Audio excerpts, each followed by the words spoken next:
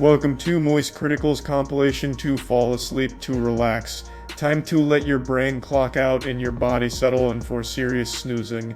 Grab your premium slumber gear and prepare for a lady tier drowsiness. If this helps you drift off to dreamland, drop a like, subscribe, and comment goodnight below. Sweet dreams, you beautiful sleepy souls. Movie prop auction is live, including props from The Mummy. Maybe that's the new Twitch meta. Bidding on movie props and auctions. Which auction? I want to see what mummy props there are. It's prop store auction. Okay, let's see. Alright, what do they got? What mummy items? They have the Back to Future hoverboards. My dad actually has that pink one. And the black one. The Pitbull, I think it was called. He found them on eBay back in like the early 2000s. These are some fluffy vol dill pickle and macho. Here, I'll pull this up on stream. Let's see. I'm not gonna bid on anything obviously, but let's see what they've got. You can get something from 8 Mile, which is it's just like a normal outfit. It's just like a little dirty. Okay, starting bid $2,000. Cool. They have a lot from Aliens here, my god. What? A starting bid of $3,000 for the American Psycho business card display? What? Why would you do that? That's way too much. It's a fucking business card display. This is not worth.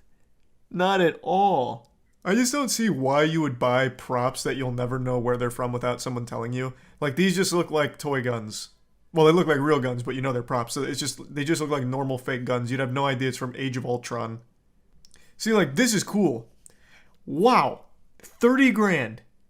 When my dad bought this back in like the the early 2000s, I don't think he even paid $1,000, but it must have just been a knockoff, like a replica. This has to be a front. I just don't believe anyone's gonna pay this much for this shit. This has to be a front. Like this Shawshank Redemption Bible for a starting bid of $50,000. Like, come on, a first edition Harry Potter book? Oh, here we go. See, that's cool. It's not $15,000 cool, but it's cool. That's the book of the book of the living. That is fucking awesome. Oh, and they even have the Hominoptera key. That's definitely not $10,000 cool, but it's still cool. I am not spending $15,000 on the goddamn Book of the Living from The Mummy. And I'd still need the key to open the book, which is another $10,000. You're gonna be fucked up if you think I'm wasting money on that. They have any props from Moonfall? Alright, now we're talking. If they have Moonfall props, I'll consider it. Damn, they've all been bought already. Oh, yeah, shit, we were too late. People already snatched up all the Moonfall merch. Oh, we got one thing. Power Rangers Time Forced full-size yellow vector cycle. Wait, that is hype as fuck. Like full-size, like real vector cycle? As in like I can sit on it? It's built over a Suzuki RF 900R. This yellow vector cycle features custom fiberglass body elements applied over the front and back axle and headlights. So this is like a real drivable vector cycle. That's pretty cool. I'd never actually drive this thing because I know I'd die on it. This would absolutely be what just sends me to my grave. But holy fuck, that's cool. Time Force was one of my favorite Power Rangers series. I've talked about that before. I love Time Force. That also seems like a pretty cheap deal, all things considered. This is somehow a fifth of what the goddamn Book of the Living from The Mummy is.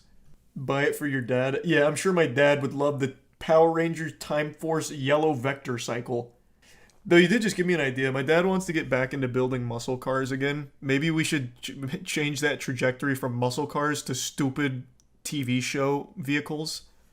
This right here costs almost as much as a real motorcycle from Power Rangers. Their pricing makes no sense to me. Or $1,500 for a pair of underwear. Like, how do I even know Bryan Cranston put his nuts in here? I can't even see like his ball outline or anything. This could just straight up be a lie. Even if I smelled it, I wouldn't know. I'm not gonna know his stench.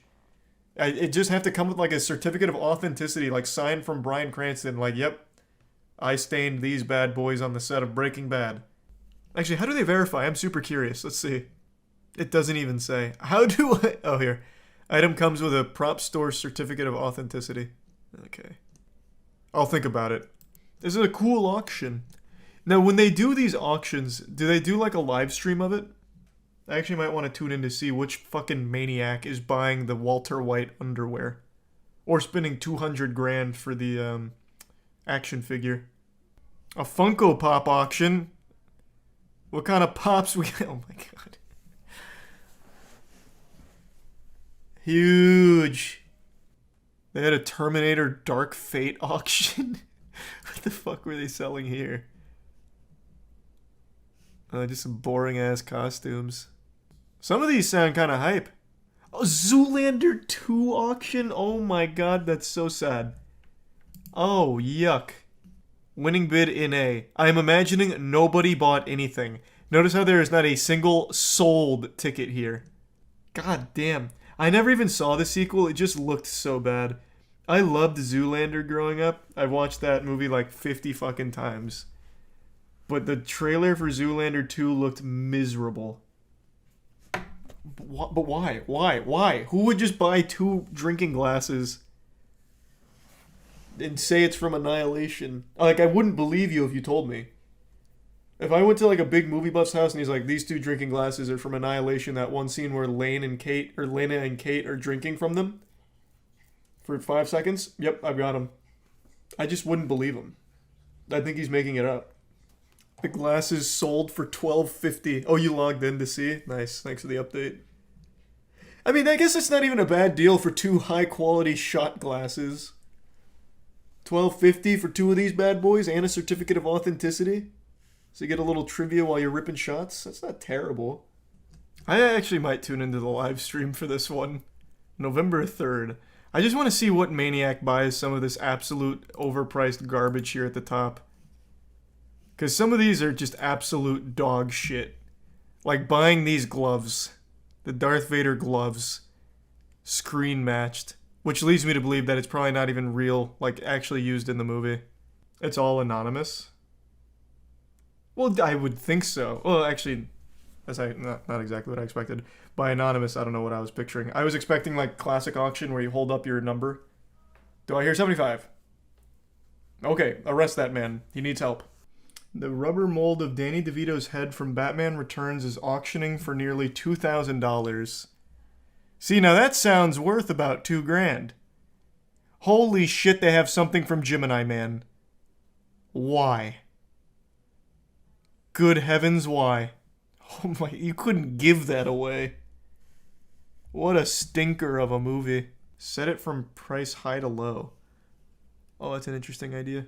26 grand for the Star Trek motion picture. Oh, model. It's a model. And then a full-sized light-up medical pod from Prometheus? Wait, that's pretty cool, though. Movie a little dog ass, but that is a cool prop. That's actually kind of cool. I like that.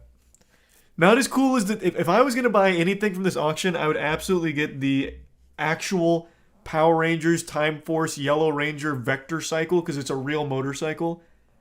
Like, I would get that. Not this. And the Vector Cycle is also $3 grand, not 15. Buy it and sleep in it for a week. Absolutely not. Oh my god. That sounds miserable. I don't believe in the paranormal, but I would legitimately feel haunted. Like, I feel like I just got cursed. Oh my god, another one. The Power Rangers Lightspeed Rescue full-size Strata Cycle. I already know this doesn't work, though. The Vector Cycle, I feel, has a chance. I can eyeball that and tell you that doesn't run. The Fallout 3 2008 T-45 promotional power armor statue, huh? Actually cool as shit. That one goes hard. I love Fallout 3 too. That one's nice. They've got some good shit on here, especially compared to the actual auction. The Amazing Spider-Man 2 full-sized burnt electro body. This would be such a fucking amazing Halloween decoration. Just have like a corpse laying around. Like it's actually Electro from Amazing Spider-Man. It's Jamie Foxx. Yeah, he's dead. A Power Rangers Lightspeed Rescue Shockatron monster costume. That's... Man, why does Power Rangers have like the best items on here? So you can actually get like... Hold on, I want to see him in the show. You can actually just get one of the monsters. Shockatron! You're right! That could be me! I just need to spend $2,500 on the costume! Shockatron! Let's go! What a deal! Hunger Games Mockingjay Part 1! Frame District 13 belt, let's go! If it was District 8, I would unironically buy it. Wait, I wasn't District 13, I was District 8. Damn, imagine though. Of the greatest kingdom in Middle Earth. What just happened there? Erebor. The intro audio is still playing. What is happening? Try jumping after the prompt. Did he do that and I just missed him press A? He doesn't. You can see his inputs right here. You guys can literally see the right inputs. So he jumps, rolls, V-sync from 30 to off, and then bang, just start and hold up. So it's clearly not jumping there. In that Lord of the Rings Lego Star Wars VSL, he said to pay attention to his foot, like when his foot's going up. So let's see if that's the right marker. That's absolutely, it's all about the foot, baby! Yes, sir! And I still didn't make it over. Jesus Christ. This might be too far away. But I'm letting it rip anyway, baby. This one's for Amazon's Rings of Power. Whoop. Okay. This is it. We're going forward. What? We'll see. That's the one! What? Wow, that is a crazy angle. That's gotta be it. I might be doing this too early, though. That's the one! We did it! What?!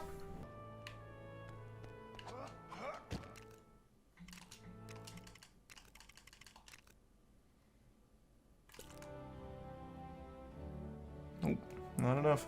Easy tier 1 Jossum. Oh, wait, what? That one was enough? That didn't feel any higher or longer than usual. Alright, first try. Okay. I'm getting real good at this 1P2C, I'll tell you what. Okay, when that happens, I'm just gonna do this. Alright. Now I hit the trick. No problem, baby.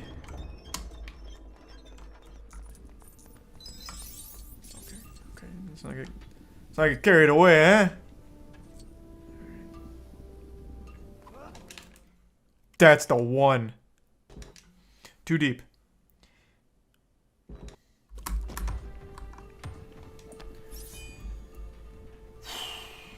We're getting so much good practice, though, on that first trick. I'm gonna be an absolute savant soon. This one has to be it. That was a perfect launch. That was it. I'm getting better. I'm getting better at the launches. I still just don't understand why some will go over and others won't, even though I feel like I'm hitting the exact same launch. Is that far enough or no? Appleman said that's enough. I trust him. He's in second place right now. If you fuck me, I'm gonna be really upset. He was right! Whee! Oh, this is uncharted water. What do I do here? And then talk to him. Then talk to him again. Dance number. Oh, I have to like 1P2C that. Oh, wait. It's timed? Oh, there's right answer. Oh, I didn't realize there. I don't even know what I'm doing. I see. You spin bricks to try and solve this, which is why they gathered those bricks. I see.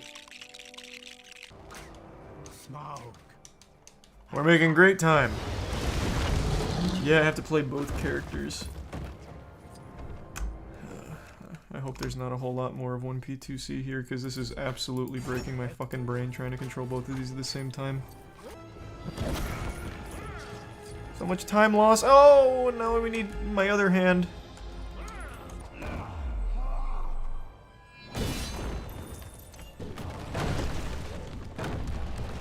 Wow, I didn't realize just how much that shit skipped by going during that cutscene. Wow. That's a lot. That's so much. Yeah, they're not fucking around here. Wow. Do I have to do all of this normally now? Yeah. Yeah, I do. Yeah, I do.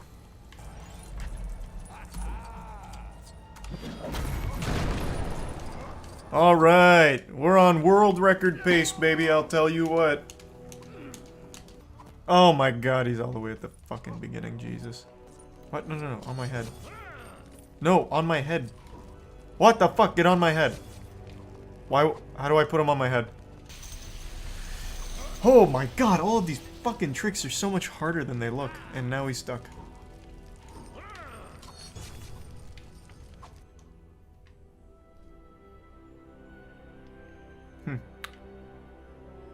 New tech discovered, perhaps? That could be usable. Thanks, resub Tarzan, tier 1 soy. How do you... I can't do this at all. How the fuck do you do this? It's the second I touch... How the fuck do you do this? So that was me, like, spamming jump and then not holding a direction. I don't understand. The holding gives me one jump. Here, this is me holding it. Oh, Jesus Christ. Can you fucking move? There's your sub body bag. That was my best streak so far. Why do you keep coming? Why does this keep happening right at the end? I don't understand. What the fuck? What the fuck? Nothing's changing. Please. Please. This one fucking sucks. Holy shit. Jesus Christ. See, I can do it forever here, but the second I get up to the top, something goes wrong.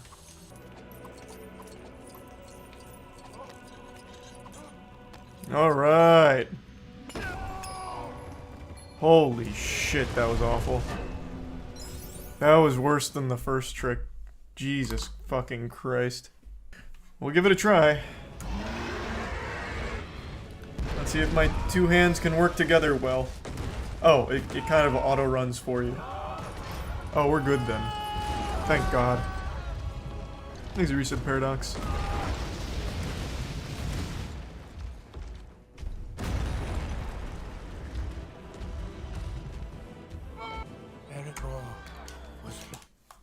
Huge. We're through.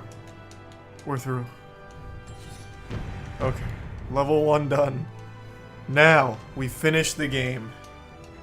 Okay, then I just need to make it over that. Yes! Oh, I can feel it. Up here.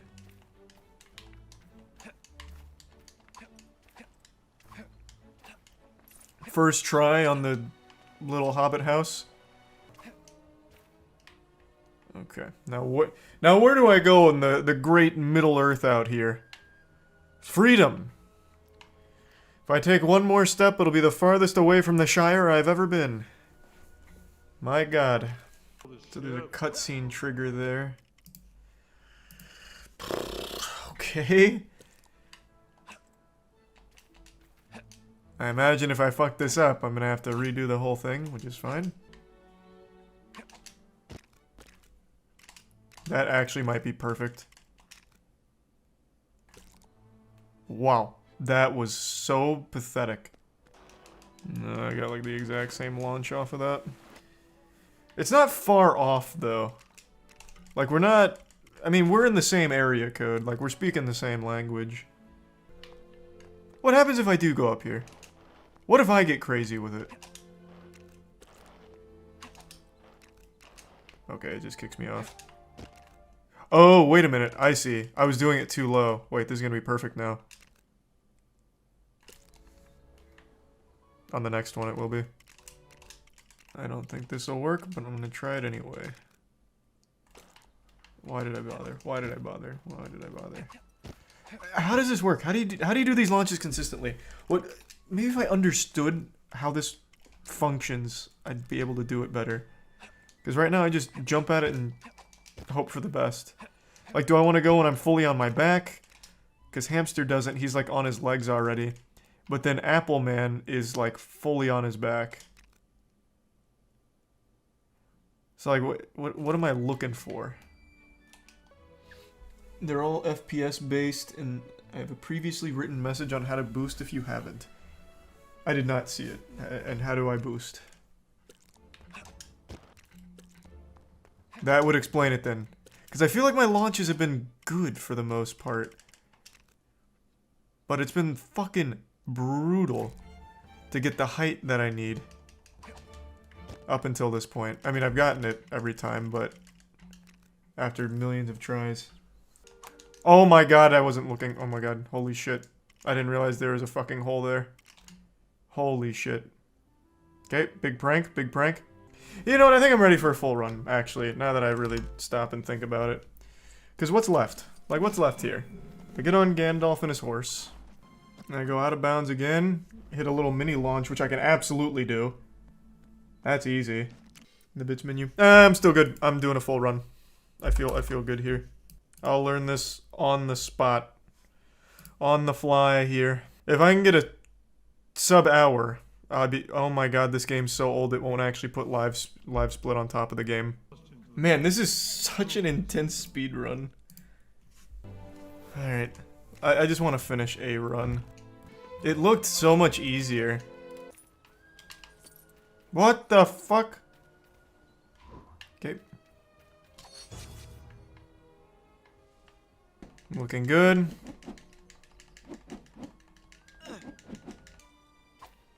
Avoided the hole. Good. Clutch. There's a level trigger here. How do I get that little boost there? I don't get why this isn't working now. But I love that it's not.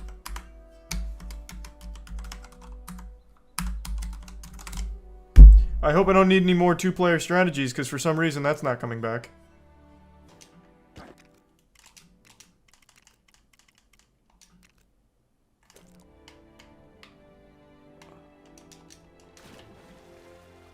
I thought maybe I could just go, like, directly into that place you clipped through. Okay. Okay. I got here. That's fucking huge. I'm gonna take a pee-pee and compose myself, because I think this next one's do or die. I feel like if I miss this, I'm going to be soft-locked, which is gonna make me very sad. Alright. Come on, Gandalf. Let's go. I blew it. Why couldn't I get my dive? What the fuck? Huge, huge, huge, huge. Love that, love that. Couldn't get a dive for some reason.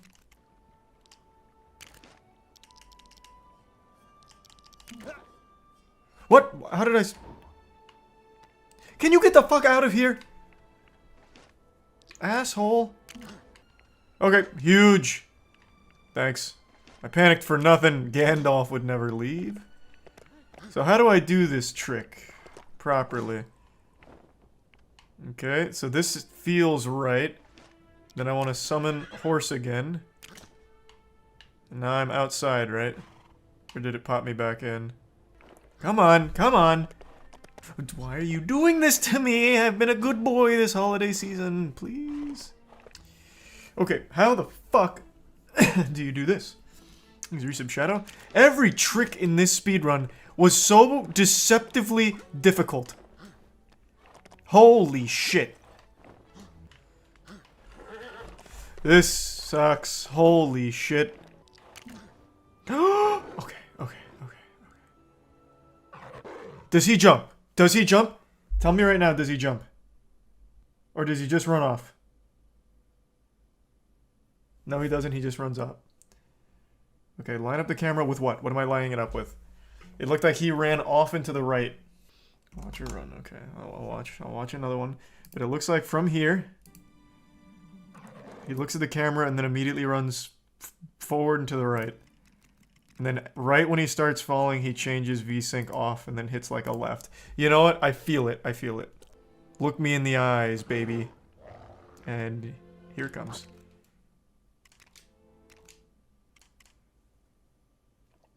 Oh, come on, baby. Come on, baby. Tragic.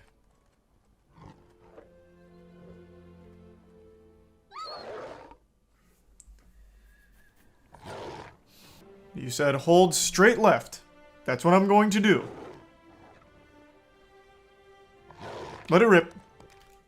Okay, I waited a little bit as well. Nope. Make sure you're using D-pad. Alright. I'll use D-pad. Run it! Let's go! Let's go! That's so fucking big. Yes! Yes! Huge. Alright, alright. This is the last level. Last level. Oh, it's a buddy bounce. I'm good at buddy bounces. Okay, then yank. Give it a little tuggarooski. Is that game? Oh. Okay, holy fuck. Let's go! It's done! I finally completed a run. It's over. Wait, what? I'm using the wrong guy. Why did no one tell me I was using the wrong guy? Come back. Now it's over. Let's go. It's done. It's fucking done. Oh, time. Wow, that was fucking hard. Holy shit. That was not an easy run at all. I don't know what it is about Hobbit games, man, but they have crazy runs. Lego the Hobbit we were running before this that had the amazing history of world record video for it. It's complete. Oh man.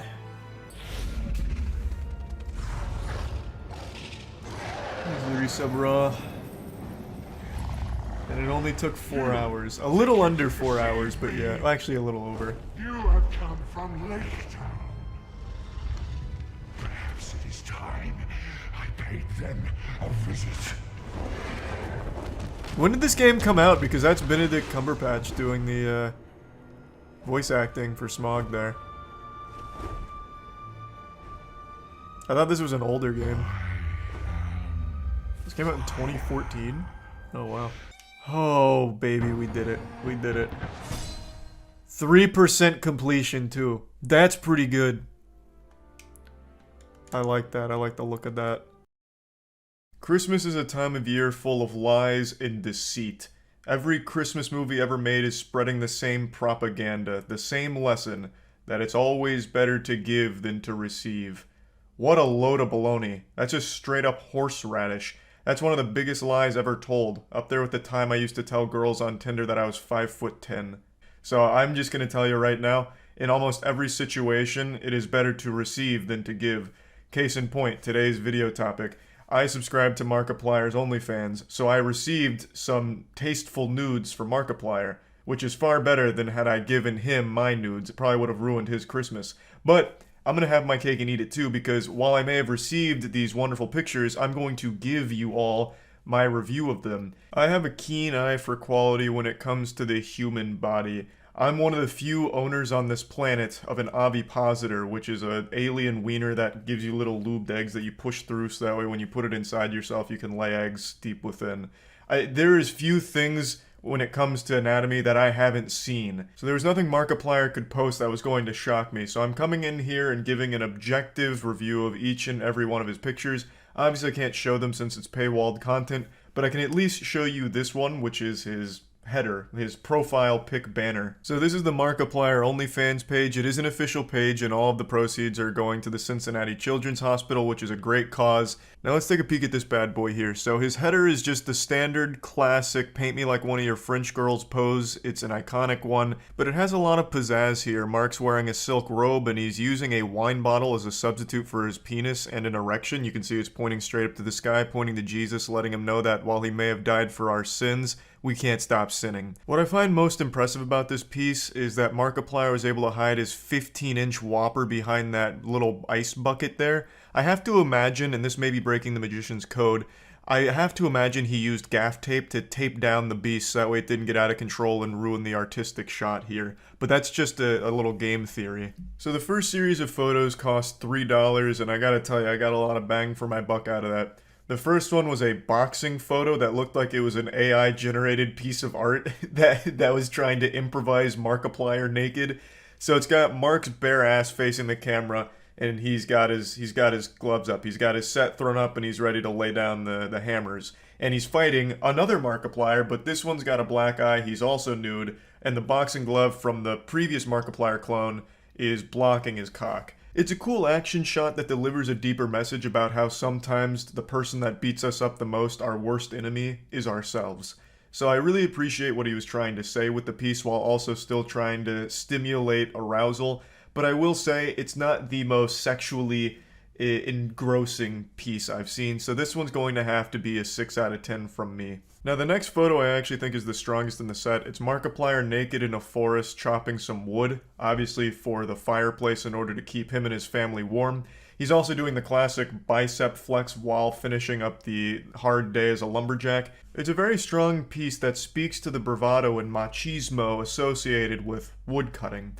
And I would like to point something out. Markiplier's got some pepperonis. Like, those nipples mean business. His areolas are so full. It's like those were made for suckling. And they're on full display here, which is much appreciated. I do think that's going to be a 10 out of 10 piece, the strongest in the set by far. Now, the final piece in the set of 3 of the Triforce of Power is Markiplier as a lifeguard, while Markiplier as a swimmer is getting attacked by a shark. They're both nude. Both Markipliers are completely bare ass. But the Markiplier that's getting attacked by a shark has the shark biting through his cock and his ass, which is incredible. Like, the street sharks showed no mercy on Markiplier today. And Lifeguard Markiplier, also nude, has the flotation device at the ready, and it looks like a big penis. So it's a very interesting piece, and it tells like an entire story about the dangers of swimming without the lifeguard nearby, or the dangers of having a lifeguard that's a little too preoccupied because he's already been bitten by the shark. So I actually think it's an interesting piece. It may not be the most sexually gratifying one, but it is a very thought-provoking one. It's going to be an 8 out of 10 for me there. Now we're moving on to his most recent drop, and the first one is him as a construction worker doing road work and holding up a sign that says, "Come." A very good piece, very in your face. There's no deeper message here. He's doing road work, him and Markiplier clone doing road work, both naked, and I just think this is like what it's all about. When you think Markiplier naked, you probably think of Markiplier doing road work naked, so he delivers on your expectations. He doesn't getting into any filler content, you know, it's just right there. It knows what it is, so I appreciate the bluntness of the piece. That's going to be a 9 out of 10 from me on the naked Markiplier road worker. Now the next one I could write a whole thesis on. Markiplier truly outdid himself with the second in this set. It's Markiplier as a sports fan, but there's like 15 of them. He does the shadow clone jutsu, and they're all fucking butt-ass naked. And they're all doing incredible celebratory poses. It's an overload of the senses. You don't know where to look. Your attention is drawn in all types of different directions. You got your eyes fucking splitting in different directions trying to process all the information. It's a sensory overload, but in the best possible way. Is the penis over there? Is the nutsack over there? Where's his ass? Oh my god, he's very excited. Did they just get a touchdown? You're just asking questions, and you're satisfied the entire way. I think it's the strongest across both sets, so I'm just going to have to give this one a 10 out of 10.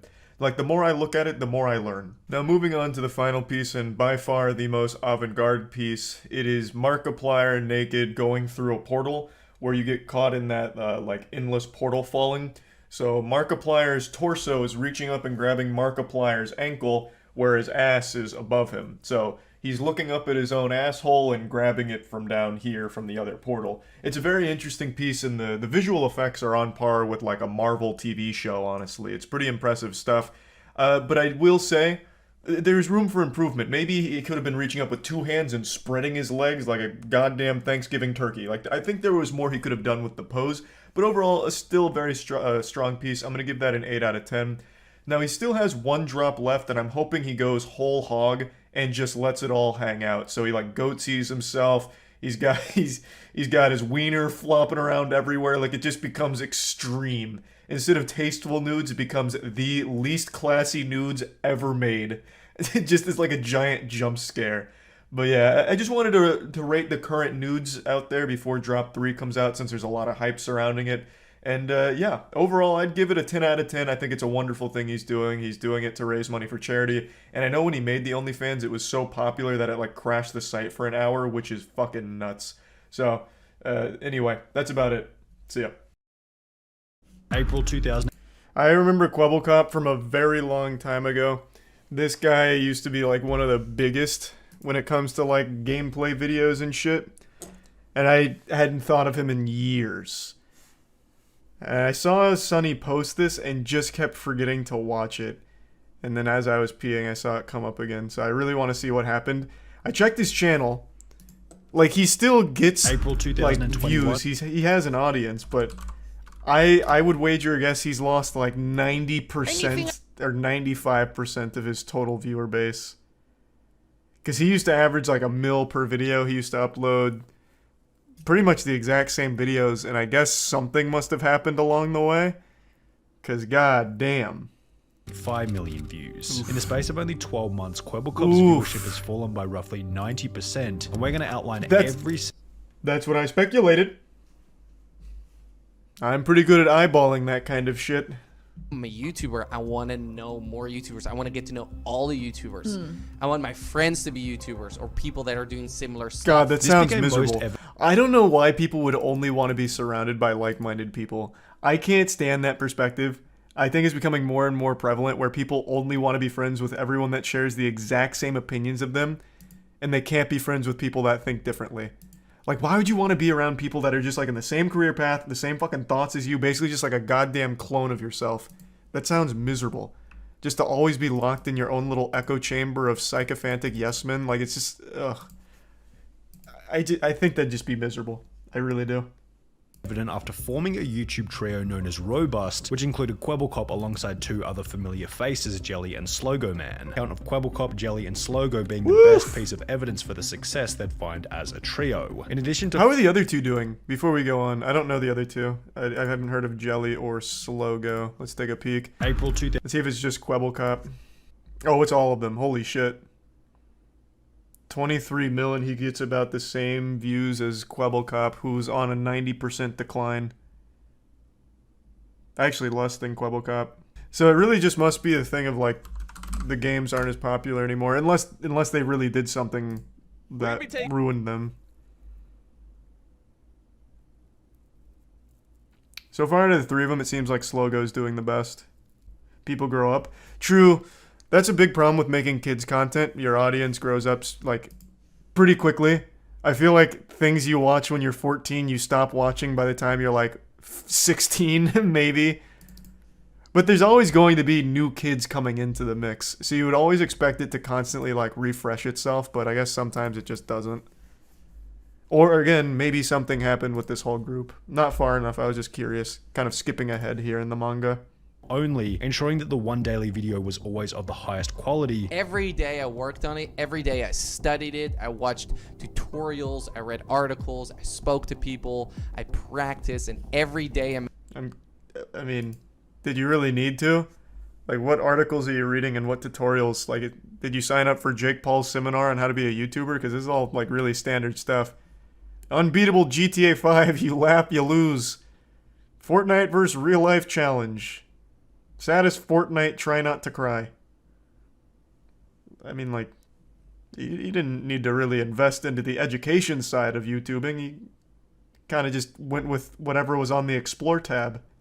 the audience. I was making videos that my audience loved watching, right? So I asked myself, what does my audience love the most? Each of those clips Screaming. from Quebblecop's discussion on the Legitimately Watchtime screaming. podcast also displayed just how switched on he was in terms of personal super high development and energy. the correct attitude required in order to grow Everything a else is successful secondary. YouTube channel. So if he had the correct attitude and mindset in order, why after 5 years of gaining an extremely consistent 100 million views per month, did this number drop to between 5 and 15 million over the course of only a year? Woman, please respect our privacy, thank you, which was accompanied by a video approximately 1 year later, conveniently just Pretty before good his post views about began it, to I suppose. decline, explaining No the reason problems there. behind their breakup. Why did you guys break up? Well, as you guys might know, I'm from Amsterdam, the Netherlands, and Azzy is from Canada. And it was a long distance relationship. Once the honeymoon phase was over, we realized that we're two people from completely different places. However, it would still be a little far-fetched to blame Quebblecop's What? decline in viewership on nothing but this separation. Sure, he had one Didn't less they po- live together? Weird spot to pause this. Didn't they live together? I thought I vaguely recalled them living together. Long distance for 3.5 years. I mean, that's got to be a world record. Honestly, they should be very proud of that. Making that work for 3.5 years. That's a good run then. No shame there. 3.5 years on long distance. Fuck me, you made history. After 5 years of filming together, the robust trio being Quebblecop, Jelly, and Slogo would also slowly disintegrate. Oh, no. Instead of playing with Geordie, who was busy making various Why I Left Jelly and Slogo, explaining that That's the exact same thumbnail from the Azzyland breakup. This man only has one sad face. Come on. You studied articles. You read books or whatever about YouTubing. You've got to switch up the crying thumbnail. This one should have at least had like one of these. Maybe like the shocked face. Like, you can't keep reusing this shit, Quebblecop. I see what's gone wrong here. Unbelievable. that as a result of making video after video with the group, each of which following a similar narrative, Quebblecop felt as though he wasn't growing due to a lack of creativity. I saw that my creativity was running out. I was just doing things with the group. I was going into that direction. I realized that I stopped growing as a person. He then began I don't think it collaborate was with the a new group. YouTuber going by the name of Tiger, yet this would also end in another bit of drama. Me and Quebblecop got into a fight, and after this fight, I was pretty much left with nothing. Quebblecop found Tiger when he was still a small cop, offered guidance and growth to Tiger in exchange for part or full ownership of the channel. I'm like, this guy could be a What? really big YouTuber.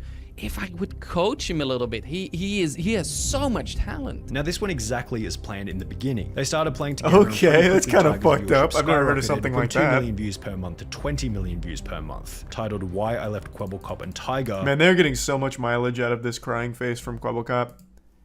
That shit is being used and abused in every single fucking thumbnail here ever. My god.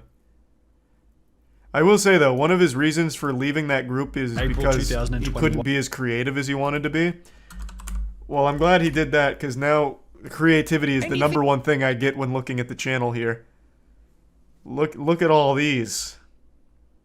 Content he's never made before. He was really able to unlock his magnum opus of creation here. They really held him back. Now he's spread his wings like a beautiful butterfly.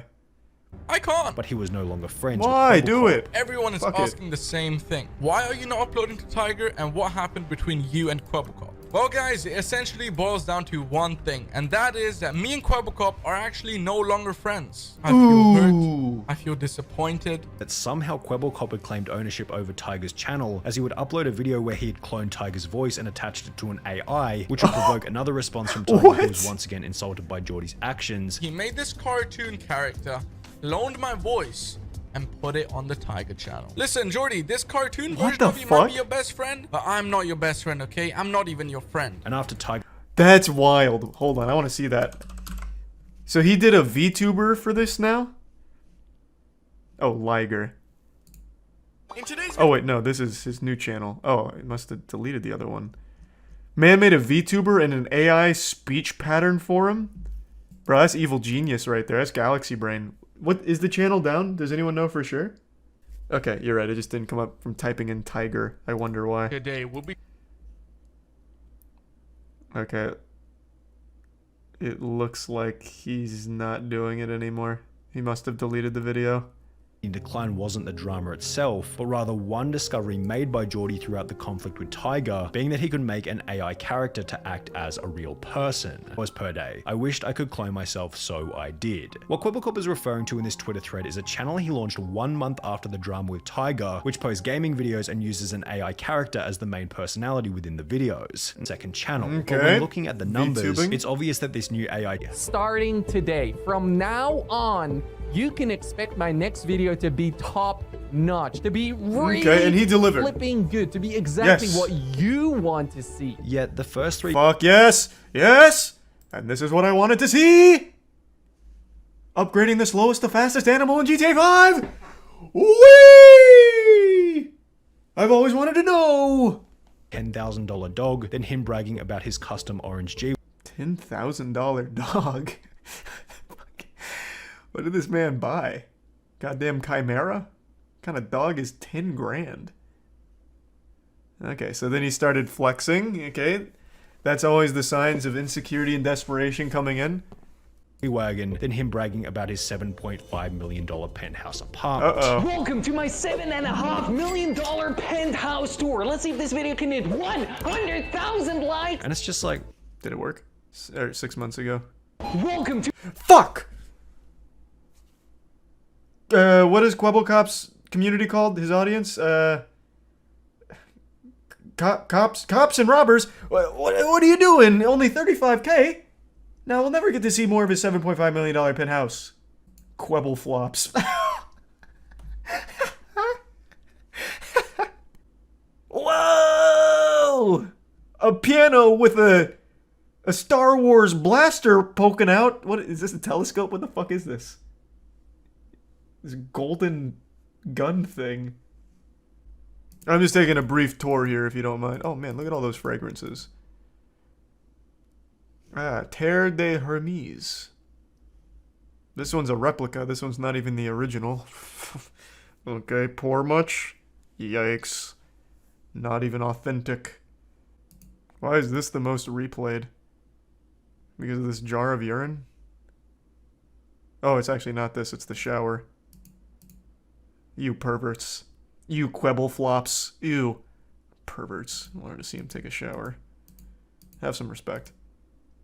why would you post this, dude? Not only have you stated in the past that you apparently don't do YouTube for the money, I don't care about making an extra buck on YouTube. I don't care about the money. I really genuinely do not do YouTube for the money. but do you really think the audience wants to open up the YouTube app and instantly see something that makes them feel inferior to you? Do you think new viewers on I feel your like a channel part want of to the open up family. video section as products stems from a specific inclination to re-establish power, which might explain Quebblecop's motive to upload these off-brand videos. You just got analyzed on that one, Quebblecop. That is super true, though. You see this shit happen a lot with, I guess not necessarily streamers, because I don't think there's any, like, big streamers that have fully fallen off yet. But I've seen this on YouTube a few times with some of the big boys. Take, for example, like, Rice Gum. Though most of his content was built around flexing from the start, it obviously only had a shelf life of however many years he was on there for. I don't even remember now. But this kind of, like, flexing is always, like, in the death throes of that creator's channel. Happens all the time.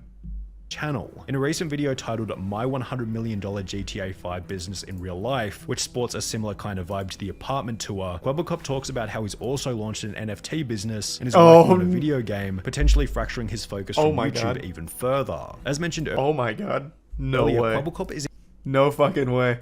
He's in NFTs? Bro, this has to be like the last adopter of NFTs right now. Years ago, in August 2012, I had a dream. I was living in my mom's NFTs, place, and baby. I just finished school. I was watching YouTube every single day, playing video games every single day. I thought to myself, what if this shit wasn't a fungible? YouTuber. I told my mom and she said, Jordy, are you crazy? You need to go I love games, but I hate funging. After quite a lot of convincing all day. At one point, things were going so well that Tiger said, you know what? I want to do things myself. Well, I just watched Sonny's video there. That's not really what happened. You guys just, you had a falling out. You guys aren't really like friends anymore, it seems. It wasn't necessarily a, you were too good. You guys were too good. I'm gonna try it on my own. I still had the channel, which was dead at this point in time. So I said, well, if I want to continue the dream, if I want to build tons and tons and tons of channels that will flourish and shine forever, we need to remove the human element. Yes, it sounds crazy, but we need robots, we need computers. That's spoken like a man who really cares about the content. If I'm to own 5 million channels, I realize the weakest link is the goddamn human. Organic is cringe. Machines are the way I do it. So I hired this entire team to build VTubers with AI scripts, to pump out as much shit as I possibly can across 1,000 channels. We need VTubers. And that's when Blue was born. And this is the Blue team. A few of the Blue you'll never find out. We have a team which makes videos as a virtual influencer. If we want to start more channels, we can. We just start a brand new team who goes and makes videos as this influencer, as this virtual influencer. And you can start as many channels as you want because they all function under the same brand. It's like Spider-Man, okay? There's so many different Spider-Mans. Why do you view that as a good thing? Why do you view this situation as a good thing? I mean, for you, I get it because it's a lot of money, owning all those channels and all the ad revenue. But as someone who keeps presenting himself as a guy who doesn't care about the money and does it for good content, how can you possibly sit here and try and convince your audience of Quebble flops that this is a good thing? Just 1 million channels of completely soulless, generated scripts. This is so shameless. Holy shit. Huge risk if you invest a lot of money, and if one person leaves, the entire business collapses. Like, he's convincing his audience that people are the problem. It's about me. I'm running a business with I don't know how many employees. Anywhere from 50 to 100 employees work here. I'm providing jobs. I'm building cool products. I'm making people's days better. And this all started what a weird with spin me on it. having a dream. Now That's such a weird spin. Where's the NFT portion? I must have skipped it somewhere. I thought it was going to be like the focal point, but it's not. It's actually much worse than that. The focal point is I'm going to make 1,000 AI YouTube channels in order to really fucking pump out content and ad revenue, which is actually worse than NFTs. So where was it in the video? Alright. Dear Launch My NFT supporters, over 6 months ago we launched a platform that helped thousands of people create and launch their own NFT collections. With over 1 million unique wallet addresses who use the platform, it's an understatement to call it a success. How hype. What a saint. What an absolute saint. Man, this one's doing numbers, Quebblecop. 37 likes, 12 likes, 10, 9. Woo-wee! To call that a success would be an understatement. Oh, he's stepping away. Oh, hold on, let me finish reading this. What happened? What started as a hobby project very quickly turned into a daily job. Where again, the project was extremely challenging and new. Meeting so many enthusiastic Web3 supporters was my favorite thing about it. I'm also very happy that I was able to inspire so many individuals and help thousands of people to creating their own Web3 project. During these past months, I realized how much more the Web3 and metaverse space needs to grow before we can actually live in it. A lot needs to be built. This future we all dream about needs to be realized, else it'll stay a dream forever. This is why I'm stepping away from Launch My NFT. I have a lot of faith in my team, and I'm certain that the future for the project is bright, in all honesty. They don't need me anymore. Thank you to everyone who I've worked alongside. It was fantastic. Thank you for everything. Let's turn this metaverse into a reality. Let's take a peek. How's Launch My NFT doing? The largest NFT launchpad. It's so weird. Every single NFT adjacent site claims that they are the largest. 11K followers on Twitter. They might very well be the largest. God damn. Oh, that's a pretty wholesome comment. Oh, you can't. Oh, no, you can read it. I thought my webcam was blocking it for a sec. He took it on the chin like a champ. He wrote that comment from his spa. Yeah, let's not kid ourselves. I don't think that was actually him that wrote that. That was absolutely Blue or one of the other AI-generated content creators. But if it was actually Quebblecop, respect on him for that. Stop everything you're doing right now. I don't care how important it is. I have news that'll blow it out of the water. And trust me, you're going to want to get this sitting down. So if you're in the operating room watching this, it's time to put down the scalpel and pay attention. YouTube has just made a massive change to the platform, and in standard YouTube fashion has done a horrible job at communicating it to the community. So it's up to me, Ace Reporter Charles here, to tackle this topic from the front lines, just riding through like Paul Revere, lighting the lanterns, letting you all know that another awful set of changes are coming to YouTube that have already overnight tanked some creators' source of income from their channels, demonetized like half of their videos with no explanation, and more channels are soon to follow as this continues to roll out. And I'll let it be known right away here that yes, my channel has been hit extremely hard by this new shadow policy that they've slid into the equation here.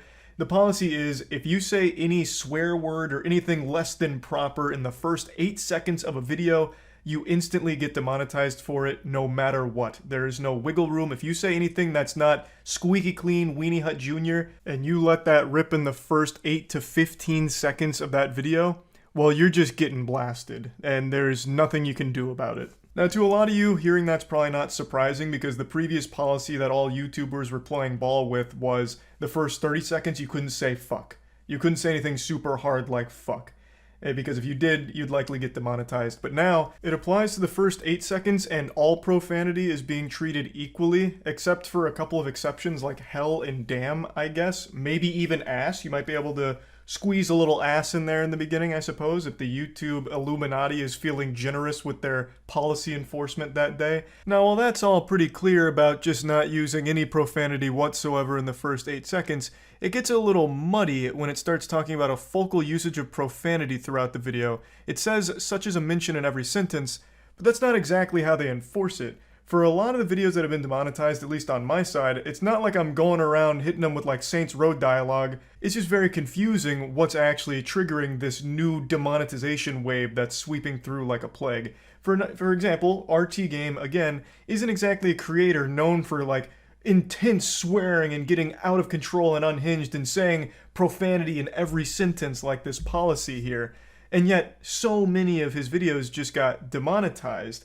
And he's also not someone that does a whole lot of cursing and swearing like a sailor in the first like minute of his videos either. So it doesn't really make a whole lot of sense. It's not as clear as these rules seem to think that it is. Also, this rule applies retroactively to every piece of content ever made, even as far back as like 2007. So like half of my catalog of videos is now demonetized. This happened to a ton of creators, and because it's a new policy, yet every old video ever made now has to play by those rules, so it ended up with so much being demonetized. But it's very vague when it comes to the enforcement here. Let me give you just 2 quick examples from 2 new videos I made. Both of these were monetized as of 12 hours ago. So this first one is just called Good News. It is legitimately just going over very wholesome topics. The focal point is not on swearing, it's not a potty mouth kind of video. It's just going over wholesome topics. But in the intro, I said shit pretty early. This week's been pretty doom and gloom with a lot of awful shit coming to light all across the internet. So me saying shit here is clearly what triggered the demonetization flag. Okay, a little upsetting, but they've now made these rules clear and they're retroactive, so I get it.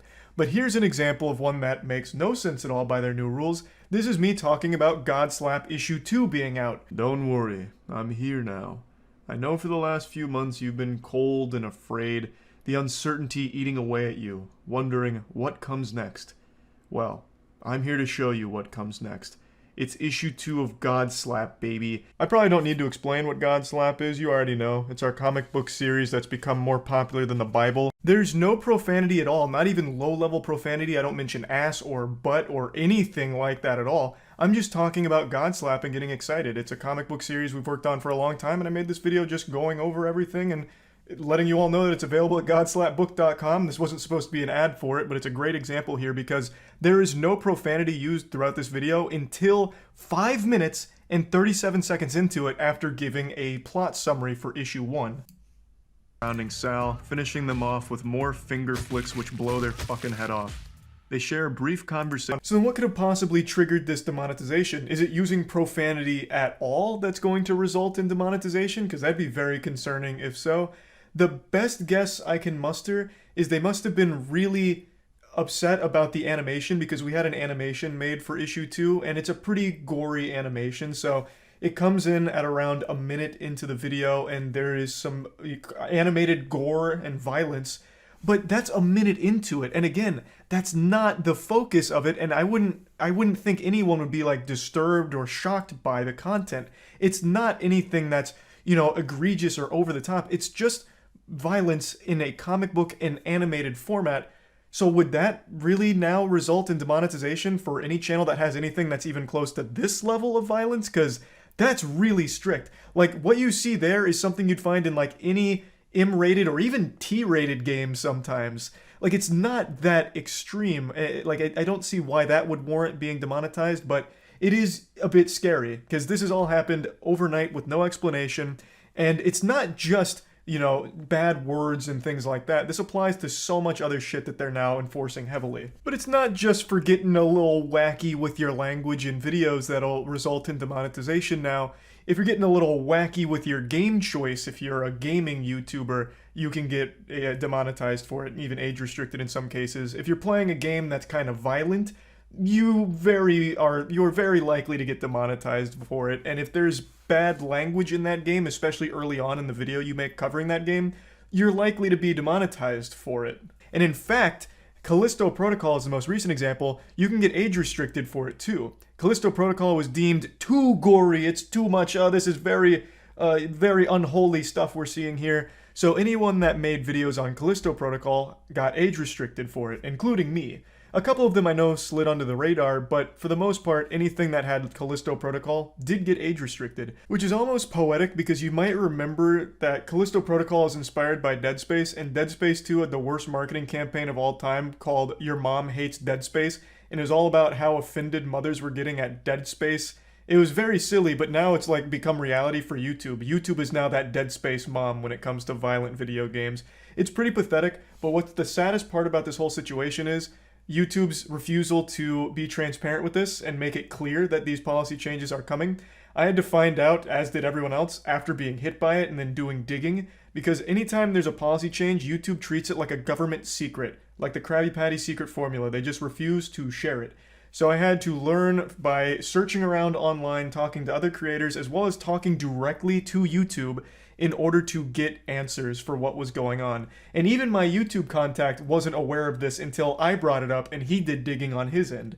And that is absolutely not any fault of his own. That just goes to show you how split YouTube is internally, where things just aren't communicated effectively even on the inside. So how the fuck can they possibly manage to inform the community, I guess?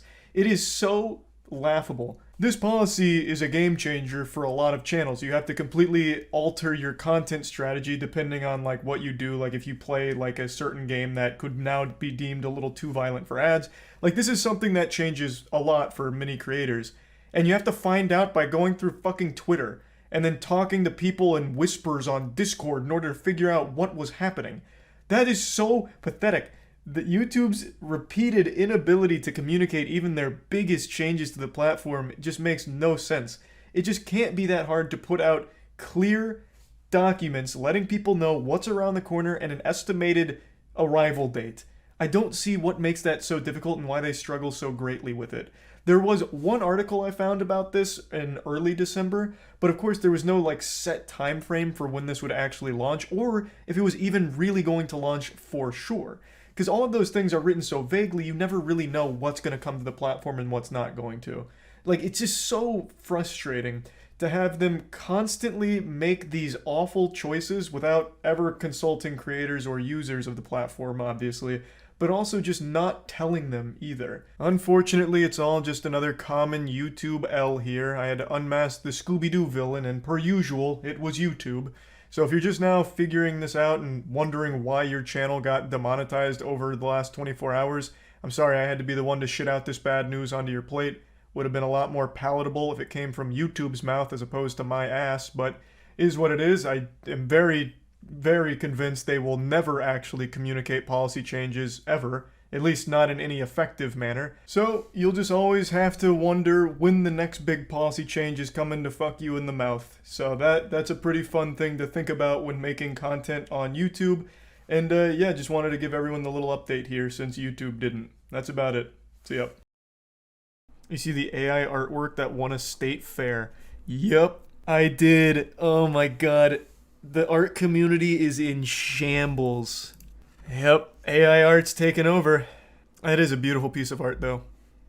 Like, that looks good. That's all I see these days. People's portfolios suddenly look 1,000 times better with AI. I know, man. It's getting crazy. Like, I totally understand where they're coming from.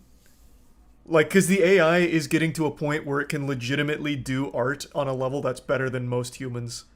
Like, it's getting crazy, and it can emulate styles. Have you guys heard of, is it Stable Diffusion?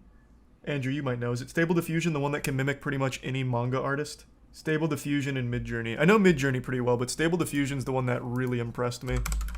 Yeah, here we go. Stable Diffusion. It can pretty much mimic any style. Well, in its database. It's crazy. It's really good at manga. It can do manga super well. I think it's really a very cool piece of technology, but my heart absolutely does break for artists. I think it'll never fully replace artists because when you work with an actual person, you can easily get across the ideas you want to them and tweak with them.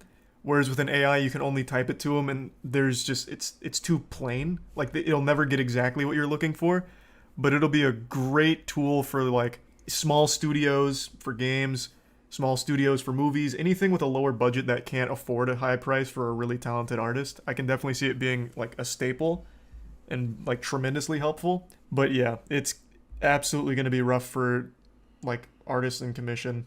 As an art major, I'm screaming in pain, agony, and anger. Hey man, it's one of those things. The cycle is continuing. Anyone remember when truckers were getting replaced with automated drivers and automated loaders? And I think it was the journalist that said learn to code. And then the journalists started getting replaced by automation for like cranking out articles, just AI generated articles. And then it was the truckers saying learn to code. Now it's the artists that are getting phased out by AI.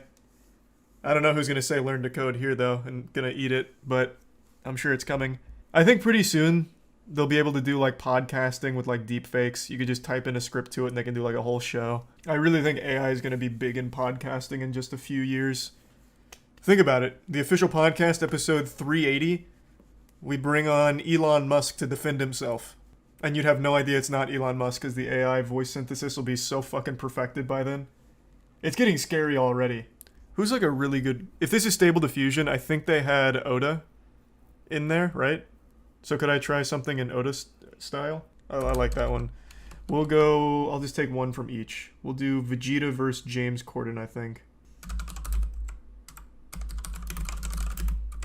I imagine this is like a light version of Stable Diffusion though, but let's see how it goes. Can it mimic your amazing art style? Bro, if it tried to mimic my portraits, it would probably blow up.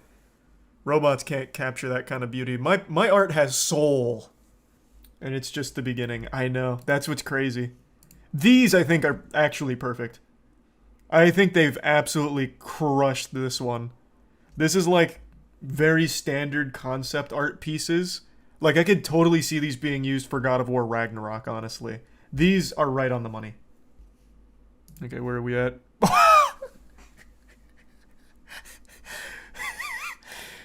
Man, it looks just like the other example art pieces. Which one's James Corden? Maybe I confused it. Oh, you know what? I didn't tell it what style I wanted. It went for Homestuck. Must have defaulted. This isn't Planet Namek at all. This is just a normal city. This time they're fighting in a bowl of edamame. Yeah, I mean, this might also win an art competition as well. This is pretty good. So this is clearly not the full version of Stable Diffusion. Needless to say, I'll have to figure out how to get that cooking. Those aren't words. Oh, it could, yeah, maybe it's Namekian. You're right. It could be Namekian. I'm gonna try the same thing.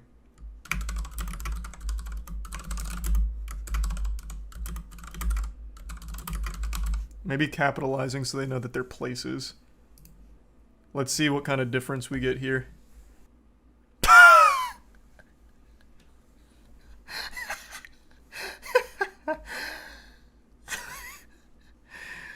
Yeah, that one dared to dream big there. There's more going on over here. I want to see what's happening. Increase the size.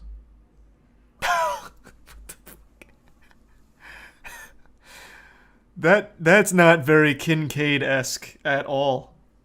How do I dictate the style I'm looking for? Because they threw out Thomas Kincaid. Okay. This one over here is getting a little cleaner. Alright. Little swords and sandals-esque.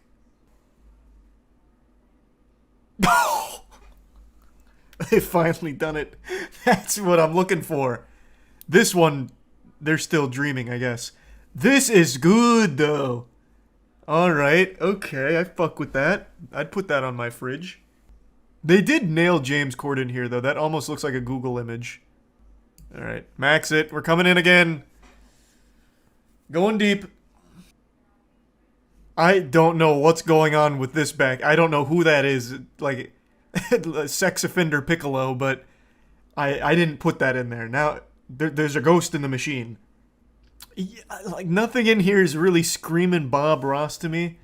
I don't know what this is. Like a bunch of blue marshmallows from the Lucky Charms. I'm really not sure. Let's crank this up. Let's give it as many chances as possible.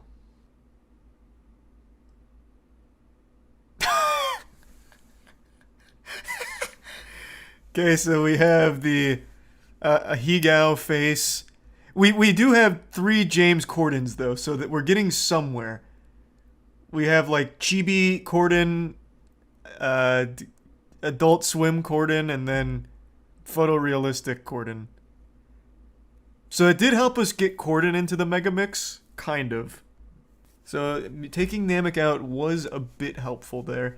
Let's try, instead of art by, let's try style Bob Ross. Again, they're not getting the style, though. Like, it's not even trying with that. We're still getting the exact same characters and the exact same style. Oh, that changed everything. That was big. I don't know what the fuck this is. This looks like Robot Chicken. That was a game changer. Alright. This one's really good. I like this one a lot. I don't know what I'm looking at, but it's cool. He's also got, like, an extra appendage coming off of his hand here, which is awesome. Oh, they changed it! The dream has changed! Who is this?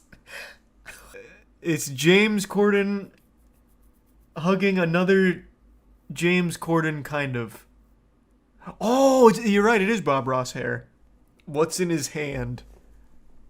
It looks like a hawk's talon. I'm not really sure. He might be scratching his back with it. Okay, let's get really specific. James Corden fighting Vegeta, throwing big punch and yelling. I wonder how specific I can be here. Let's not do any styles and see what happens. So it got the yelling. Some of them got the punch. This one's performed in front of a live studio audience. He's on Who Wants to Be a Millionaire, I guess. I don't know what the fuck went wrong there. Okay.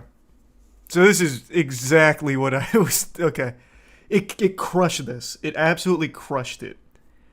It just really had a problem with James Corden and Vegeta. These could be stock photos right now, and if you didn't zoom in and see how fucked up the face was, you'd be like, wow, that's just a happy old man. This one's more like an SCP, but the others are pretty good. This one's got some double jointed appendages.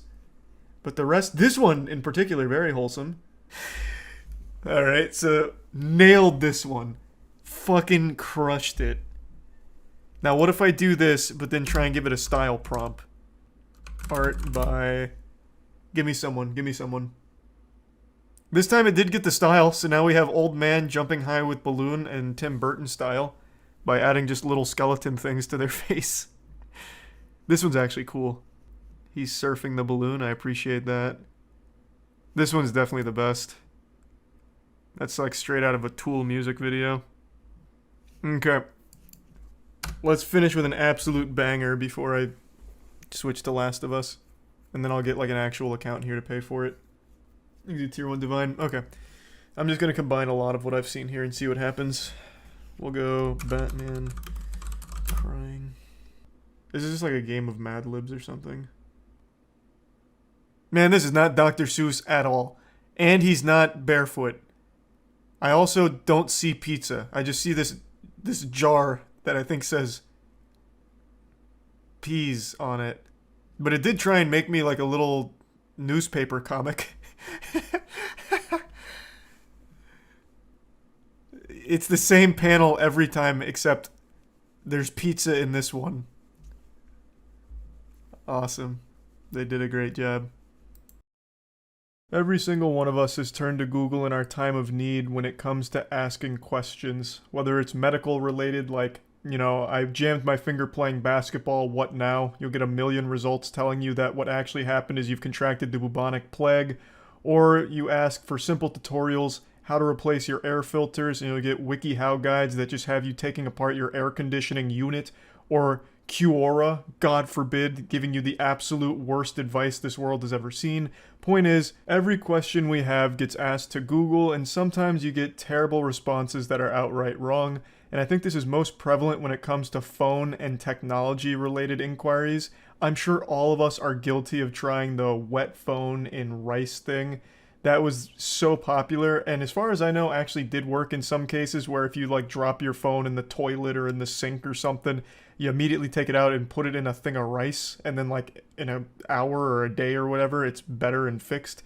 Well, it doesn't work for every possible water-related damage to a phone, and that was a lesson that this guy learned the hard way and was not ready to accept, so he made a massive fucking scene about his phone being repaired. Someone just told me this morning, I'm talking about a water damaged phone. Okay. Someone told me this morning that they put a whole video camera in a bag of white rice and it solved the problem. Okay. Why would it not solve this?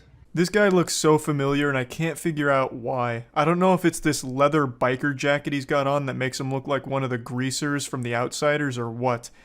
Maybe he just resembles a famous actor, like a young Bryan Cranston is what I keep coming back to, but I can't quite put my finger on it.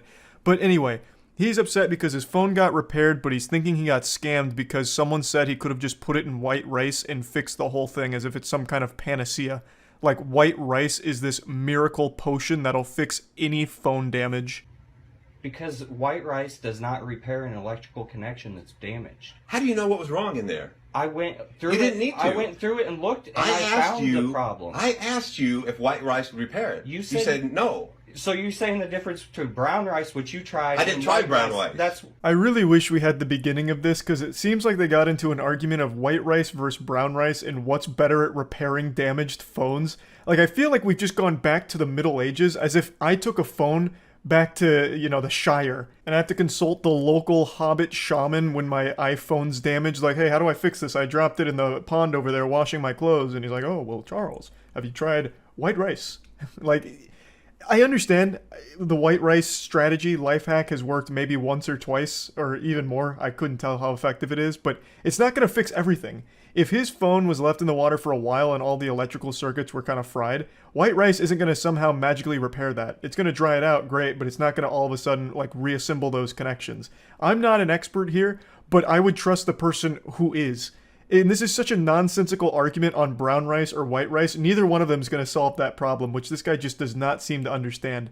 It's on camera. That's what you said yesterday. I said brown rice, but I did not say. I said I said rice. I did not say white rice. White rice will repair that. You have said 3 different things since you've stood here. And you lied to me. No. You lied to me. Not once. Let's just wait till the cops get here. Okay. Okay. God, I hate that stupid smirk he keeps doing here. Just so smug. Gives him the most punchable face on the planet. Just a face that's begging for a knuckle sandwich. His attitude too, oh, it's so repulsive. What a piece of shit. You can tell he's having a great time arguing. He's getting off on it. You can actually just feel him busting nuts in his tight little trousers there at how much fun he's having, making this worker's day a little worse, just arguing over nothing. His phone is repaired now, but he's upset because he could have done it with white rice, he says. Well then, break your phone again and prove your point. I want you to now go into that employee bathroom, drop it in the toilet, leave it there for a couple minutes, take it out, put it in white rice, and see if it fixes it. And when it doesn't, I'm charging you triple. I'd also love to know his thought process on getting the cops involved. What are they going to do? Sir, what seems to be the problem? This scam artist, this snake oil salesman fixed my phone when I could have just put it in rice. Throw him in the slammer, please.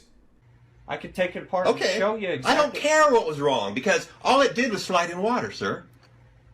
You told me flat out, white rice will not repair that. Flat out. Exactly. Exactly. It won't. Okay. Is that what I'm hearing? I don't know what this fucking guy thinks white rice is capable of. Does he think they're like little nanobots that go in there and repair electrical devices? Like, I don't get it. I don't know why he thinks white rice is just this all-powerful entity that can fix all phones. I know for a fact he's not talking to people in person about this conundrum. He absolutely consulted his reptilian Facebook group and all of them were talking about white rice and chemtrails. So now he charged this place just to be an asshole here.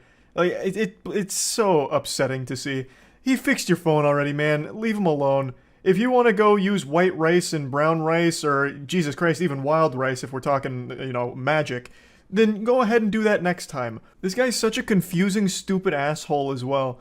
He said that the employee lied to him, telling him that rice wouldn't work, which it wouldn't, I imagine. But if you went to this store to get your phone repaired, why would you even ask about rice without trying it yourself? Why would you drive all the way there and then ask them about rice, when apparently all your friends know better than the expert? Why not just try the rice first and see if it worked? And when that didn't work, go to this guy. Why do this first and then come back complaining about, you know, rice was an option? Well, what you hear and what I actually did are two different things. I don't care what you did. Yeah, you. No, I don't. Okay, so what kind of world do you live in where what is actually repaired and what you're told are two different things, and you don't care to know the truth? I do care to know the truth. Okay. You can't handle the truth, you fucking wax statue. This man has told you 1,000,000 times rice wouldn't work, and you don't know if rice 100% would have. I'm very confident that rice probably wouldn't have, and I don't even know the situation here. So, I don't know why he's even having this argument. It's so fucking worthless. He's just here to make a scene because he's got nothing else going on in his life, and he's just one of those people that thrive on controversy, so he's here, and he's just enjoying the misery of this whole situation. I've been told by many people that white rice will do it. Okay. I come in here to your business, you tell me it won't. I can tell you the world is flat. A lot of people will tell me it won't. It isn't. Exactly. Now the NPC's glitching out here. He can't wrap his head around what just happened. He made himself look like an even bigger fool. He's such a stupid douchebag. This again just highlights my point that there is no winning when it comes to customer service. This guy did his job well, did exactly what the customer asked him to do, fix my phone. He did it, and there was still a problem. The man came back the next goddamn day to make a big hoopla about it. It's so frustrating to watch. Again, my heart goes out to anyone working in a field that involves dealing with customers. Like, it's miserable, and I'm wishing you the absolute best. I also hope that the second this video ended, this guy left the store and it was a torrential downpour. Just an absolute monsoon. A biblical storm blew through and once again waterlogged his phone, immediately breaking it. And then he went home, tried rice, and the whole goddamn thing just blew up. And now he's gonna have to get a new phone. That's if there's any justice in the world, that's how that played out in my fanfic. Anyway, that's really about it. So yep. I know I haven't made a video on the Mick Gordon and Doom Eternal soundtrack drama that's been cooking for the last week, and the reason is I wanted to wait to see how Bethesda would clap back, and today they've given a response, and it is weak. They dropped a wet sock on us. Now, while overall the appetizer they served up was underwhelming, and we'll get into it in a moment, they did, however, make a threat of having something substantial to back up their side of this drama, but they haven't revealed that yet, so for now, it's just kind of empty. But who knows, maybe pretty soon in the future they'll come with something stronger after boofing creatine and taking HGH, but as it stands right now, this response from them, I think, is less than satisfactory. So let's go into the whole situation here from the start, because it's pretty wacky and it's pretty sad. Hopefully all of you are familiar with Mick Gordon. He's one of the most well-respected and most talented video game composers of our time. You might know his work from Killer Instinct, Doom, most likely. I absolutely love his work. I always compare him to like Hans Zimmer in the way that if his name is attached to a project, you know that that soundtrack is going to be slapping. And of course, Mick was brought back on board by id Software to be the composer for Doom Eternal. Fans were pumping their fists, sodden, sopping panties, everyone was excited, and it all seemed fine until the Doom Eternal OST released, the original soundtrack. So the OST is different than the game scoring, and when the OST came out, everyone was surprised that it just really wasn't good. Like, it wasn't well made, it was sloppy, and Mick Gordon's got no blemishes on his report card. This is a straight A student. His whole resume is nothing but hits. He's never had a miss, until Doom Eternal's OST. Most people were criticizing it heavily, and then out of nowhere, Marty Stratton of id Software dropped a Reddit post that blamed Mick Gordon for why the OST wasn't great. And this Reddit post came out of absolutely fucking nowhere, like a jump scare, and it pins the entirety of the blame on Mick Gordon, makes it seem like he's hard to work with, lazy, doesn't do what he's supposed to do, and this is the accepted perception of Mick Gordon for 2 years. 2 years ago, Marty Stratton dropped this, and for 2 years, people believed it, which of course had a wildly detrimental impact upon the reputation of Mick Gordon. Most people used him as an example for talented people who were lazy, and that's just the way people perceived Mick Gordon from that point forward, and he never came forward to defend himself until last week. Last week, Mick Gordon came with an over 14,000 word thesis, a fucking Harry Potter book worth of evidence to disprove that, saying that that Reddit post was misleading, factually incorrect, and downright fucking wrong. I'm not exaggerating the scope of this. This report here, it's not a twit longer. This is a goddamn twit novel. Like, it has its own table of contents, and he has printed more receipts than a Walmart. Mick Gordon came with an overwhelming amount of evidence to prove his side of the story, and it highlights a lot of fucked up things in here about what happened behind the scenes. There's so many layers to this onion, it'd make Shrek shit himself. It's wild. And it really seems like Marty Stratton has a personal grudge against Mick for some reason. I don't understand why, but it really feels like Marty fucking hates him. I don't know if Mick Gordon fucked Marty's wife or something, but my god, it really sounds like Marty was twirling his evil mustache here in order to make Mick's life miserable with this project. Let me show you just a quick excerpt there before getting into the deeper stuff. So this is in regards to that Reddit post. So the OST, it was a poor quality release which drew criticism. Marty asked Mick for assistance, and they eventually came up with a couple of ideas. So he offered to draft a joint statement addressing the situation and announcing plans moving forward, and requested that Mick hold off on making further public comments until they could address it together. And Marty then told Mick to expect the draft within a few hours, but it never arrived. Instead, what arrived was a fucking tank of dog shit. Instead, days later, Marty put on the fedora and wrote his infamous open letter Reddit post, which blamed Mick for everything, with the botched OST. So that's the level of respect Marty has for Mick. And that's really just the beginning. Get ready to have your heart broken here. Awards. I'm happy to hear Marty feels I deserve Doom's music awards, because the truth is those trophies are kept locked in the id Software office. I've only ever seen them once, behind glass, from a distance. Nobody has ever offered to send me copies, and thanks to the show's producers, I was invited to perform at the Game Awards, but other than that, id Software never invited me to collect the awards in person. Marty invited himself to collect the awards on my behalf instead. It would mean a lot to have a memento of all the hard work I poured into Doom franchise, but as it currently stands, doubt I'll ever see those awards again. So Marty, being the saint that he is, didn't invite Mick to claim his own awards, and instead invited himself to claim the awards on Mick's behalf, and then never sent him the trophies. I don't know why he hates him so much. I don't get it. Now, before diving deeper into the bowels of this filthy colon, let's go ahead and go through some of the summary of facts that Mick Gordon provides here. So he still hasn't been paid for over half of Doom Eternal's music, which is fucking criminal. That is a massive, massive problem that he has still not been fully paid for his work. The Doom Eternal OST was announced with his name attached and made available for pre-order before Mick was even contracted to produce it. And despite Mick's alarm and constant appeals, Marty refused to do anything about it, which led to a 9-month delay. And after 7 months of inaction, he reported his concerns to Bethesda, and Bethesda and him negotiated the Doom Eternal OST directly without Marty's involvement, and he received the contract for this just 48 hours before Doom Eternal was released.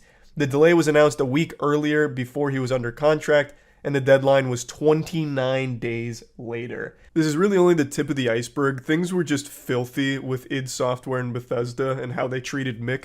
One thing that I think is very important to note is they attempted to bribe him into silence. According to Mick, they allegedly offered 6 figures in order for him to not come forward with his account of this situation. So one of the reasons it took him so long to come forward with all this, not only because of the length of it and how in-depth he went, obviously that takes a lot of time to get all of those ducks in a row, but another reason that there was such a long period between that Reddit post and this, 2 years, is because they kept trying to legally scare him and intimidate him. So there were lawyers involved that would constantly just kick the ball down the field, hoping to keep putting this off, because they knew Ragnarok was coming. They knew Mick Gordon wasn't going to stay silent. He didn't accept the bribe, so all they could really do is try and stall for as long as possible. And that's just one of the reasons that it took so long for him to come forward. They tried to legally strong-arm him and bribe him into not coming forward, which clearly didn't work, and I'm glad Mick Gordon's coming forward because this is a really valuable look into some super shady shit that I'm sure isn't the only time it's happened in the industry. So Mick Gordon calling attention to it and highlighting it, breaking it down, I think is beyond valuable, and it's so great to see Mick Gordon come forward with an attempt to clear his name, and I think this is perhaps the best defense I've ever seen on the internet. This is like a professional S-tier rebuttal. Like, it's actually wild how much evidence that Mick presents here to disprove everything Marty was claiming. When you look at Marty's post in comparison to this, it's laughable. It's written by a clown. There is no evidence to support any of Marty's claims. Meanwhile, Mick Gordon has 14,000 words full of receipts to support his side of this whole thing. Now, you might be asking, how did the OST end up so bad?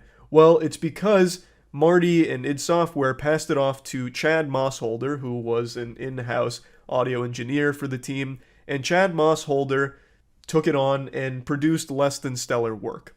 Now, I'm not here to critique Chad Mossholder's talent, and from the quality of the OST, I'm pretty sure he didn't put his best foot forward here. I'm imagining that he only worked on this OST while blackout drunk and pissing his pants and forgetting who he was, because it is so sloppily made. It is amateurish. I refuse to believe a high-level audio engineer actually worked on this in any meaningful capacity. This may have been Chad Mossholder passing this off to an intern so he didn't have to. I don't know. But it is terrible. Like, from an actual quality standpoint, it is awful. It wasn't Mick Gordon who produced this bad OST.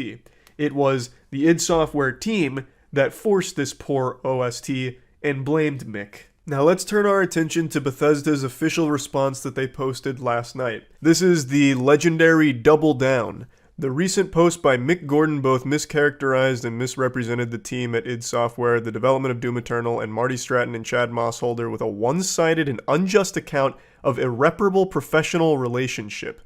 We are aware of all the details and history in this matter and unequivocally support Marty, Chad, and the team at id Software. We reject the distortion of the truth and selective presentation of incomplete facts, in quotation mark, which I find very humorous because facts in quotation marks when talking about actual receipts, legitimate evidence, and they're putting facts in quotation marks.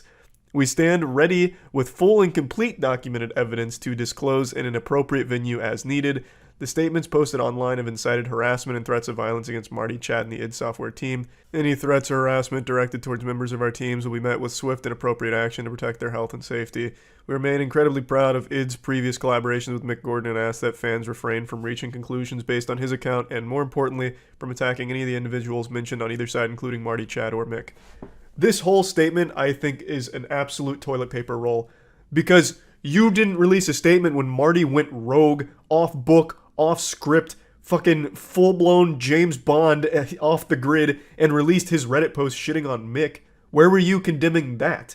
That was a one-sided account of this situation from Marty, and it shit all over Mick's reputation for 2 years and incited harassment against Mick, and it also irreparably damaged his reputation for 2 years, probably even prevented him from getting some work, I would imagine, because people would read that and be like, well, Mick sounds hard to work with and he won't reach the deadlines. you know, because everyone believed Marty because his word meant something. They assumed he was telling the truth. Where was the Bethesda official statement then? Marty didn't even drop any level of facts. He just dropped the fan fiction out there. He had no evidence in his post to begin with. And Mick Gordon even made sure to let fans know that he doesn't want this to lead to harassment or anything like that against anyone involved in the team, and even highlighted how there were so many talented people at id Software that he really appreciated and how great it was overall with id Software. Just wanted to highlight these specific problems, which was a luxury Marty didn't afford Mick. Marty at no point made it seem like he didn't want Mick to take the full brunt of the impact from the fans' upset anger.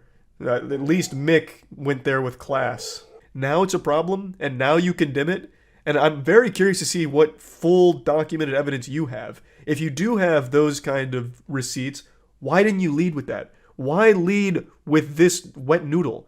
Why come out here with a threat first instead of just, here's our evidence? I always hate this move where it's, no, we have the full story, and we will release it eventually. Just fucking start with it if you have it, coward. Christ. Maybe they do have something that somehow disproves Mick. I would be shocked. I don't even really know what that magic bullet would look like here. I guess maybe contracts that would poke holes into the timeline or some of the claims Mick would make. I'm really not sure. But if they do have that evidence, I really don't understand why they wouldn't start with that as opposed to just putting out this statement saying that they have evidence.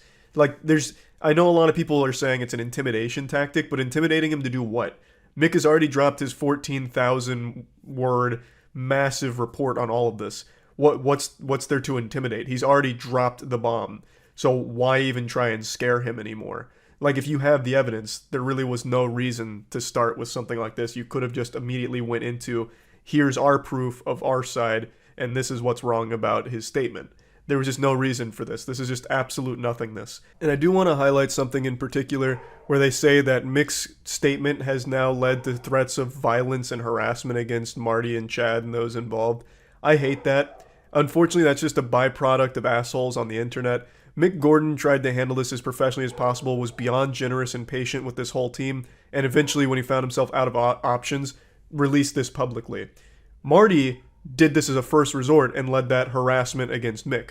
And for some reason, they're especially highlighting it on Mick Gordon for some reason, even though Mick made a very special effort to let people know that it's not okay to do those things. But there's always going to be douchebags online, and it happens, unfortunately. But for them to come out in their official statement and say that because of Mick, now their lives and their safety is in jeopardy, I think is just fucked up. Trying to villainize the victim here for coming forward by using some assholes leaving mean tweets to them as like proof that, oh my god, now everyone's in trouble, like all of their safety is compromised. I don't like that. I'm not a fan of that.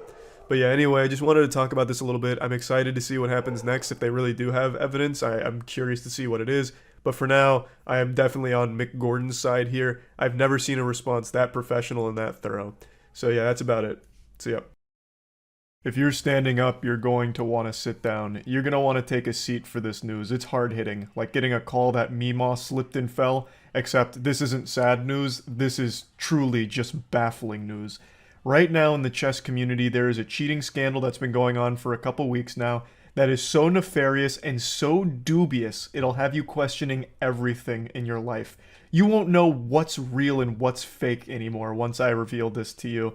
You'll start wondering if your parents are even your real biological parents, you know? It's gonna change your universe, you know? You'll start wondering, is the queen even dead? It goes so deep beyond chess. Like, I don't care if you have no interest in chess whatsoever, I really think this cheating scandal is still going to be captivating to you. Now, if you watch my streams, twitch.tv/moistcritikal, feel free to stop in, stream every day, put a few extra inches on your penis. I've been following this since it happened, since ground zero, patient zero. The day that this began, I was actively following it on stream and going over everything as it developed. And now we've reached the point where it's spiraled so far out of control that it's just inducing madness. I feel like that scene in It's Always Sunny in Philadelphia where he's got like the corkboard with all of the evidence and everything pointing to one name, Pepe Sylvia. Like, it's become so convoluted and crazy. I just need to give you a quick spoiler to get you hooked on this story. The cheating allegations involve high-tech anal beads vibrating in a chess grandmaster's ass to transmit the best possible moves in order to win a match. That's the level of wildness we're dealing with here. I can't wait to share it. So let's get into it. I can't show any clips from the actual chess tournament where all this took place, or even subsequent clips of interviews, because as I understand it, they're very strict with that. So I'm just going to have to paint a picture with words and show you some corresponding tweets and articles and everything. So in a nutshell, what happened is the #1 chess player in the world, Magnus Carlsen, was competing in a tournament and was facing off against Hans Niemann, a very strong grandmaster, however not nearly to the level of Magnus Carlsen. This should have been an absolute steamroll. Everyone expected Magnus to just blue waffle Hans here, just kind of a throwaway, especially considering that Magnus Carlsen was playing the white pieces. For those that aren't familiar with chess, white pieces move first. And in the upper echelon of chess, that's a difference maker. It's a huge advantage. So you have the best player in the world with an advantage facing off against the lowest rated player in the tournament. You'd expect a fat W from Magnus here. But that's not the result that we got in this dimension. I'm sure in every other multiverse out there, Hans Niemann lost this match. But in this one, the one that we currently reside, Hans Niemann won. He beat Magnus Carlsen. So that alone was enough to raise eyebrows, but what set off the cheating allegations and all of this speculation was the subsequent interview. When Hans Niemann was interviewed about this absolutely colossal triumph, he gave a questionable interview that was a little weird, kind of all over the place. And you'd expect that because he's young. Hans Niemann is a 19-year-old kid. You know, he's not like a chiseled old veteran, you know, he doesn't have like a graying goatee, he's not like a fucking Master Roshi or anything, like, so you'd kind of expect him to be a little scatterbrained here, which is what I thought. You know, now granted, I'm not like a chess authority, I'm not a top player, I'm a fucking tiny pea-brained 1100 player, but even still, you know, it's a young man who just pulled off one of the biggest upsets in chess history. I wouldn't have expected him to give a fully buttoned-up interview and analysis, but during the interview, he said that he actually studied the line Magnus played against him beforehand, which was setting off all kinds of alarm bells. Now, keep in mind, this is a massive upset. The chess community was more willing to believe the Earth was flat than believe Magnus Carlsen lost with the white pieces. So they were already a little on edge with some question marks, and when Hans Niemann said that he had actually studied Magnus's line, everyone immediately flocked to the chess database to see when Magnus played this line prior, and it seems he'd only ever played it once. So a lot of people were questioning, why would Hans Niemann study this line when it's not something Magnus is known for, it's not something he's ever really played before? Why would Hans Niemann have just studied this right before the tournament? So then they start picking apart the interview and noticing that some of the things Hans was saying weren't fully correct. And keep in mind, these aren't just like normal spectators, I'm talking grandmasters, like the best of the best chess players were all opining on this situation and giving their perspective on it. And then Magnus Carlsen made this tweet which really set everything off.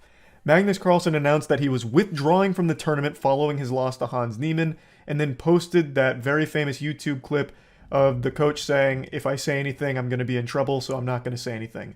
And obviously this is an insinuation of foul play. That's how the chess community took it. That's how pretty much any sensible person would take it.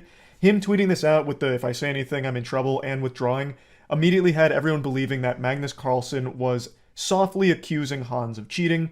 Following this, the biggest chess streamer in the world, Hikaru Nakamura, explained on stream that Hans Niemann had actually been banned from chess.com before for cheating during some matches. Shortly after all the cheating accusations came to light, Hans Niemann was then banned from chess.com. So, now you're all caught up to speed on what exactly happened, but you're questioning, how could he have possibly cheated? And that's where this conspiracy goes fucking insano style. The leading theory across all of the major outlets is Hans Niemann was using anal beads that vibrated to instruct him what moves to make against Magnus Carlsen in the match. I'm not fucking kidding.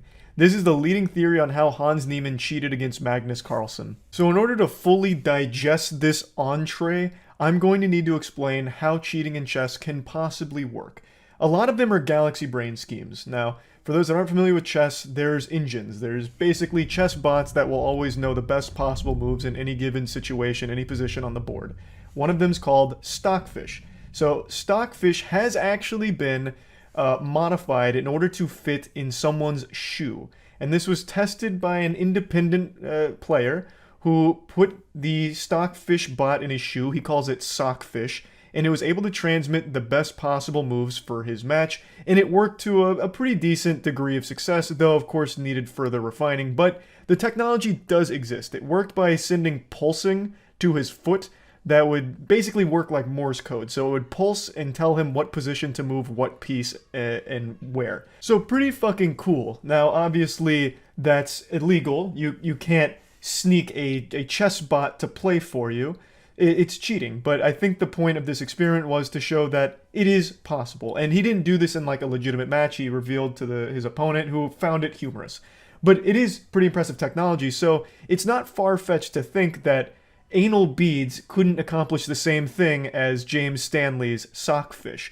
If you take the same idea, where you take Stockfish in the Raspberry Pi for the shoe and use it for your asshole, it could send vibrations or pulses through your rectum and work the same way as Sockfish. It would vibrate your colon in a way that would tell you the position to move on the board. So it can exist. Like, it's not super far-fetched. Like, we're not in the realm of sci-fi. It's not a fantasy. You could technically make some kind of butt plug that runs Stockfish and just have it vibrate Morse code for where you should move your pieces. It can, theoretically exist.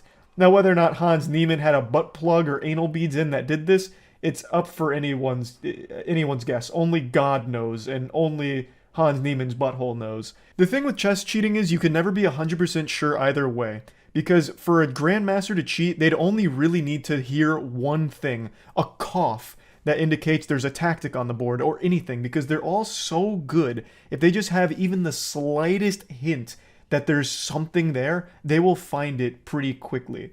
So no one's 100% sure how prevalent cheating is. However, there's only been a few cases of cheating being caught at the top level. The most famous being about a decade ago during an Olympiad. There was a very high IQ plot to cheat where the teammate would send a coded text to another teammate, and then they would sit at a particular table which corresponded to a position on the board, and judging by where they were sitting, the player would then know what moves to make fundamentally. So by changing where they were sitting, they were transmitting information to the player, which obviously isn't allowed. Very galaxy brain shit, but this was caught and they did receive punishment for it. So yeah, it has happened before, but it's not something common. Now let's get back into this case specifically. Hans Niemann has been very outspoken. He's addressed all the rumors and every outlandish claim imaginable. He's been very open with everything. Now, I want to give my personal perspective here, and I've talked about it on stream. I don't think Hans Niemann cheated.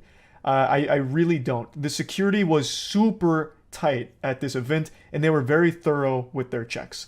In chess, they have checks to make sure that you're not smuggling in anything illegal or anything unsavory, unprofessional. Nothing that would give you an advantage. So during the beginning of this match, I can't show you the clip, but I'll show you a quick picture.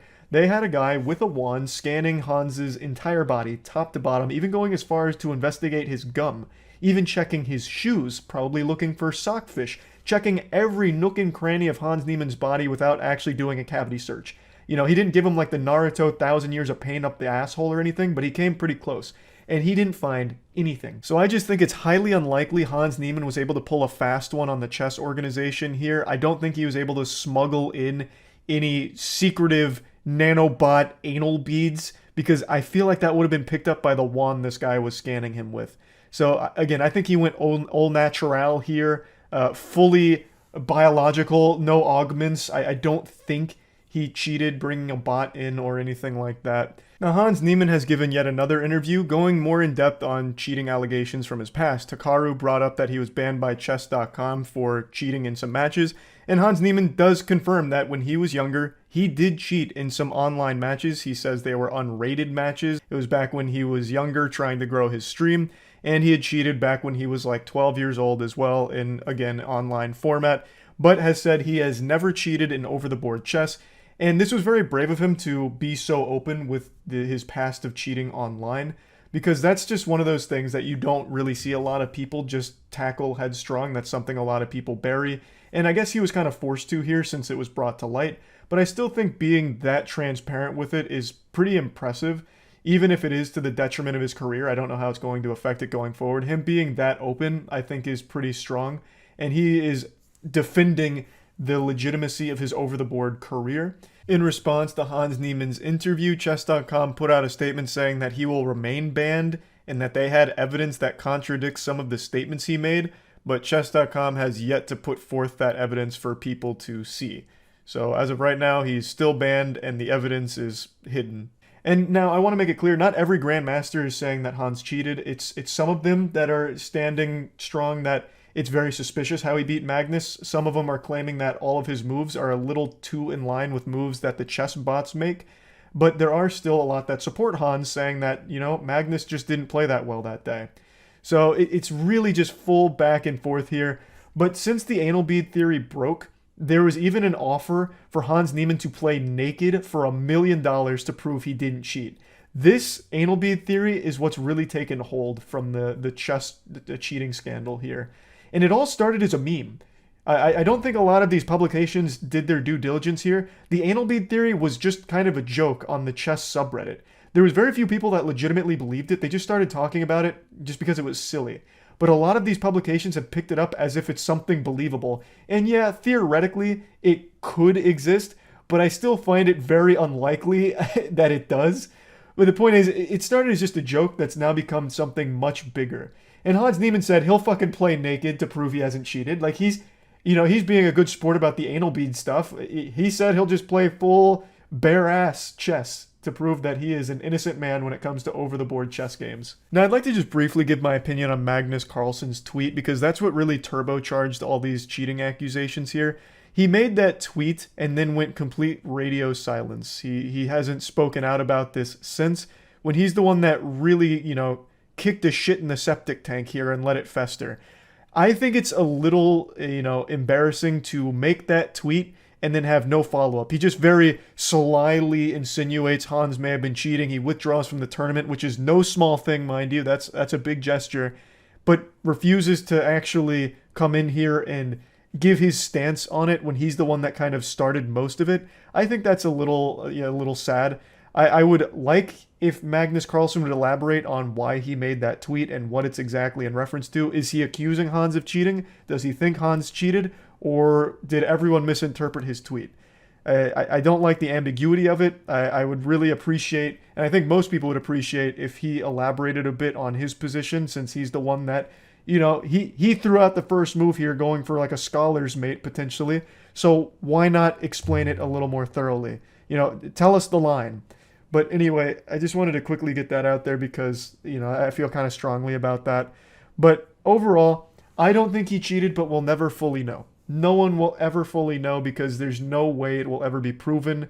But what a wild story regardless. Anyway, that's about it. See ya.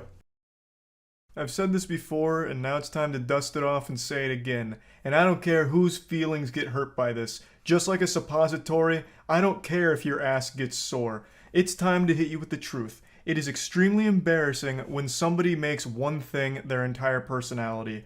Whether that's being a fan of a show, being a fan of a band, or expanding beyond it. If you have like a shtick that becomes a meme, making that meme your entire brand and your entire life. I find that to be cringe. And the internet is, of course, a portal to cringe, so let's show you who I believe to be the most sad specimen when it comes to this phenomenon. Salt Bae.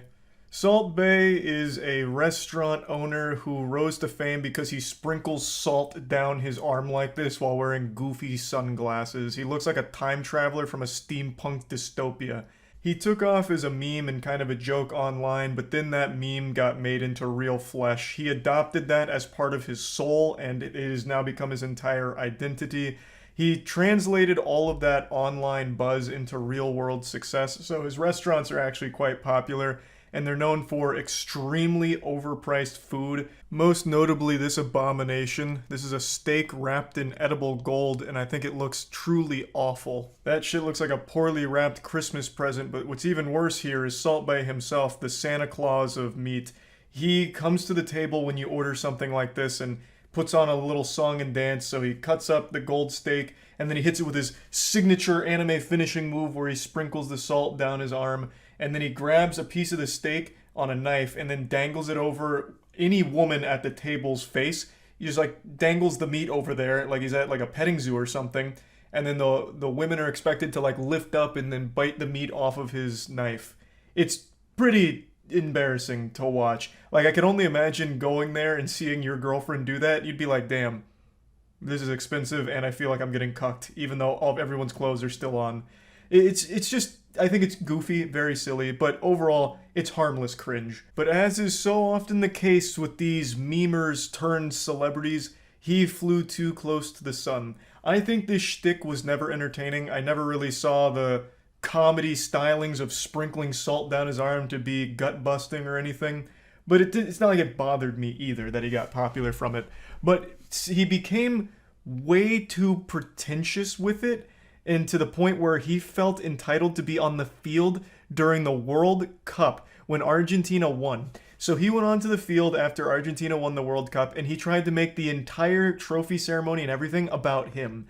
If you go to his Instagram, it's so many pictures of him holding the World Cup, you'd think he was part of the team that won it, even though he had nothing to do with it. And then he also has that picture in the bottom right that looks like he actually fished a piece of poop out of a toilet at one of his restaurants and was playing with it. So he was rightfully getting dunked on by everyone on the internet for this shit, and I just want to show you some of his worst moments here because, man, it is so bad. By far the worst one is him trying to get Messi's attention. So you can see him kind of like harassing him and yanking on him to try and get Messi to acknowledge him, kind of like a toddler trying to get his dad's attention. But Messi's having no part of it. He's actually celebrating with the people that matter to him and his team, his family, and he doesn't give a fuck about Salt Bae pestering him for like a photo for his Instagram. It's so embarrassing to look at. Now, apparently, Salt Bae and Messi have met before. He wasn't like a complete stranger, but Messi just ate at one of his restaurants and Salt Bae fed him a piece of food. Like, it's not like they were inseparable friends or something. And the gall to go out on the field after the World Cup win and act like you're somehow best buddies with everyone on the team is so laughable and pathetic. It was so bad, in fact, that now FIFA is investigating how he even got on the field in the first place, because they're not entirely sure. The leading theory is that he was able to get on the field because he's somewhat friends with the FIFA commissioner, like the head of the FIFA org. So that's the leading theory, but even that's not 100% certain from what I've read. But yeah, let's take a peek at some of those videos he filmed because, man, they're classics.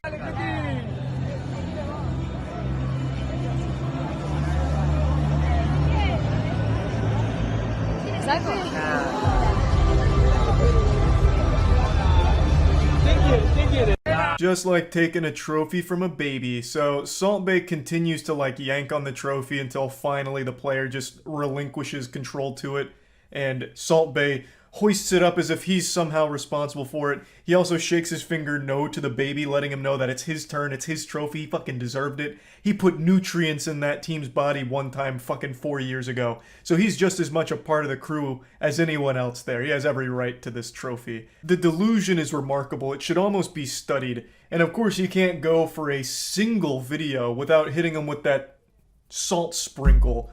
Because man, that's so good. It's so iconic even, man. You can't get enough of that one.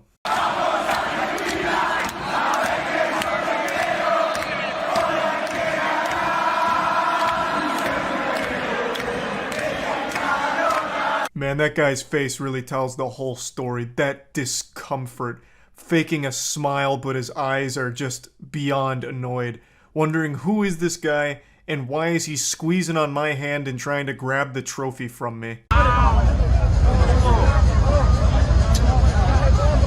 This one's a real quick one, hitting him with a wow and then spanking the trophy, giving it a little slap on the keister there. And you can see yet another player very uncomfortable with Salt Bae's presence. He's just this like miasma of uncomfortableness. He swoops in like this absolute plague of awkwardness. He shouldn't be there, and everyone knows it, and he is there, ruining the moment. It's so fucking weird. Oh, here's a great one for the scrapbook. Yeah, biting on his medal there. I'm sure he really liked that. A guy that he is not friends with, doesn't even really know, coming out of nowhere for a photo op, and then surprising biting on the medal. Though I guess in Salt Bay's defense, the metal does look a bit like a waffle, so maybe he got a little confused. Maybe he was hungry. There were a couple more sightings of Salt Bay out there making a fool out of himself, but I think these are by far the worst, so there's no reason to keep dunking your head in here into the cringe. I just wanted to make it very clear that this is some absolute clown behavior. I never think it's a good idea to try and make one thing your entire identity. Whether it's a meme, whether it's you just being a fan of something, I always think that that's always just going to be a path to cringe. Just imagine getting a huge ego because you sprinkle salt down your arm on overpriced steak.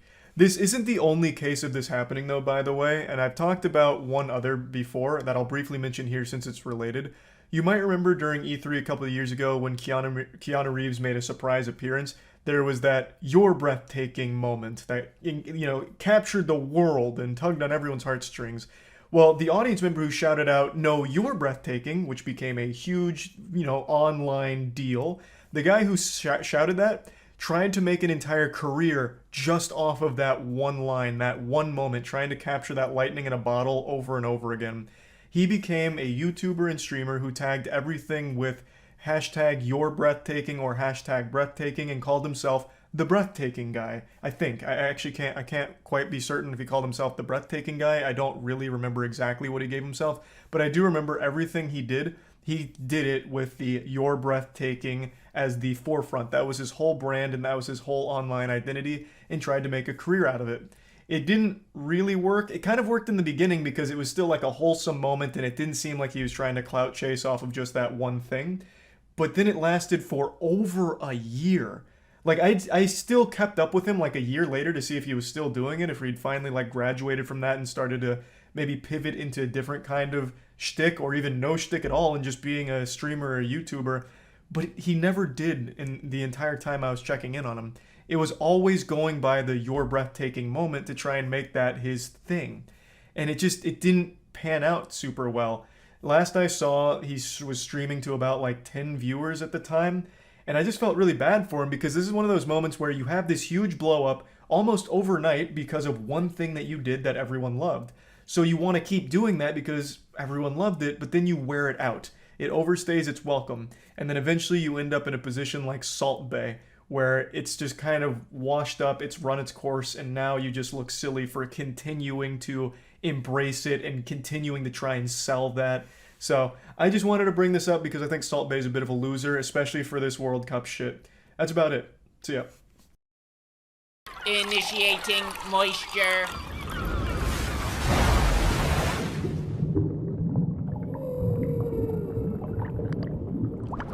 Welcome to the Moist Meter. Today we're taking a look at Sonic Frontiers. Now, I was very public about how awful I thought the early trailers for this game looked, and I'm happy to say I was pleasantly surprised with how the game actually turned out.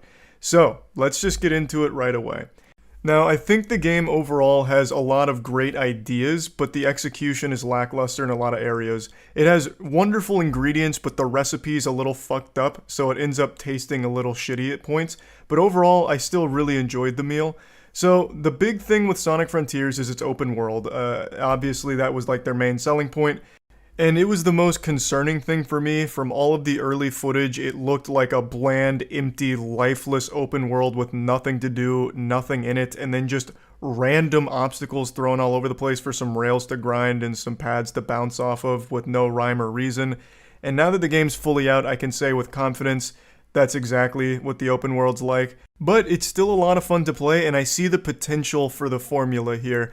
The worlds are huge, so I don't want to get into spoilers, but there's more than one world. I'll tell you there's at least 3.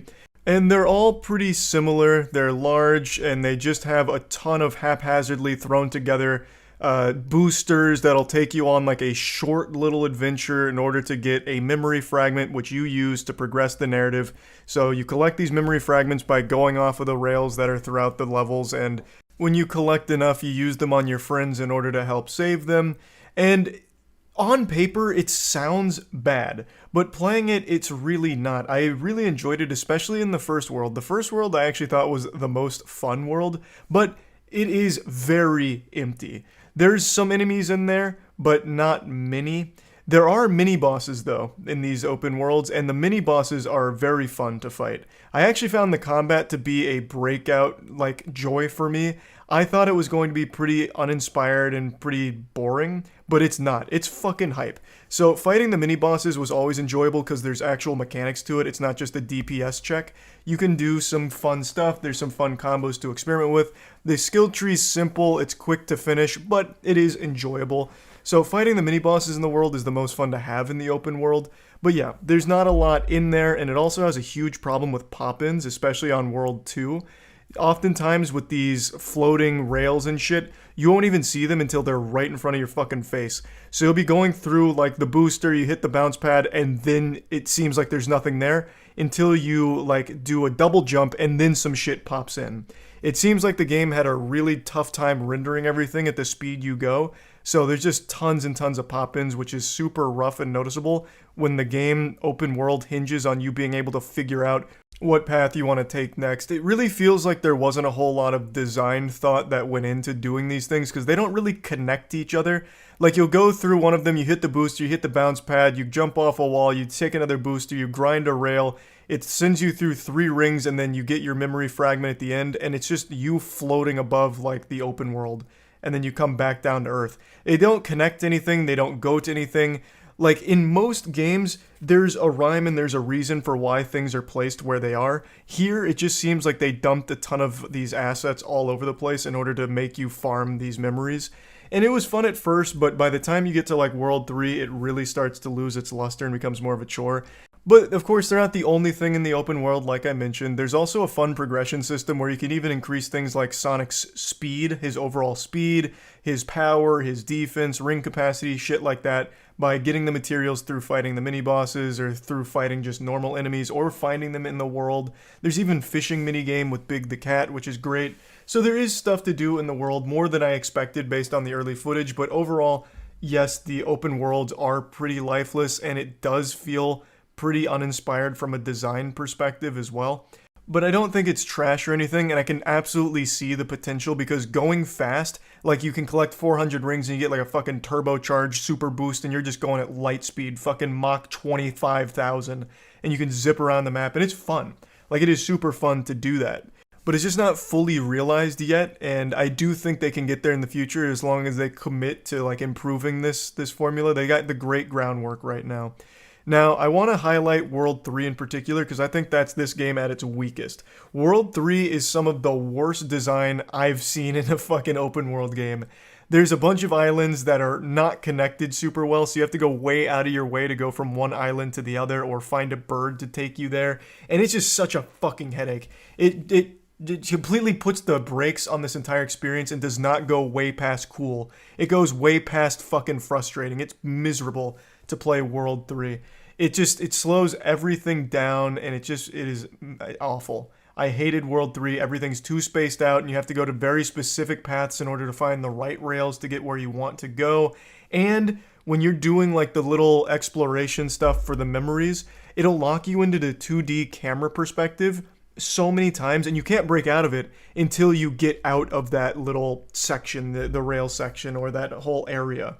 And that's another complaint. The camera has a mind of its fucking own, and it hates you. The camera wants to make your life as miserable as it can.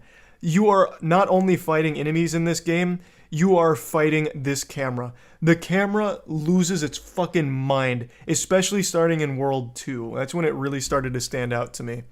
Now, the highlight of this game, I think, is the cyber worlds. So that's the shit within the open world where once you defeat like a mini boss, you get your portal access and you get the key in order to unlock a cyber world of your choosing that's throughout the world. And that's the more focused traditional Sonic levels. Some of them are 2D, some of them are, full 3D, everything. And they are really fun. There's only like a couple cyber worlds I thought were kind of shitty, and that's only because they were really, really short. Now, they're super forgiving. This game's not a massive challenge by any means, but to get an S rank in a cyber world, you actually have to like try to suck dick in order to fuck it up. The only hard ones to S rank are World 1-1 and 1-2. After that, they just become super, super easy. They're very, very generous. You'll be getting S rank by like 45 seconds. You'll have so much time left over. But that doesn't mean that they're not enjoyable. I think the cyber worlds really stand out, and I liked it a lot. And another big standout to me is the soundtrack. This game's got an amazing soundtrack, especially during their Titan fights, which are their massive boss battles at the end of each world. Those go so fucking hard. Really reminded me of Metal Gear Rising: Revengeance at certain points. It dials up the hype. It's really fun choreography. Sonic goes like fucking Turbo Insano style, murders these Titans while some great metal's playing in the background. They have like screaming, which I didn't expect in a Sonic soundtrack. It was so fun. The Titan fights are amazing, and the soundtrack is just great across the board, especially in the cyber worlds. Another thing that I found really surprising is the depth to the mechanics here. There's a lot of mechanics in order to like traverse, in order to fight. Like there's just a lot that you can master. So there was a lot more depth to this than I was expecting, which I was pleasantly surprised by. Now, I don't know how important the narrative is to Sonic fans, but I will talk about it here because, you know, there's a story, and it's not bad by any means, but it's very standard, what you're expecting kind of story. The power of friendship, I'll do anything for my friends to save everyone.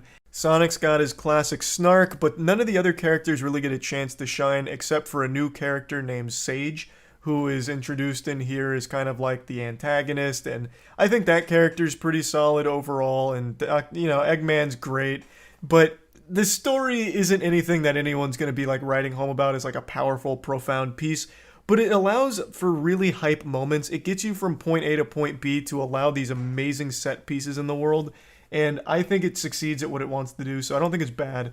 I just wanted to like briefly talk about it, that it's nothing super special. But I do like a lot of the callbacks, and there's a bit of fan service in there as well. And I just overall didn't mind it whatsoever, but I don't think it's great either. Plugging Sonic Frontiers into the moist meter, I'm giving it a clean 70%.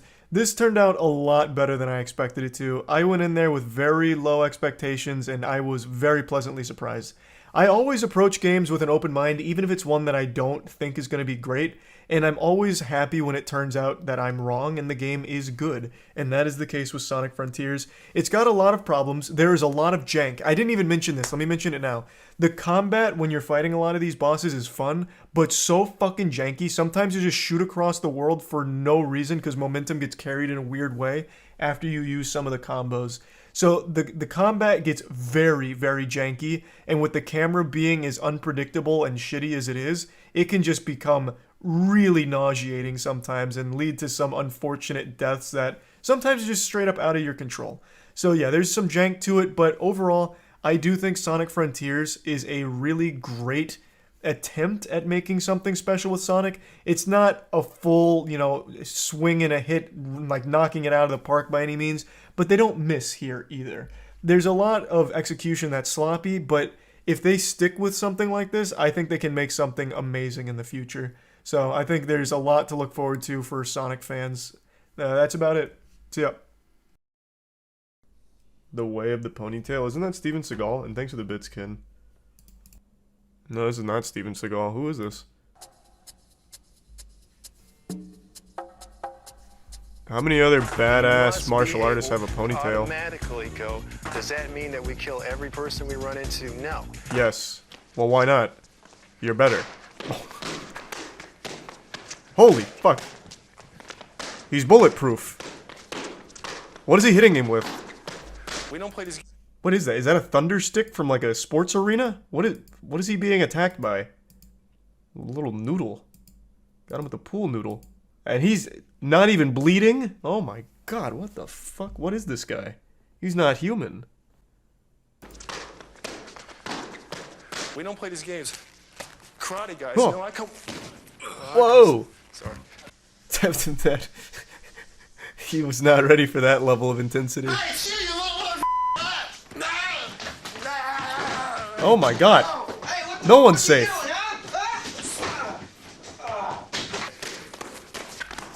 Not even in the shitter. Man, things could just pop off anywhere. You have to be prepared. The hockey goalie comes in when you're washing your hands, and then you gotta throw down. What is this from? Hey, face, I'm about to... punching like that slowly. Now go left. He is sweating up a storm, too. This has to be like the 50th take. This guy probably kept butchering the line, "Hey, fuckface." Face, I'm about to... Punching Good like that takedown, slowly. though. Now Textbook. Go left. You can be going this fast. Moving Oh, this way. look It at takes that about wing 30 chun. seconds to wear yourself out. Give me the real bad. Fuck, come on. You've got to go. Nice. You can't wait as long. Just break it on your forearm. Okay, back up. You gotta go faster. Hey, face, what are you doing, man? Those are the things that are gonna make you successful. Oh my god.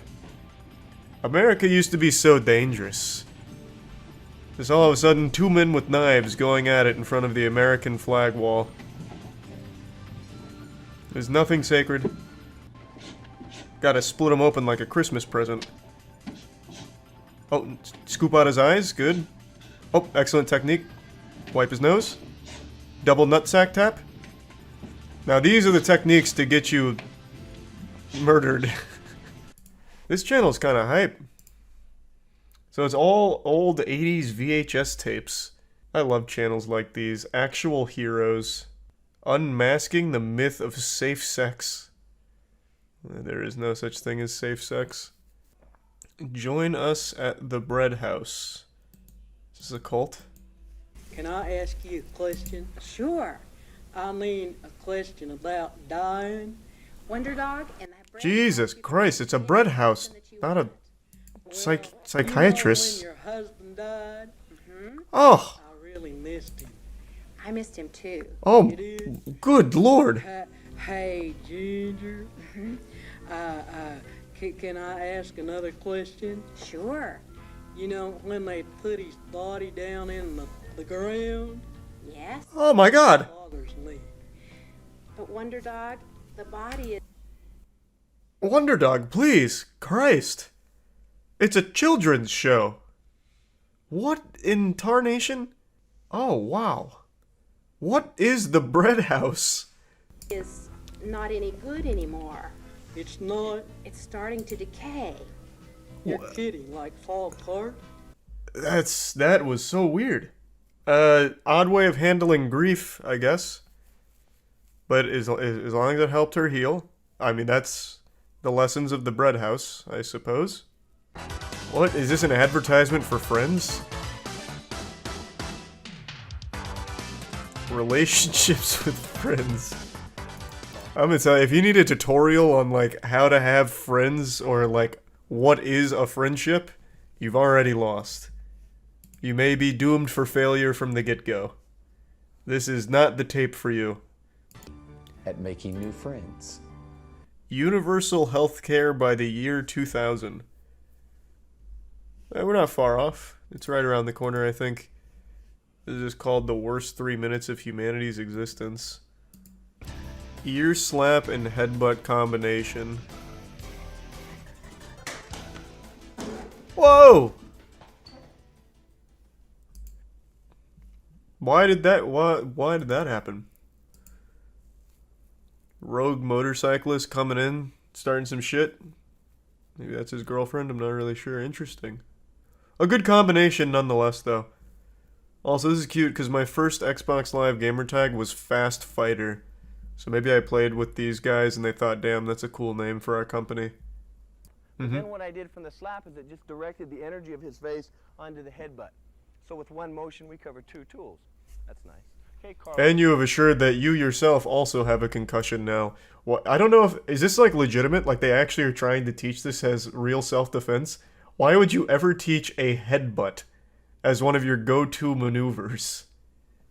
What an outrageous thing to think is a good idea. Our next tool is the slap. A lot of people look at the slap and they kind of laugh at it. They don't really see what it is. I don't. If you do a slap properly, you get one good shot and boom, and get out there and run. And that's well, with a headbutt, you're not going anywhere. As opposed to just punching someone in the You're mouth staying right there. There's a time and a place. Is a little growing, maybe a big growing, coming in. What is That's all happening? I see. And as soon as it comes in, bam, you hit it. I don't care about his punches. That's fair, Same okay. with the leg. That side.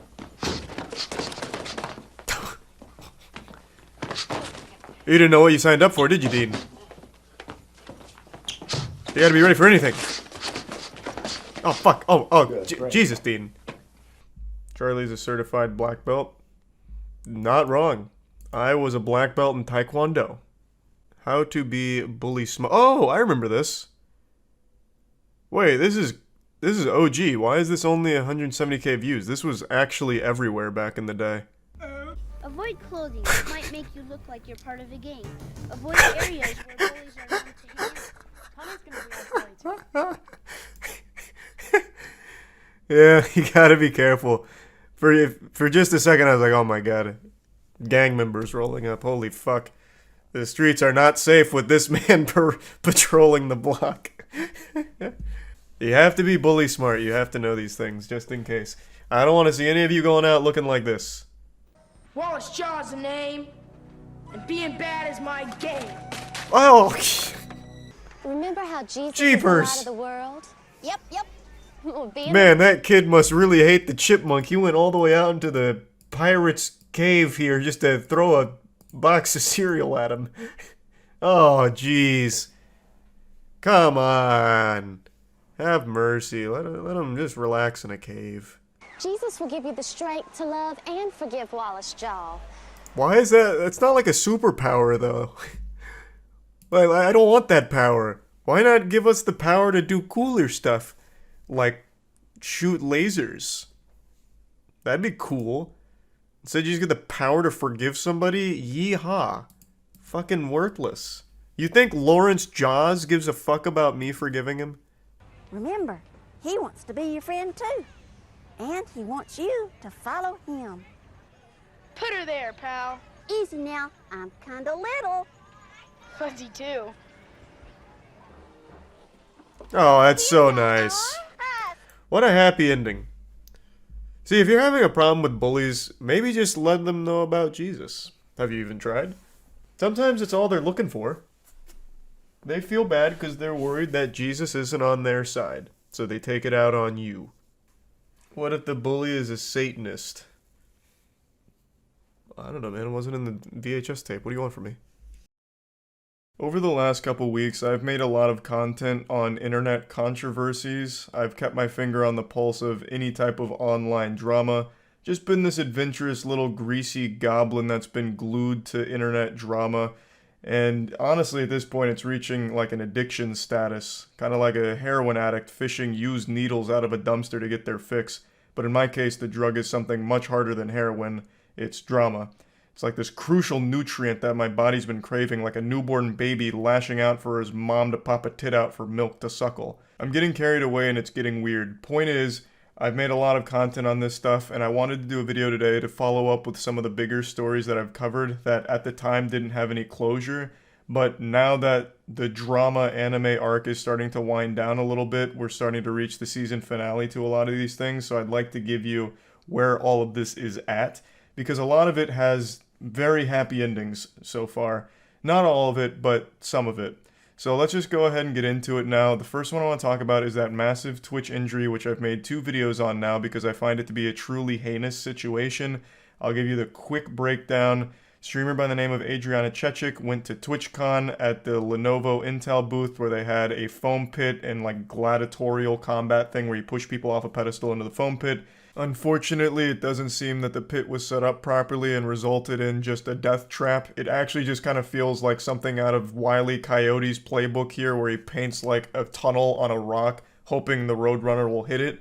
That's what they did with this foam pit. It was basically just a fake. It was like an illusion of cushioning. It seems like there was only 2 layers of foam blocks, so what ended up happening is a lot of people would fall in and get injured.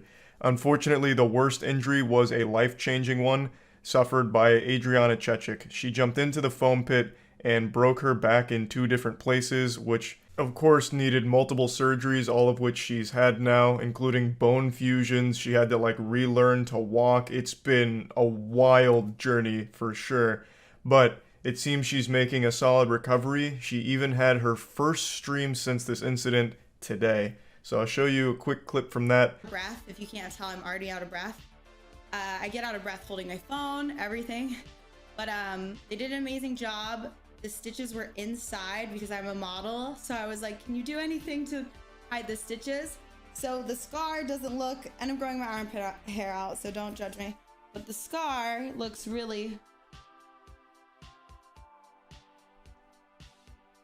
So yeah, she's able to stand now. She even streamed for a little while, and it just looks like she's making a much quicker recovery than pretty much anyone expected, myself included. Back injuries are notorious for being lifelong, like chronic pain situations. I had like a slight boo-boo to my L4 at one point, and that shit lasted months. So I can only imagine like what this is going to look like for the future for her, but it really does seem like she's making a great recovery. A lot of people have been wondering if she's going to sue Twitch or Lenovo or Intel or anyone responsible for the injury, and unfortunately there's no new information there. I have to imagine she's at least considering it due to how expensive all of the medical treatments have been so far, as well as how much there's going to be down the line as well. So I guess we'll just have to wait and see there. But she did also reveal something super sad that resulted from this injury, even outside of the injury itself. And I'm just going to let this clip play. And then also, like, I don't care, everyone's gonna know, but I was pregnant, and I didn't find out until I was in the hospital. So I also have like crazy hormones. I'm not pregnant anymore because of the surgery. I couldn't keep it. But my hormones are just also through the fucking roof because of that. Yeah, just a super sad development in that story there, unfortunately. Not much more can be said about the damage that's been done from the TwitchCon foam pit here. That has just been a true disaster. And anyone that went to the foam pit and survived should feel blessed, because goddamn. Now, not every story I want to follow up on today is Twitch-based, but this next one is. This is the Amaranth situation. This one seems to be having a happy conclusion. You'll remember not too long ago on stream, she left for a little while because her husband called and was yelling and screaming at her. During this argument, she unmuted because he had threatened to kill her dogs, and he said that on stream too for everyone to hear, and he just seems like an absolutely unhinged lunatic. Comes across very abusive. Amaranth then just had this whole phone call on stream, and a lot came out about how awful her husband is to her. She then shows some of the damage to the house that he's caused in his fits of rage. Just a terrible situation all around. So it seemed like Amaranth was a victim of abuse, and everyone was wondering, well, is she going to leave him and what's going to happen next?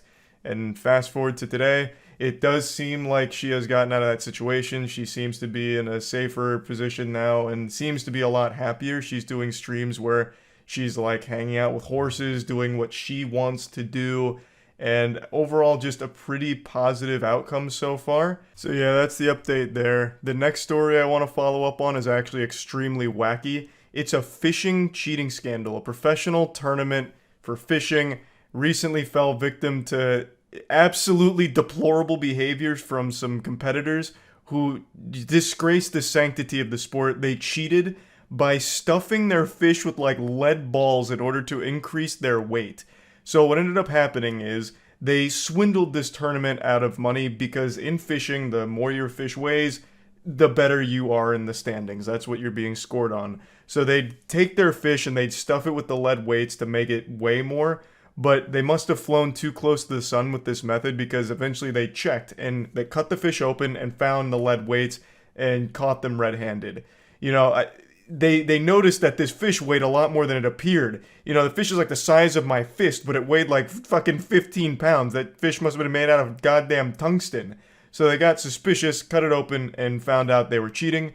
And they could have been cheating for far longer than this tournament. There's really no telling just how much they've actually cheated and how much they've scammed out of these tournaments. It could be like hundreds of thousands of dollars. And they get like boats for prizes sometimes too. Like, they could have made a pretty penny off of all of this cheating up until now. And now they're facing felony charges to which they're pleading not guilty.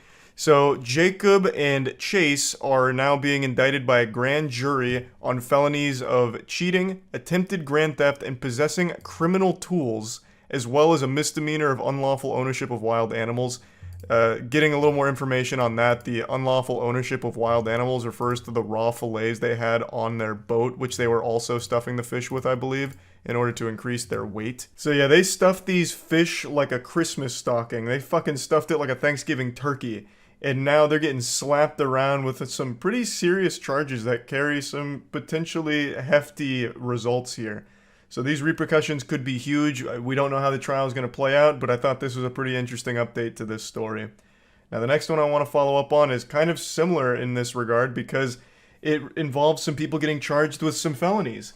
I made a video talking about that teacher that went around at like an elementary school and started scaring the 4-year-olds or 5-year-olds, however old the kids were, they're toddlers. She put on a mask and went around yelling and screaming in their face and shaking them around. It's a pretty cruel and disturbing thing to do because she'd just go around classroom to classroom, shaking, yelling, and screaming in the kids' faces. The kids are crying their eyes out. At one point, one of the kids tries to run away in fear, but the teacher picks him up yelling and screaming and sets him down again and starts yelling and screaming at him again. It's pretty rough. And now, 4 of those people that were involved in this incident are being charged with felony child abuse, as well as 1 other participant being charged with a misdemeanor. Now, I did see some people arguing that this charge is a bit harsh for the teachers here, but I just wholeheartedly disagree. There is like no justification or excuse to try and like traumatize these kids. They are too young to realize that it's not real. They were screaming and crying and being shaken around by a scary person yelling and screaming at them. Also, it seems like it was even used as a disciplinary action because at one point, the lady in the mask was asking who's been like naughty in the classroom, and then she'd target that kid specifically and yell and scream at them real loud. So I don't see how this is anything beyond just completely fucked up and cruel. So I think the charge makes sense here. I know she wasn't beating the kids or anything like that, but I also don't think that should be like the bar for what we consider to be legitimate abuse. There's different levels to it, and I definitely think this falls under child abuse, especially from a position of a teacher, where you're supposed to be taking care of some people's kids and looking after them and making them feel safe or enthusiastic about going to like daycare or school. Now they're just going to be fucking frightened to go back. Now moving on to the last thing I'd like to give an update to. This is about the story of that woman who shot and skinned a husky and started posting pictures bragging about it on Facebook. She said she thought it was a wolf, so she shot it and then started skinning it and posed with it, smiling and everything. And then people pointed out that's not a wolf you shot, it's a husky. So then she doubled down saying, well, I thought it was a wolf, as if that makes it like okay or like makes you look less of a stupid asshole. But anyway, now she's being charged with a crime. That crime is animal cruelty, which she's going to have to face in court pretty soon. You can also see a little excerpt there from her post about how excited she was to get to kill a wolf pup, even though it was just a 6-month-old husky that looked nothing like a wolf. The animal cruelty charge clearly makes sense here. I think she is fucking dangerously dumb. Hopefully she faces the full brunt of that charge. And yeah, I just wanted to give like this full, wrap up on where all of these stories I've covered recently are currently. And yeah, that's really about it.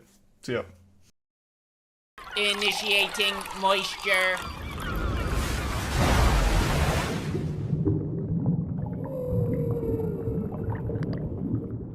Hey there, let's just get right into it. We don't need foreplay. I just want to immediately start talking about how bad Halloween is. It's just a stinky load of trash. It is fucking terrible.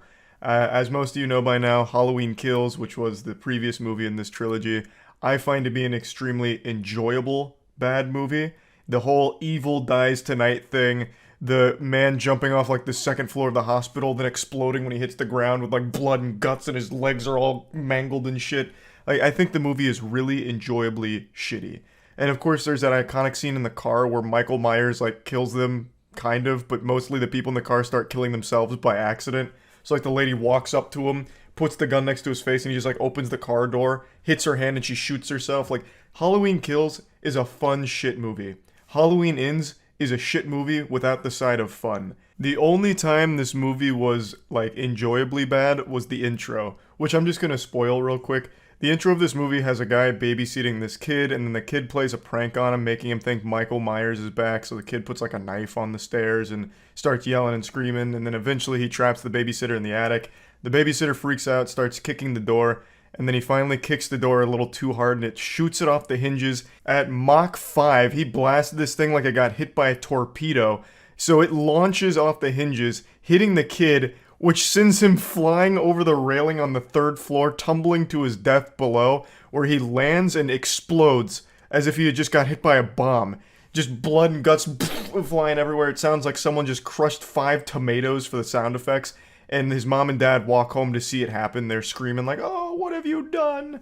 It is so goofy. It is so good. Like, this babysitter had to be as strong as Goku to kick the door that hard. It was wild. And I was like, great. It's going to be as silly as Halloween Kills. But then it's not. That's the only time that it's like fun, silly shit. From there, it takes itself way too seriously. It's extremely boring. And I feel like this movie was initially 3 hours long, but then they chopped it to 1:50. Because there are so many things that happen incredibly quick that it makes no sense to me. Laurie's daughter immediately falls in love with the bad boy just from looking at him for a split second. And then she's extremely forward the entire time. She's like, "My muffler's fucked up. And I want you to fix it. But I don't care about the muffler." Like, just... everything moves at light speed in this film. Also, for some reason, the babysitter is haunted by the local high school band club.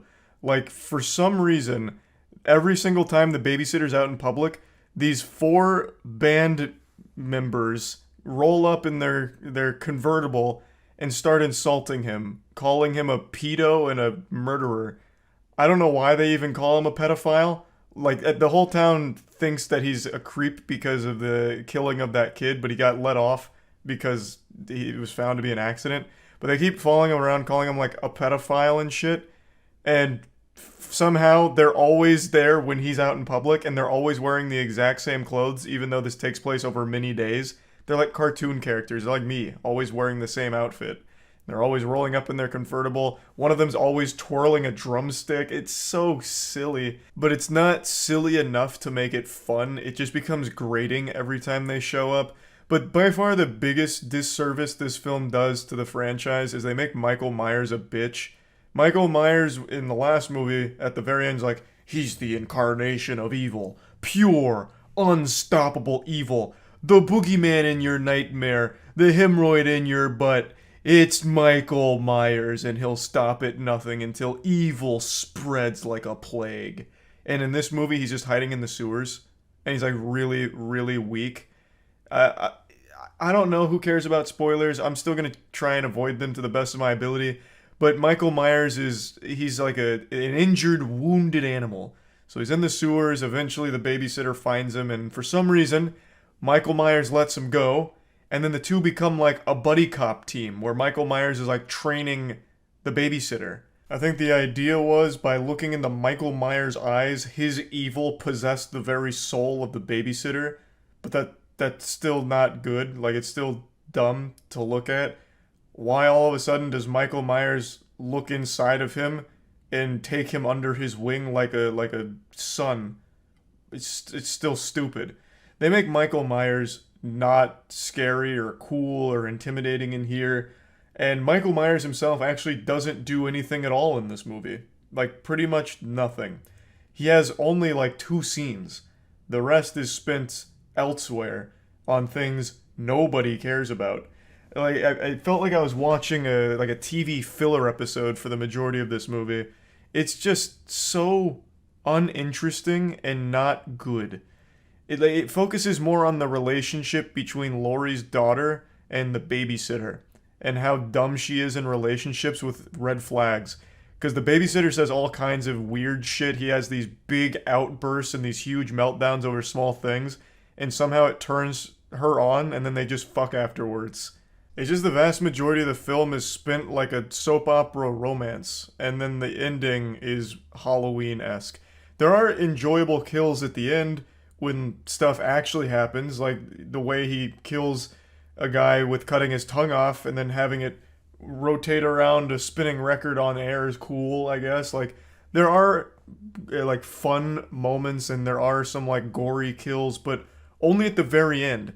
After you spent like an hour and 40 minutes of just watching a shit relationship develop. Like, I want to make it clear, I don't think any of the actors or anything did a bad job. It looks like they all really tried, especially the babysitter. like Corey, his name's Corey in the film. Like, he does a good job, especially since he is the main character of this movie.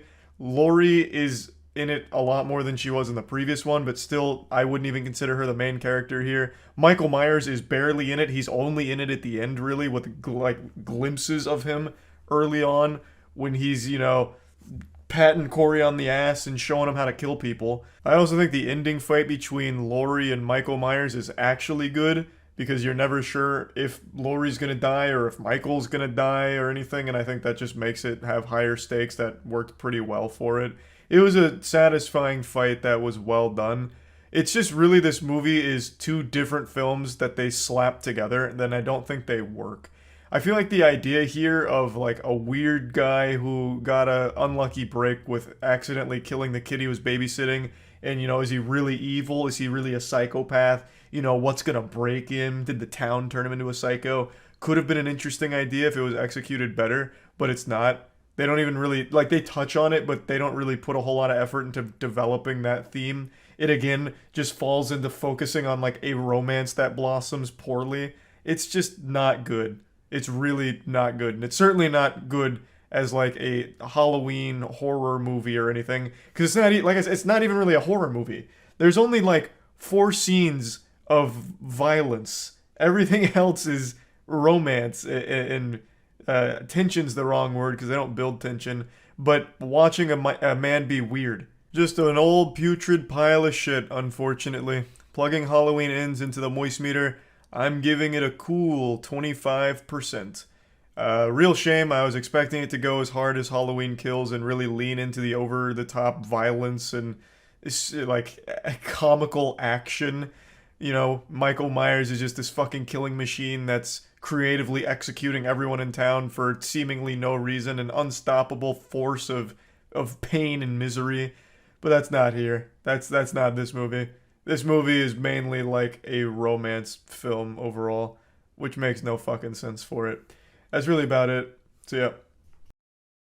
Just when you thought all the internet drama was beginning to die down a bit, we have a new wild and wacky development here, but this time on YouTube, and involving cheating. But not like the anal bead chest cheating.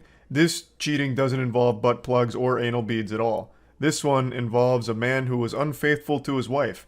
I'm talking about the Try Guys, Ned Fulmer. The Try Guys are a massive channel, have been for a long time, and yesterday they posted this message letting people know that Ned Fulmer would no longer be working with the Try Guys.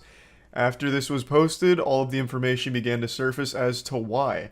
There's video, picture evidence that confirms that Ned Fulmer cheated on his wife with a workplace associate for quite some time, I believe. And it was a big mess, a big, stinky, filthy mess. I went over the situation on stream, and I'll show you the clips from that, but I think it's very important to highlight that Ned Fulmer's entire identity revolved around how much he loved his wife. Like, I swear to God, it was like he took a goddamn love potion from Harry Potter, because half the shit he would talk about in the videos was how much he loved his wife. And then it turns out he was cheating on her. So yeah, just a giant scumbag shit stain, and the entire community was really caught off guard by this, obviously. Super shocked to learn that Ned Fulmer was a cheater. That would be like if you guys learned I secretly enjoyed Burger King. I am publicly insulting them all the time, saying how bad they are, comparing their food to nuclear sludge. But imagine all of that's just a lie, and it turns out that I actually love Burger King and I'm boofing Whoppers in my bathtub every night. You would be shocked and feel betrayed just even learning that about me. So I think the audience definitely felt that, because they were all under the impression that Ned Fulmer was a very family-first kind of guy. He has kids as well. So no one really thought Ned Fulmer would be a piece of shit like this. So a very sad situation overall. I'll go ahead and play the stream moments that really showcase the whole situation a bit more, but I wanted to give you the general overview here of what's going on. So I think most people are familiar with the Try Guys, I would imagine. Try Guys are a huge channel and have been for a very long time. And one of the members has recently been accused of being unfaithful to his wife. A wife whom he would constantly brag about and mention how much he loves his wife and respects his wife. In fact, he even posted a whole compilation of it. This is Ned. and the love he feels for his wife. My wife, my wife, my wife, my wife, my wife, my wife, my wife, my wife, my wife, my wife, my wife, my wife, my wife, my wife, my wife, Yep. my wife, my wife, my wife, my wife, my wife, my wife. Yeah, so it's like straight out of Borat with the whole my wife thing. So he talks about his wife a lot. He mentions his wife a ton. Always positively, too. You know, everyone was shocked when they heard it was Ned who cheated on his wife. Because this man, with everything he said, treated her like an angel, viewed her like a goddess.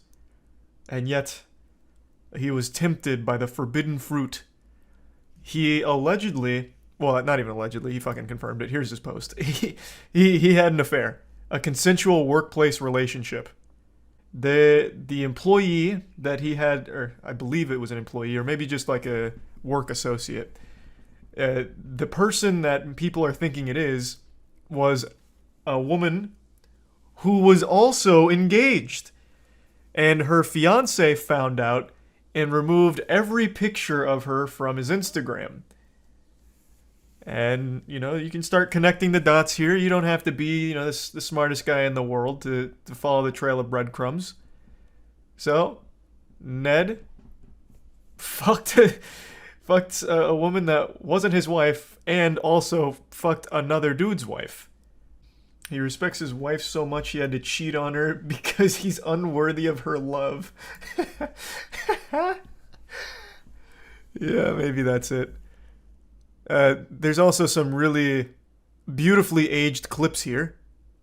Ned is cheating. I'm calling it. Ned is cheating. Ned is cheating. How right you were. I'm calling it. Ned is cheating. Ned is cheating. The intuition truly was right on the money. Sometimes you just gotta go with the gut feeling. And now Ned has been removed from the Try Guys. Which is big. I mean, that's big.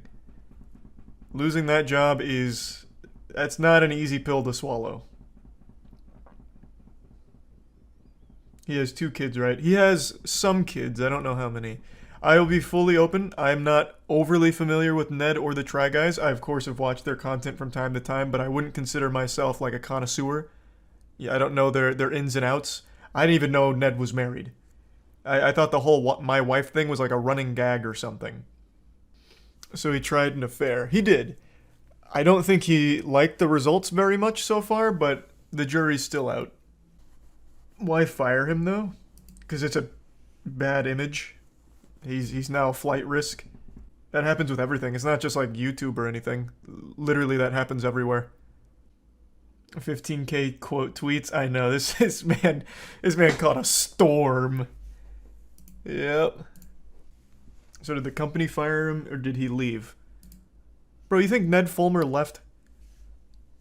No, man, he got fired.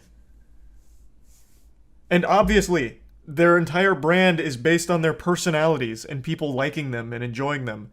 No one likes a cheater. So that immediately is a big problem for the brand. Thus, they got rid of him for it. And his whole brand was how much he loved his wife. True. The love and respect he had for his wife was one of, like, his crucial tenets, like a 10 commandment he'd follow.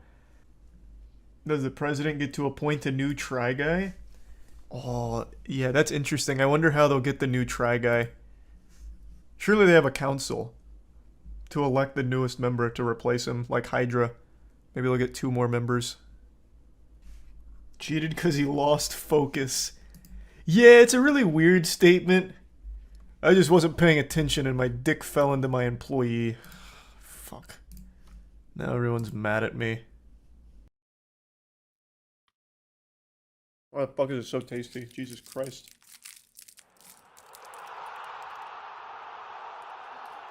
Oh, it's that leaderboard. Oh shit, who's number 1? Nuff. All I know is he's cheating. Bussy. Yeah, PEJ, they have a crew. There's a whole fucking team. In Gorilla Tag, they have actual orgs and tryouts for those orgs. I imagine Gorilla Soccer is much of the same. Are you moving like you are in Gorilla Tag? Oh, good. Oh, whoa, Jesus Christ, right off the pitch? Oh, no. Oh, shit. Oh, my God. The AI is nuts. On my field? Look at move. He's so quick. Wait, do the thing where you slap with both hands and you do a big jump in Gorilla Tag. It's less effective. Yes, take it. Are they talking to you right now? No, I don't hear anybody. I don't even know if these are real people. Oh, this might be a tutorial. Look at the way they're moving. It's not helpful. Oh, shit! Oh my god, could you have imagined? Wait, slap them. Try really jumping. Yeah, Chase, you gotta really fucking slam and jam on it. Slam that ground. Cool. Nice, there you go, there you go. That's a fast area. Oh, we're already in it? He's in Let's go. Yeah, they just threw him in the fucking crucible. Yeah, what is that screaming? It's the whistle, I think. Oh, it's in the That game? was in game. It sounded like a small child was being taken outside. That's what it sounds like when you're a child. Oh, let's go!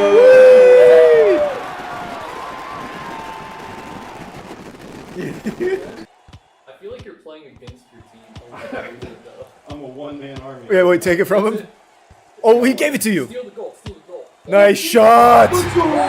Jesus Christ, Chase. Good God. Oh, yeah, okay. I'm gonna hop into the multiplayer, though. Oh, he's in. Oh, it's street street soccer. ball. You're in guitar. Pass it, pass it. Watch what I'm about to do. I'm upfield. Oh, he just used like an ult. At a certain point, the goal is ball. At a certain point, I made a goal. One. Oh! What? I kicked it. This isn't your fault. This is not. I'll try my best. No, you're doing just fine. Charging foul, penalty He kick. didn't do it. Was it? How the fuck did I not hit that? I don't know how you're. Honestly, bro, like. Bro, why are you AK-47, bro? Stop. Like, I'm goalie. Not you. Oh, go, Charlie. Kick it, kick it. I got it. I got it. Upfield, AK, I'm coming. Open field.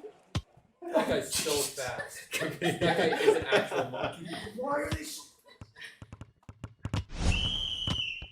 Charging foul, penalty kick. Oh! I'm coming.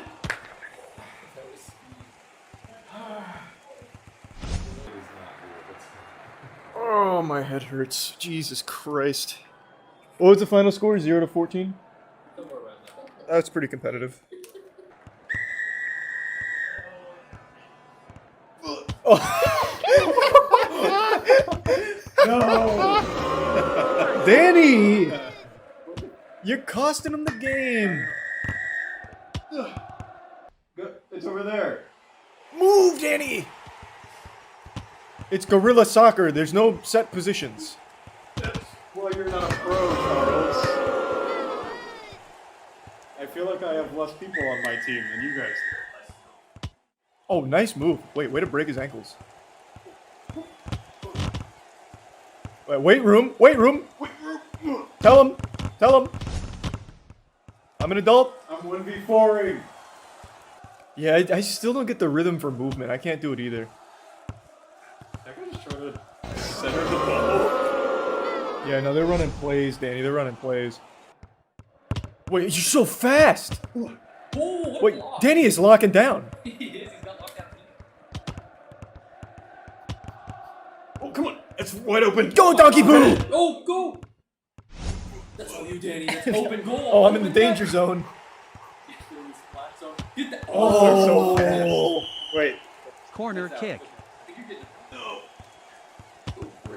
Oh, that's you, Danny? No! It's actually so disorienting having to swing to hit it again. I know. Bro, I was about to fall over. Oh, Tracker Beast is Oh, look at Tracker Beast go. He's good at every VR I'm game. good for it. Danny, you're not communicating with your squad? I'm here. Quick chat, Danny. Yeah, Oh, IGL. boy, Tracker. IGL. Hit it again. Nice. Set up away. There you go. Good coaching. Good coaching. Yeah, I was gonna say You're video blue. back. Oh! Woo! That shit was so... You hear me? What level am I? Oh my god, actually. Oh my lord. Good power shot. Run, Pass it upfield. No. Come Come on. Over here. You really want to? Over here. Jump. You can't see. You gotta jump. Yeah, you gotta jump. Me up here. Oh, this is where Danny's gonna do his move.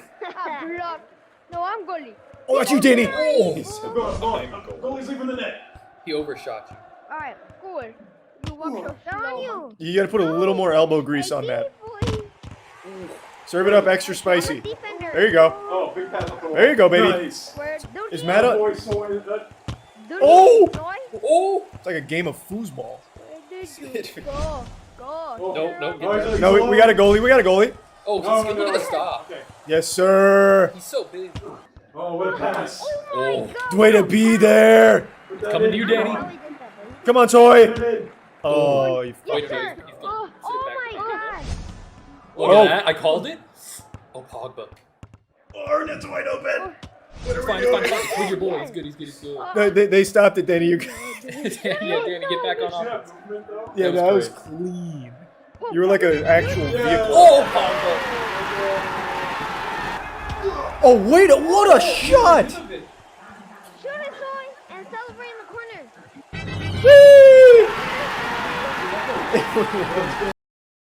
If I look like a greasy goblin right now with a fine sheen of oil on my face, it's because I am. My pores are excreting all kinds of substances because I'm so excited. So eager I can hardly sit still, bouncing up and down like a child on Santa's lap at the mall. A couple nights ago during one of my streams, some lucky spectators were blessed to witness the birth of one of the finest ideas humans have cooked up since the creation of the peanut butter and jelly sandwich. It's a competition, and like all great competitions, it has a wonderful prize pool, and I'd like to tell you where that money's coming from today's video sponsor. Big thanks to Prime Gaming for sponsoring today's video. Prime Gaming comes with your Amazon Prime subscription and offers free in-game items for your favorite games every month.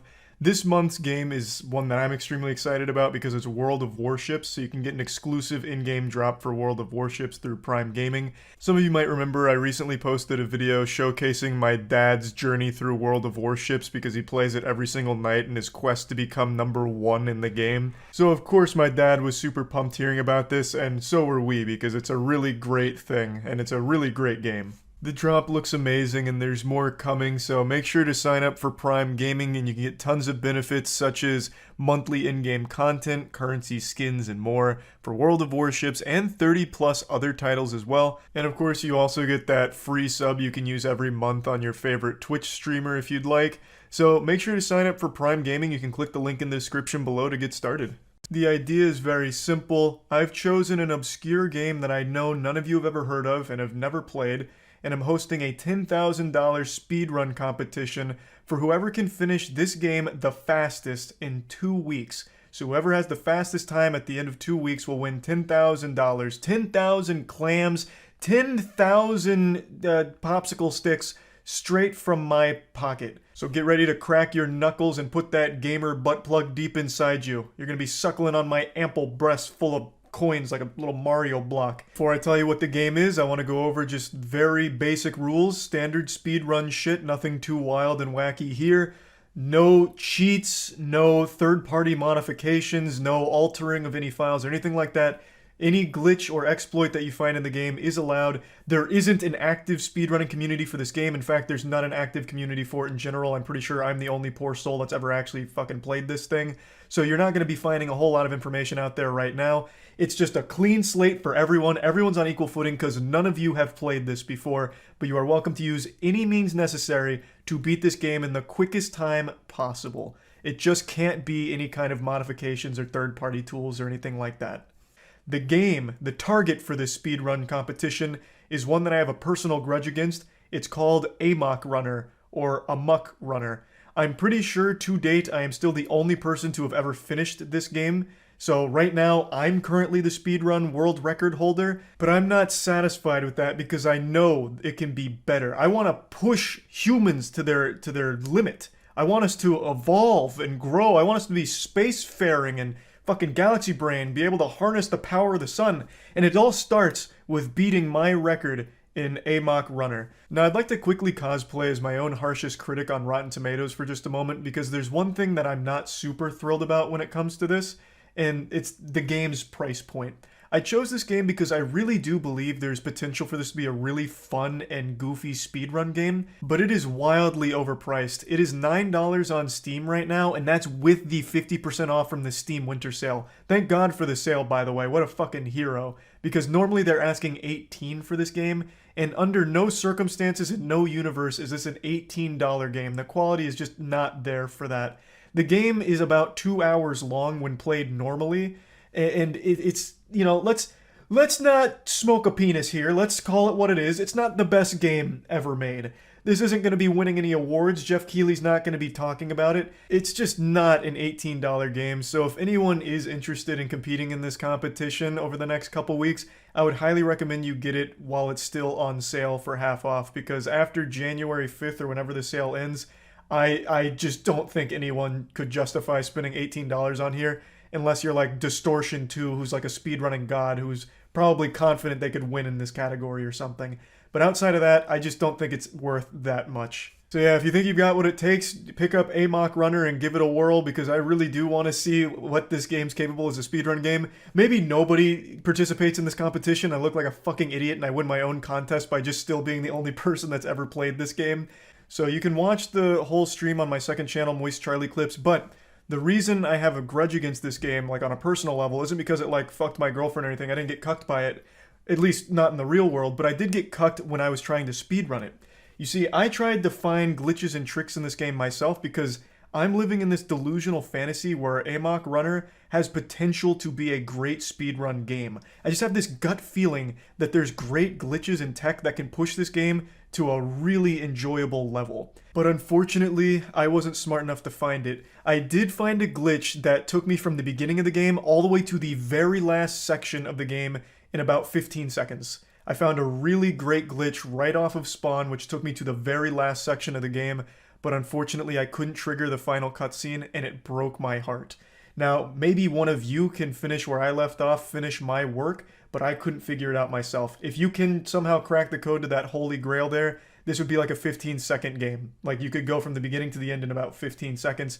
The clip of me hypothesizing my route and finding the glitch is also on YouTube right there, if you want to try and build on that. But I'm not sure if anyone will get that to work, so you'll probably end up having to find other glitches and tricks in order to beat this game in the fastest time possible.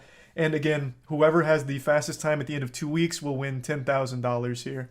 Now, to go over how to submit your runs, I'm putting 2 links in the video description. One of them's to a form to fill out for submitting your run, and the other is going to be an Excel spreadsheet where all of the runs are going to be posted, starting with the fastest run and then working its way down, so that way you can study the routes and collaboratively work together to discover the glitches and tricks and then master them to push the game to its limits and try and have the fastest time. Obviously, and this should go without saying, you need to have video evidence of your runs. They don't necessarily have to be streamed, though I would really prefer if you also had a Twitch VOD or a YouTube VOD as opposed to just a video, but I'm not going to require that they're all streamed, because I understand when it comes to speedrunning, a lot of people like to just focus and maybe just film it themselves instead of stream it. So just as long as there is video evidence and proof that it hasn't been like tampered with or anything like that, that's fine, but my preference is very clearly a stream VOD as well as like the clip or video of your best run. So all of that for submitting is in the description. I did, of course, make an application on speedrun.com to have Amok Runner on there, but surprisingly, they haven't got back to me yet, which is a shocker. With a name like Amok Runner, I thought they'd be chomping at the bit to have that bad boy posted on their platform, but radio silence right now. Hopefully I don't keep getting the cold shoulder. But for now, it's going to be all kept tracked with the Excel spreadsheet. Hopefully, eventually, it'll be on speedrun.com before the competition ends. But now, let me expand the scope of this a little bit, because I don't view this as just a one-off thing, and I just really think this would be a fun concept to take further, where every couple of weeks, or every month maybe, I'll host a $10,000 bounty like this on a speedrun game that isn't super popular, to try and push it to its limits and see what's possible. I love the idea of most people starting on the same playing field where, you know, there's no people that have already been running the game for years that you have to compete with. It's everyone starting kind of from the same starting line and then learning together, discovering tricks and glitches and shit like that to push that game in order to claim the bounty and the prize. And maybe afterwards it becomes like a really fun speedrunning game that continues to have runs going forward. I just really like the idea of putting bounties on speedrunning games that have either stagnated where there's not a lot of activity on it anymore, but it's still a cool speedrun game.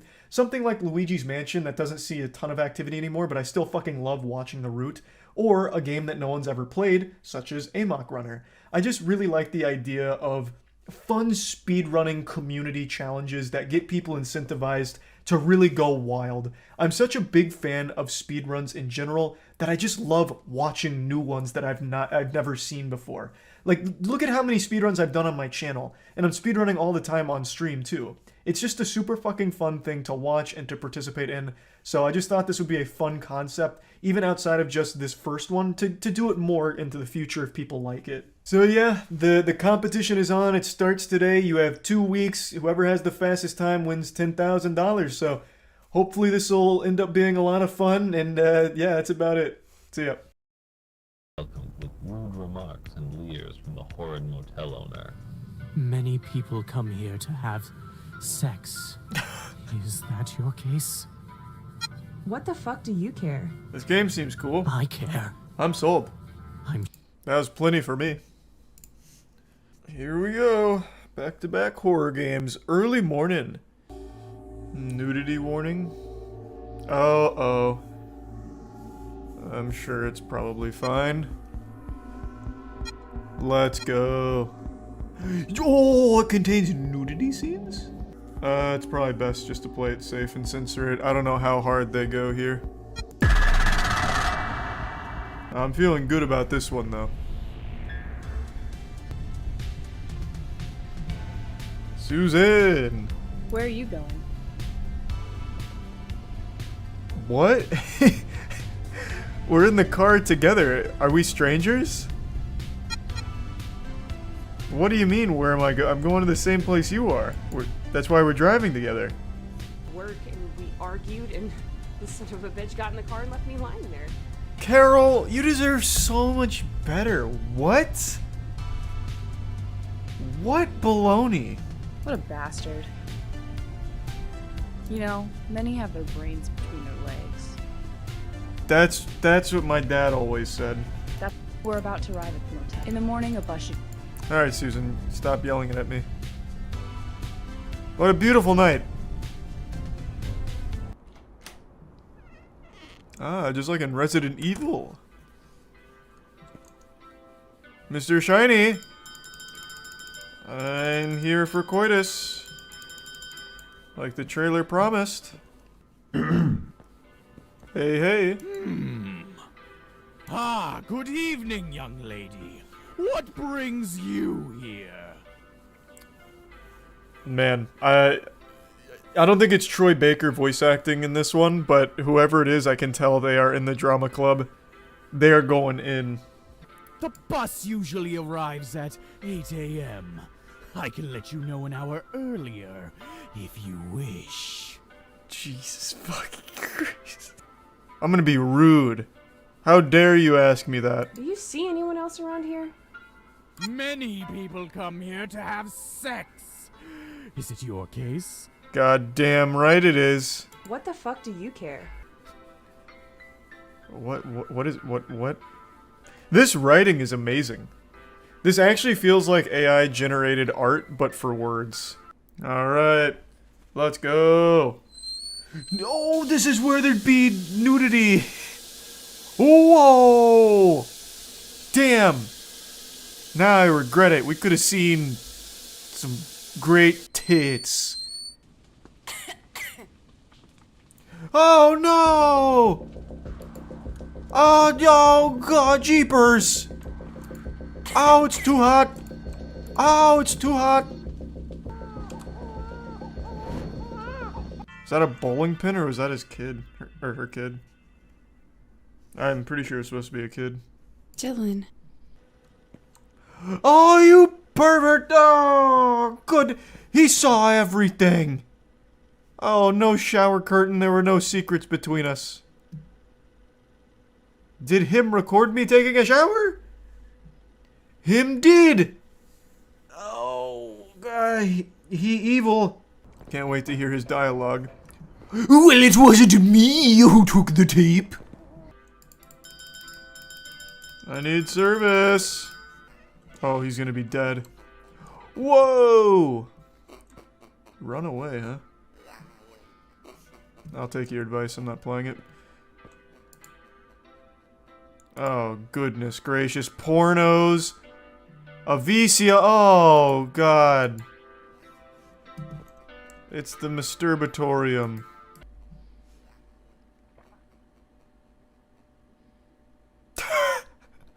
I see. You disgusting old man. This is shameful. Does he make porn movies by filming clients? Well, they're not clients, they're guests, Carol. Or if you want to go a step further, they're actors. You sick. I'll call the police and you'll rot in jail. Him is sick. I agree. Oh, the police? I don't think so! Oh, you're going to stay locked in here until I decide what to do with you, bitch! Oh, hey, come on now. There's no need for that. Maybe I'll fuck that sweet, hairy pussy! I feel like I'm watching Bible Black. This is good. This is great writing. Who wrote this? This should absolutely be nominated for the upcoming Game Awards. Nice. Huge. Well now, Mr. Shiny. The jig is up. Who's bouncing a basketball in here? Oh no! Mr. Shiny! Now he'll never get to fuck my sweet, hairy pussy! Oh. I'm sure there's not. Oh no! Wow, those controls are flipped. Holy shit, okay. Okay, that was just the intro. Are you talking about this?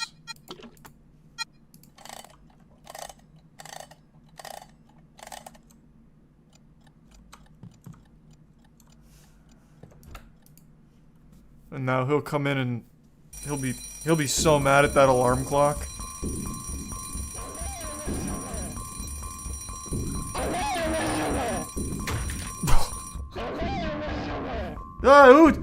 I hate technology. Okay, so I got a key to something. Oh no. Oh boy. Dylan! Dilbin! Oh no.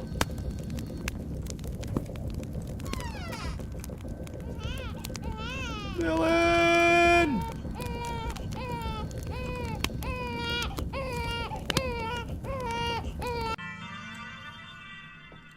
Just a nightmare. Alright, back to paradise.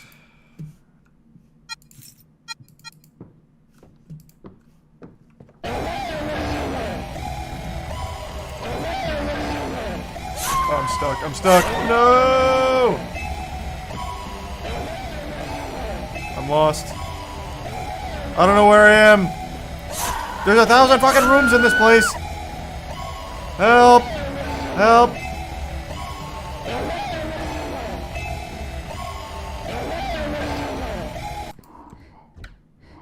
How did he find me?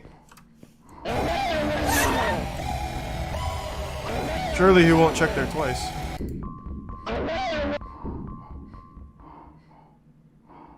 She's gone. Must have been the wind.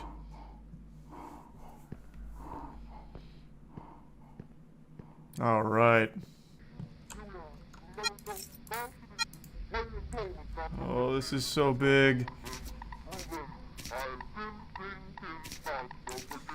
I just need to take the batteries to the Game Boy. I can only carry one at a time.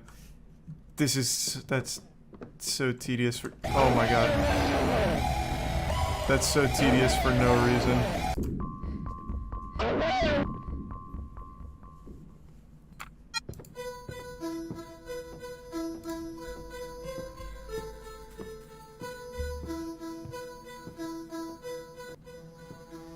Wait, what? I actually have to play it? I thought it was his score.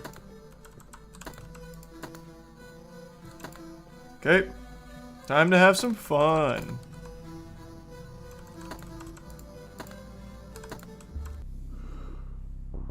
So what, when they were a kid, they used to do graffiti? Like, what am I looking at? Oh. If Mom sees you painting the wall again, she's going to put you back in the closet. So Carol wasn't Dylan's mom. Carol was Dylan's sister! Carol, get ready. There are 2 coming today. Friends. I don't know, but Mom makes me play games with them that I don't like. They hurt me. Why don't you tell Mom you don't want to play with them anymore? Are you not listening, Dylan? Our mom's a fucking psychopath. From now on, this will be your new home. You have plenty of room to run and play. All right. Come on, knock on the door to meet Mr. Miller. He's a good man. He'll take good care of you. Mr. Miller. Is this the guy that feeds raw meat? Oh, Dylan's the raw meat guy. I see. Big twist. Hey, the resub slug. Hey, how did you get here? Shit, I forgot for a moment. One of the tires on my car is flat and I don't have a spare. I had to come to the farm looking for help, but I heard screaming in the well. I've got the key to the bastard's van. Maybe we can get out of here in it. Great, let's go. That was thanks to my persistence in the face of adversity. My no-quit attitude. I know where the van is. I can't run. Susan, I have a... Oh my god. Just fucking firing in the turbojets.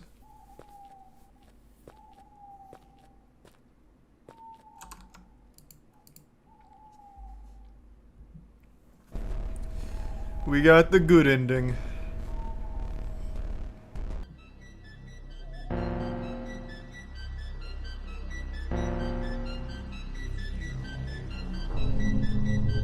Oh, goodness. Dylan. Dylan. Alright. Yeah, the beginning of the game and the end of the game were fun. All that generic shit of gathering things in the house is just boring. But the beginning of the game was amazing. With Mr. Shiny. Oh my god, wait, what? There was a gun in here?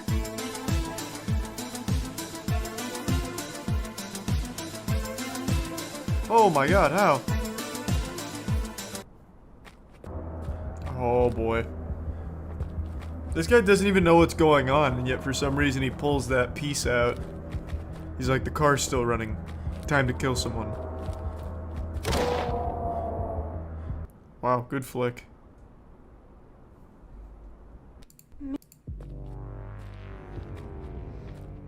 Damn, he's fast. Oh, Jesus!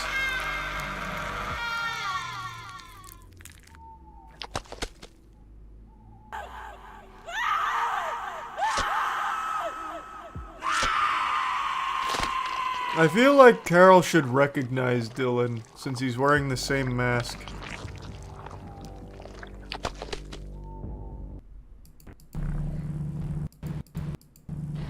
They had a couple different options. Nice. Well, we got the good ending on our first playthrough. Easy. How many of you are familiar with this story? This was called The Cookie Monster back in 2008. 2 girls that steal from the Girl Scouts. And it's actually kind of deep. Like, it gets wild. I won't spoil the ending or anything, but it gets kind of silly. And I'd never heard of this before, but I guess it was a big deal back in 2008. Basically, me and my friend Stephanie, we needed some money. We saw a girl selling Girl Scout cookies. We saw an envelope with money in it, and I grabbed it, and she drove away. That's free money, baby. Why did you do it? Because we needed money. We just wanted money. What did you... I think the Girl Scouts should be traveling with like a safe, like a lockbox maybe, and armed security guards. Because this is not the first time I've heard of them being robbed. It seems like that's kind of common. Like they set up their Girl Scout cookie stands outside of Walmart or Publix or something, and then someone just comes by and fucking mine. What about the people who would say, all right, you know, it's one thing to steal money, it's another thing to do it from a 9-year-old girl selling Girl Scout cookies? I mean, money's money. I mean, I feel bad it was a 9-year-old girl, but there was $150 in that envelope, and I wanted that money, and it was mine. How brutally honest. Like an actual comic book villain. Out here teaching life lessons. $150 easy payday. The only problem was we got caught. And I would have got away with it too if it wasn't for those meddling grocery store security cameras. I just want to say that I'm sorry for offending the Girl Scout organization, but other than that, that's it. I like the word offending there. As if that was the problem, like she insulted them and they took it personally or something. Instead of, I apologize for stealing from the Girl Scout organization, it's, I'm sorry for hurting their feelings. So, pretty smart criminal overall. But she's not the star of the show. This was mainly the sidekick, the Robin to the real Batman, Stephanie Woods. I mean, some people might say... You'll see her in just a minute. I heard one person that Well, doesn't... it's not her money. A I mean, it 9-year-old is. girl was selling it, but it's not like she was gonna make that money. So, it doesn't really bother me. The only thing that bothers me is my charges Those neurons are now. not firing. What was the other crime that you had been charged with? Domestic battery. Oh, huge. Pretty much, we just There saw she the is. Girl Scouts with their little protagonist. table, and but it's a crime. I know it's a crime, but it was an easy crime. It was easy. True. It was sitting right there. I mean, there's Literally taking candy from a baby. Like, you just stealing from a 9-year-old? Like, what are they gonna do? Put up a fight? No, sir. Who's a 9-year-old gonna beat? Not an adult. No shot. Like that. Yeah, that's easy crime. She's not wrong. She's making a great point. What a fucking maniac. there's a lesson learned now, but What's the lesson you say that you could learn out of this? probably not to get caught, or maybe not to steal. I mean, do you have any remorse about stealing from a 9-year-old girl? Right now, no, because I'm kind of pissed because I have charges and we had to give the money back anyway, so now I'm pretty pissed. Net loss, But unfortunately. I mean, some people might say it's... I don't feel sadness for that little girl. I mean, she's getting a lot of money right now from people who feel bad for her. So Is she in the same parking lot? I just noticed she like pointed over there. Are they still selling cookies? Like once this camera comes off, Stephanie Woods might just make her way over there, just meander over and steal a couple extra envelopes of cash from the Girl Scouts. Return to the scene of the crime, lightning striking twice in the same place. After this, a few years later, she got arrested again. Still can't get rid of the Cookie Monster name, by the way. It's what she's forever known for. And sentenced to 6.5 years in prison. Not from stealing from Girl Scouts this time. That was just her gateway drug to a harder drug, heroin. So, yep. A pretty expected conclusion, if I'm being honest. You know, this is something I think a lot of people saw coming. But she must have hired Saul Goodman because initially she was facing 9.5 years. But she took a plea deal, so it worked out for her. 6 years, rent-free, long con. True, she won't need to worry about gas money in jail. She's out of jail now, though. This was 2014, and she served 6.5 years, assuming she did the whole sentence. Like, she's out. So if your daughter's in the Girl Scouts, tell her to sleep with one eye open, because Stephanie Woods could be right around the corner. She's like the boogeyman. Being smart has its drawbacks. Yeah, that's what I was thinking, too, listening to her speak. Like, damn, she's quite intelligent. One of those true criminal genius masterminds. A victim of her own hubris, unfortunately. What happened to the other girl? I don't know who the other girl was. Stephanie Woods was really the star. I don't know shit about the other girl. I couldn't find any info on her. Maybe someone in chat knows for someone that's a little more familiar with the story than I am. In 2009, she was also arrested for robbery and kidnapping. She pleaded guilty. Man, I tell you, you steal money from the Girl Scouts one time, and then all of a sudden you're shooting up heroin in the bathtub and kidnapping kids and robbing other places. She stole like $400 from a gas station as well.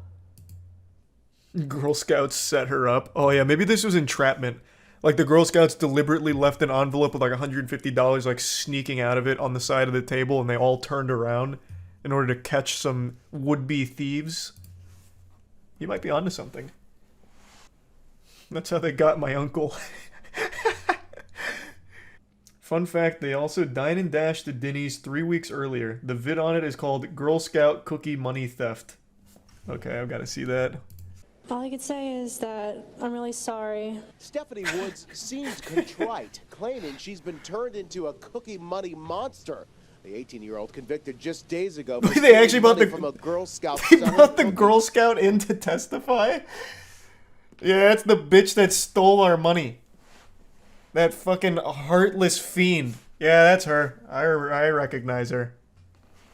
Put her in the slammer. Even though I think it'd be really unfair if I got 60 days in jail. A 17-year-old What do you mean? who's yet to be charged was with her in both the Denny's and Girl Scout thefts, and was Oh, now we get to learn about the take sidekick? stand, but Wood's attorney was nervous. She was going to turn against his client, so she took the plea. The family Days, despite this flip of the finger and then shove of our camera last week in court. Hey, Stephanie, come on. I don't have Hey, much of an come attitude on. anymore, really, except for the other day. But that was just anger. So what can I say? Her attorney Thus, says Wood's an plea of attitude. No contest was the best avenue, given the conflicting statements from her younger co-defendant. Oh, there's still more. It's the Girl Scout cookie thief like you've never seen her before, crying. Damn, in she was a court celebrity. After the judge throws the book at her. An out-of-control drug user, and sent her away to get her life back on track. She will have up to 3 years to do just that. Holy shit. The road for 18-year-old Stephanie Wait, what the Woods. She fuck? arrived- Wait, so she was sentenced even before the 6.5 years? Wait, did I just miss that in the article? So she just bounces from prison to prison. So she had a 3.5 year sentence before the 6.5? There's still more? From juvenile detention to the county jail, more punishment for Stephanie Woods, the so-called Girl Scout cookie cash thief. Another sentencing for Stephanie Woods. This I'm adding time an in extra Stafford. year because I just A hate the juvenile letters judge from had your already fans. ordered Woods into custody and into drug treatment, but Judge Cohen says it should stay, and he gives Stephanie 3 days in jail as a deterrent. The judge, I think, did the right thing. I really do. Damn, what a story.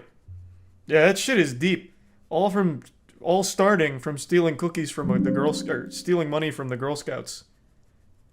Wild. Crazy how it all ended up. Well, I guess not really crazy. Kind of expected.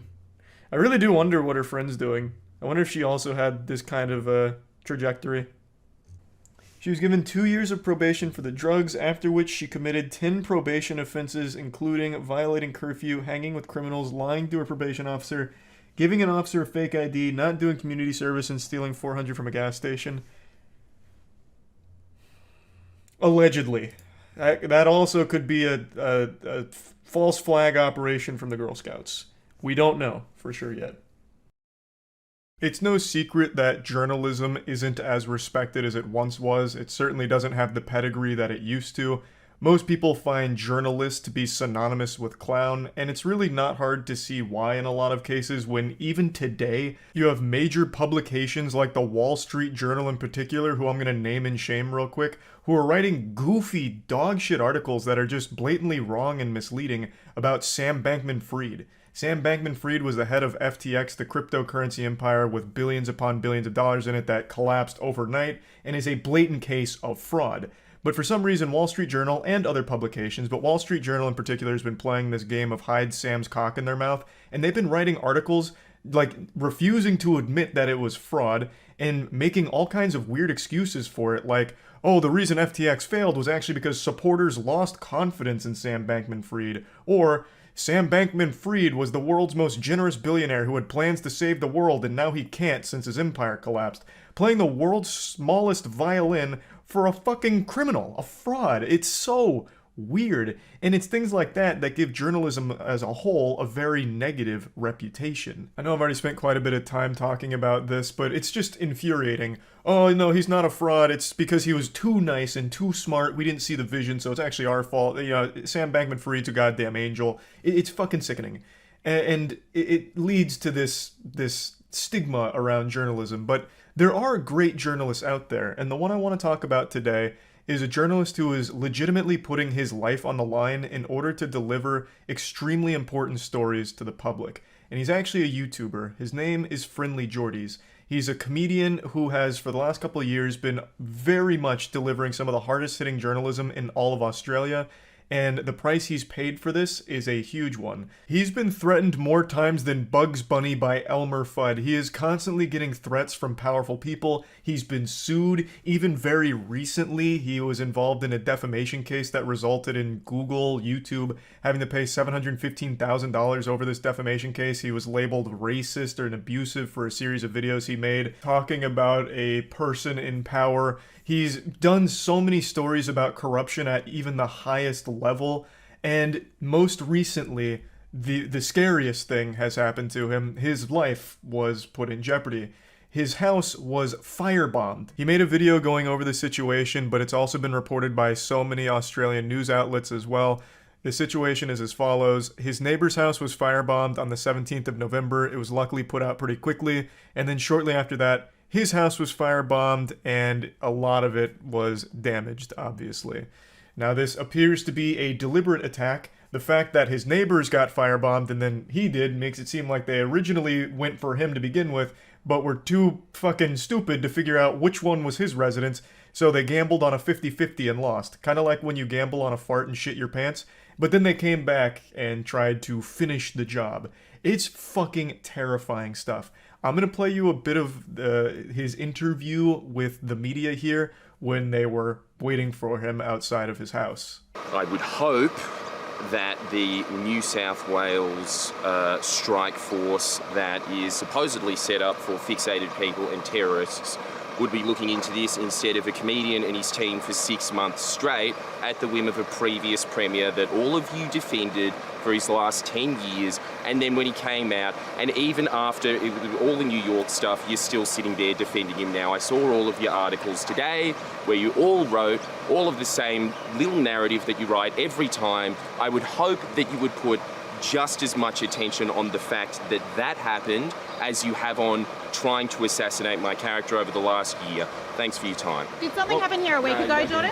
Now, his real name is Jordan, and even in the face of his life being threatened, he still rolls up calm and collected like Kratos, keeping his slapping hand primed and ready for these media cheeks. And it's not like his anger is misplaced. He has had very less than favorable articles written about him with a lot of labels attached to that, which I don't think are deserved when the entire purpose of Jordy's content recently has been exposing corruption at the highest level, which is an extremely important thing to be doing, where I feel he should be rewarded instead of vilified. But, you know, that's just me. I don't live in Australia here, but he has been treated very poorly by the people that are now standing outside of his home, showing no empathy at all. No sympathy at all, just trying to circle around like vultures on roadkill to get their scoop for their clicks, and he rightfully is upset at them and points out a bit of the hypocrisy surrounding it. I'd also like to add a bit of context surrounding Jordy's statement about the fixated people and terrorists statement he made in that clip. Well, it's because one of his producers was arrested by the unit that's supposed to be monitoring and stopping, like, terrorists, I guess. It's the Fixated Persons Unit. His producer was arrested for stalking. What a remarkable joke. It would almost be laughable if it wasn't so goddamn scary. He was arrested for stalking and intimidating when doing their reporting on the person that they were talking about by the goddamn department that's supposed to be about, like, you know, threats, like terrorist threats. Like, holy shit. That is mind-blowing. So Jordy's really does have every right to, of course, be upset. And obviously, after his house being firebombed like this, it's a fucking terrifying situation. He does very deep reporting. He exposes a lot of corruption, and I feel like he's probably one of the hardest hitting journalists Australia has at the moment that I'm aware of. He's celebrated by a lot of Australians as well for all of his reporting, and now his life is in danger, and it's hard to say who's responsible for the attack. He mentions in the same clip that because he's been doing reporting on, you know, a lot of corruption at a very high level, it's hard to say who actually may have carried out the attack. Obviously, we've done some extremely dangerous reporting over the last year, I suppose, of a bunch of extremely powerful people and corporations. There is many people that would want to do that. I obviously can't say who I suspect it is, but I do have like a short list in my head of who I think would have done it. What a fucking horrifying situation for anyone to be in, and yet somehow Jordy's maintains a very composed demeanor. He continues joking throughout the rest of the video, even joking about the situation, and somehow staying, like, calm and collected, which is fucking baffling. The man is just built different. He's got tungsten throughout his body. It's fucking wild. Now, it doesn't matter how you feel about political opinions or whatever. I think everyone should be able to agree that his house being firebombed is outrageous. That's a huge problem, and it should result in a very thorough investigation that leads to people being arrested for this act. I think everyone should agree with that. But yeah, I want to mention that Jordy's also does have a Patreon if you want to directly support his content beyond just watching the videos. I'll go ahead and link that in the description below. And yeah, I think this is just terrible that it happened, and hoping for his safety in the future, and hoping they catch whoever was responsible for the firebomb attack. That's about it. So yeah. The day of reckoning is upon us. The Armageddon the Bible warned us about has finally come true. The demon of Dogecoin has taken over Twitter, and he's already made some massive changes internally. It took only a matter of minutes with Elon Musk at the top of the Twitter food chain for him to let WrestleMania run wild and start firing people, including 3 top Twitter executives, the CEO, the CFO, and the chief legal officer. All of them were immediately just let go by Musk. Now, of course, they're not leaving without some compensation. They're getting a lot of money in this firing, but even still, he just took 3 of the top executives and just said, pack your bags. You're going home. But before I get into those changes, I want to go over the reception to this news, because I've already seen some wacky tantrums being thrown about it, and overall people are more divided than my butt cheeks on how to feel about all this. So I want to give my perspective right away. I'll toss my take out there. I think this is just going to be a huge nothing burger that most people are going to forget about in 2 weeks, because there's not going to be any meaningful, noticeable difference in the platform itself with Elon Musk at the helm. I think the problem with Twitter isn't necessarily a platform problem, it's a people problem. It's just fucking dumb, stupid idiots on there, and since everyone has a voice that's amplified because of just how big Twitter is, those things gain steam, gain traction, and then you have people always arguing with each other over the stupidest shit.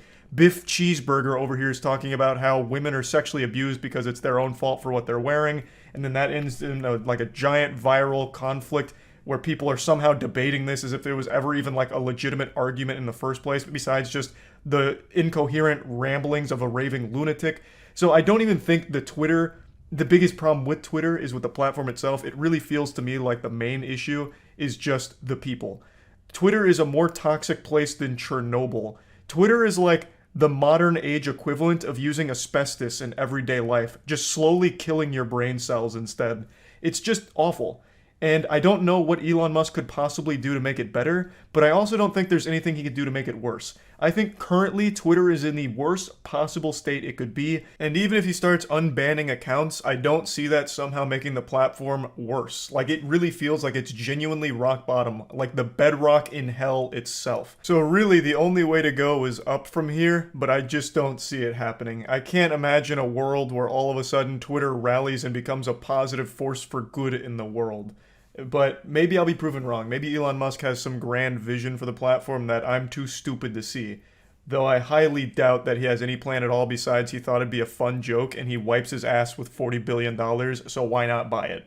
So anyway, that's my whole take on it. Oh, I will say though, as I've been very upfront in the past, I'm not a huge Elon Musk fan. I'm not like a diehard Musketeer or whatever the super fans call themselves, or the cult-like following he has with crypto bros who huff copium every single day, replying to all of his tweets, praying that he'll at least give them a crumb of attention to try and save their dying shitcoin. Yeah, overall, I'm just not really an Elon Musk supporter, and even I don't think this is going to somehow plummet Twitter into an even deeper shithole status, but some people really seem to think so. I won't go through a ton of them. In fact, I really only want to look at one. Most of the responses were very pretentious and exaggerated about how this is like going to ruin the entirety of society. This is going to plunge us into a deeper divide, and everything's ruined now that Elon Musk has Twitter. But the one I want to focus on is one that I saw floating around all over the place, and it said, "The gates of hell opened on this site tonight." As if they weren't already. There are pedophiles using Twitter openly. Zoophiles that get viral posts talking about how zoophile acceptance is important. Twitter is already the gates of hell, and we are constantly taking a look into the abyss. That's not going to change with Elon Musk at the helm now. It's not like it was in a good state before Elon Musk. It's not like Elon Musk came in here like a burglar in the night and stole the crown jewel of society. He basically came in here like a garbage man and swept up a pile of dog shit and kept it to himself. Nothing is really much worse right now. I don't know what this journalist who made the tweet was seeing. I don't know where they were that all of a sudden Elon Musk taking over suddenly sprung forth all kinds of foul miasma that just spread throughout all of Twitter like a plague. It's exactly the fucking same. The only thing that has changed is internally, and they are big internal changes. By firing these top executives, he's sending a message that he's just gonna run this shit with an iron fist, and he's been very adamant about making Twitter more welcoming to free speech and less censorship. I'm not a fan of censorship, I've made that clear. I have an overall dislike for censorship, so it's not like I'm exactly crying over him firing people that were very for it. So him firing these people doesn't make me upset. It seems to have made other people upset, which surprises me considering most people don't like the state of Twitter pre-Musk anyway. So I don't think there's anything wrong with trying to change course and experiment with other options to make Twitter somehow marginally better. He said in a Twitter post that he's going to be forming a content moderation council with widely diverse viewpoints and that no major content decisions or account reinstatements will happen before the council convenes. And so far, this is the only strategy he's revealed publicly with this team that he's going to be setting up. And I guess we'll see how it all plays out. I, again, don't think this is going to lead to any massive changes, positive or negative, to the user experience on Twitter or the platform as a whole. I guess we'll see, though. I'm always up to be pleasantly surprised. Well, if it's positive. So yeah, that's about it. See ya. Today was just one of those days where I was smiling and I was in too good of a mood. I knew I needed to humble myself, so I did what any sane man would do. I watched an episode of The Button to make myself upset. The Button is one of the weirdest dating shows on the internet, if you can even call it a dating show. It's more of just like a war between two people pretending to be romantically interested in each other in order to squeeze as much clout out of the production as possible. Hello. Hi. I like your shirt. Oh, thank you very much. Yeah. I appreciate it. Did you get it at like a thrift store or something? Oh yeah, I got it from one of my friends. Yeah. Nice. I feel like this was such an aggressive opening here, like we were in round one of a boxing match and she came out swinging for the KO. Hey, nice shirt. Did you get it from a thrift shop? Like, it feels like it's almost an insult to him. I don't know if she meant it that way, but what if that's Trey's favorite shirt that his grandma gave to him and he wears on special occasions, you know? Like, what if he came out here and said, "Yeah, thanks, I liked your pants, where'd you get those? Stupid town?" How would you feel, huh? Trey makes 1,000 plus tortillas a day. I do make a lot of tortillas every day. For like work or? Yeah, that's how I make my money. That's kind of what I do. I grew up eating a lot of Mexican food, so. Oh, really? I like tortillas. Well, oh, hey, yeah. You know, if you're hanging out with me, you can get fresh tortillas anytime. Nice. I gotta tell you, I don't think I've ever seen a wink executed in a way that comes across as anything other than odd. Like, that's usually just a conversation stopper. Nothing puts the brakes on a social experience quite like someone winking at you. Especially in the context here where they're talking about him making tortillas. I don't know why he would wink after talking about tortillas, but, you know, God bless. Unfortunately, it wasn't suave enough and he pays the price. not too big of a fan of tortillas then, yeah. Maybe All right, can I get the fuck out of here? Or what's the? Sure. Yeah, sounds good. That date lasted about 18 seconds, but it felt like it was an entire 2-hour movie of sitting through that in real time. Abby hates feet. Why do you hate feet? I just think they're really gross. Can you show her your feet? Do you want me to show you my feet? Yes, please. Oh, nice. Cool. How do we feel about the feet? The button is the world's worst wingman. It just comes at you to like air out all of your dirtiest laundry for no reason. You'll be having a totally normal conversation and the button will chime in and say, "Hey, this dude's got smegma on his wiener. What do you think about that?" Like out of nowhere. And then it immediately leads to situations like this. Though admittedly, the guy here does share some fault because after hearing that she doesn't like feet, I don't know why he'd agree to showing her his feet. He was doomed for failure from that point forward. But I appreciate the power move. Just throwing those tootsies out there for the world to see without a second thought. Hughes? Why did you reject me? Oh, I'm just not really like an outdoorsy person, but you're really no awesome. worries. Yeah, Nice to meet you. yeah, you're so nice. I actually respect this from the guy here. Plants both his feet, puts his stompers on the floor, puffs out his chest and says, "Why did you reject me?" As if it's any mystery. She hates feet and you just whipped out your stinky toes in front of her and I think that was pretty much put in the books from that point forward. But I do like that he tried to enter the DPS phase of the boss battle here by asking her like an explanation for the rejection, for which she tried to come up with something, saying that he's too outdoorsy because he mentioned climbing, which I think is just the first thing she could think of. What makes you horny? Sorry? What makes you horny? Makes you horny? I don't know. This is weird. I'm an ass man. Is that weird to say? Oh. Sorry. You can see this guy was itching from the jump to slam that button down. He said he did it for the boys because none of the guys got to press the button. Though we're only 2 contestants deep, so it's not like it's been all day. Or maybe it has. Maybe they just cut out a lot of content, not sure. But this man came in here on a mission. Said he was going to take down the raid boss, and he did. And he also said that he was an ass man in the process, so, you know, good on ya.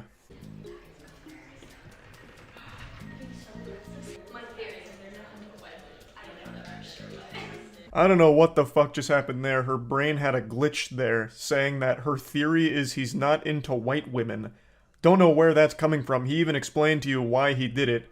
He did it because he just wanted to take a W home to the gentleman's locker room here, since none of the other guys got to press it before she did. And for some reason, she came up with like an excuse, saying he's not into white women, perhaps. That has nothing to do with anything. Even if you had like a full conversation and he pressed the button still, it doesn't mean he's not into white women. It means he wasn't into you specifically. We did like this promo video for the kids, like this like rap Christian video, and I did it. We gonna, oh, that's crazy.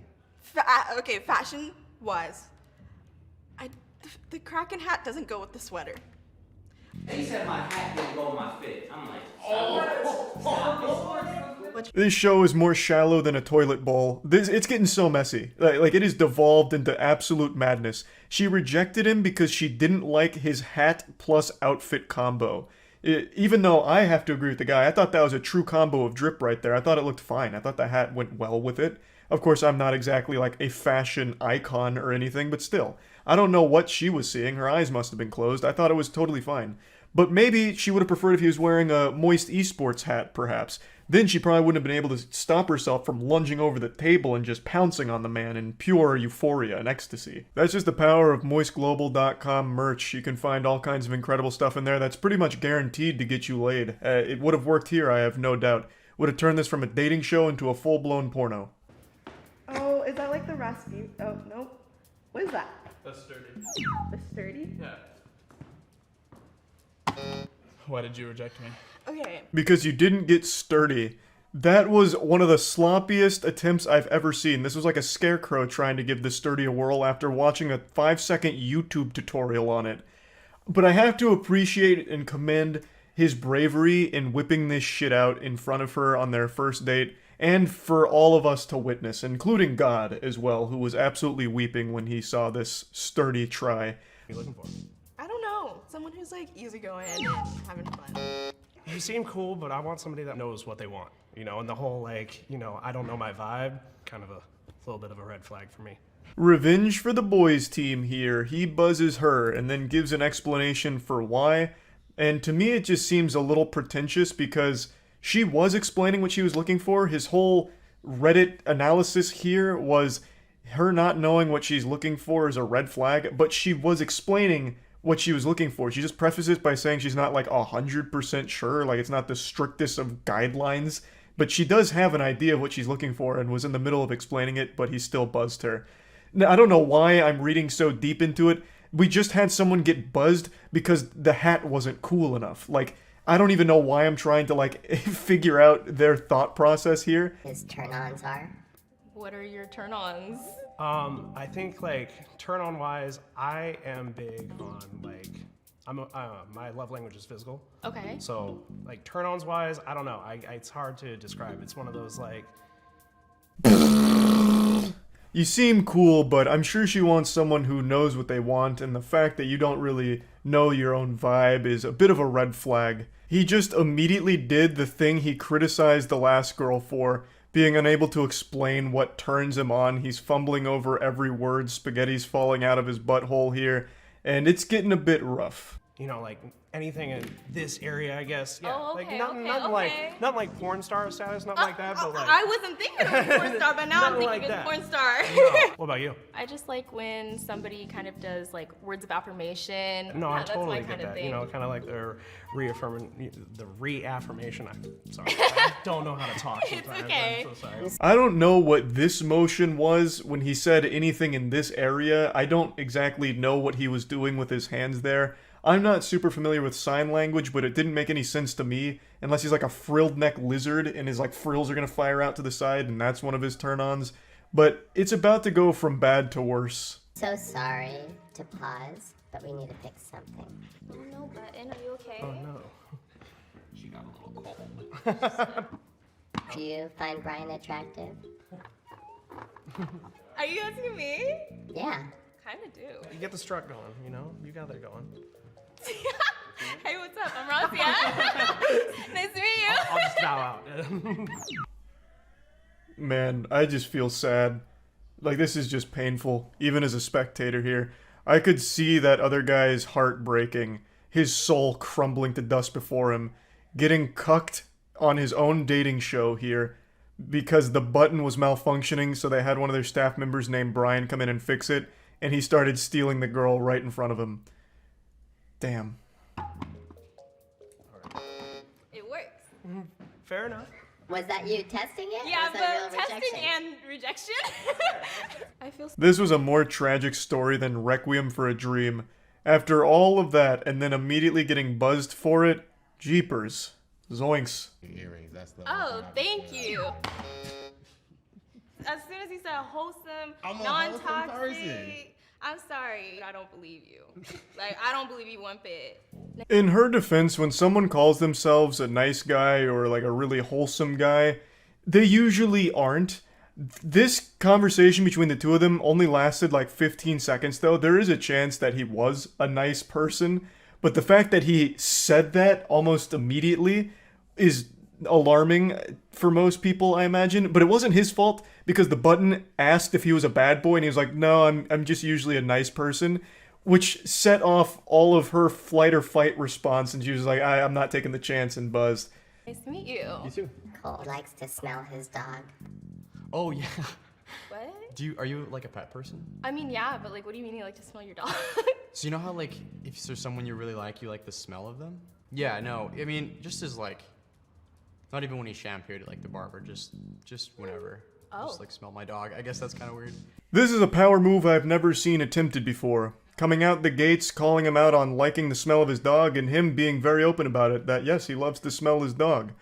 I'm sure you can imagine what happened next. They go on a second date, and they get married, and live happily ever after. And everybody clapped in the studio. He did a great job.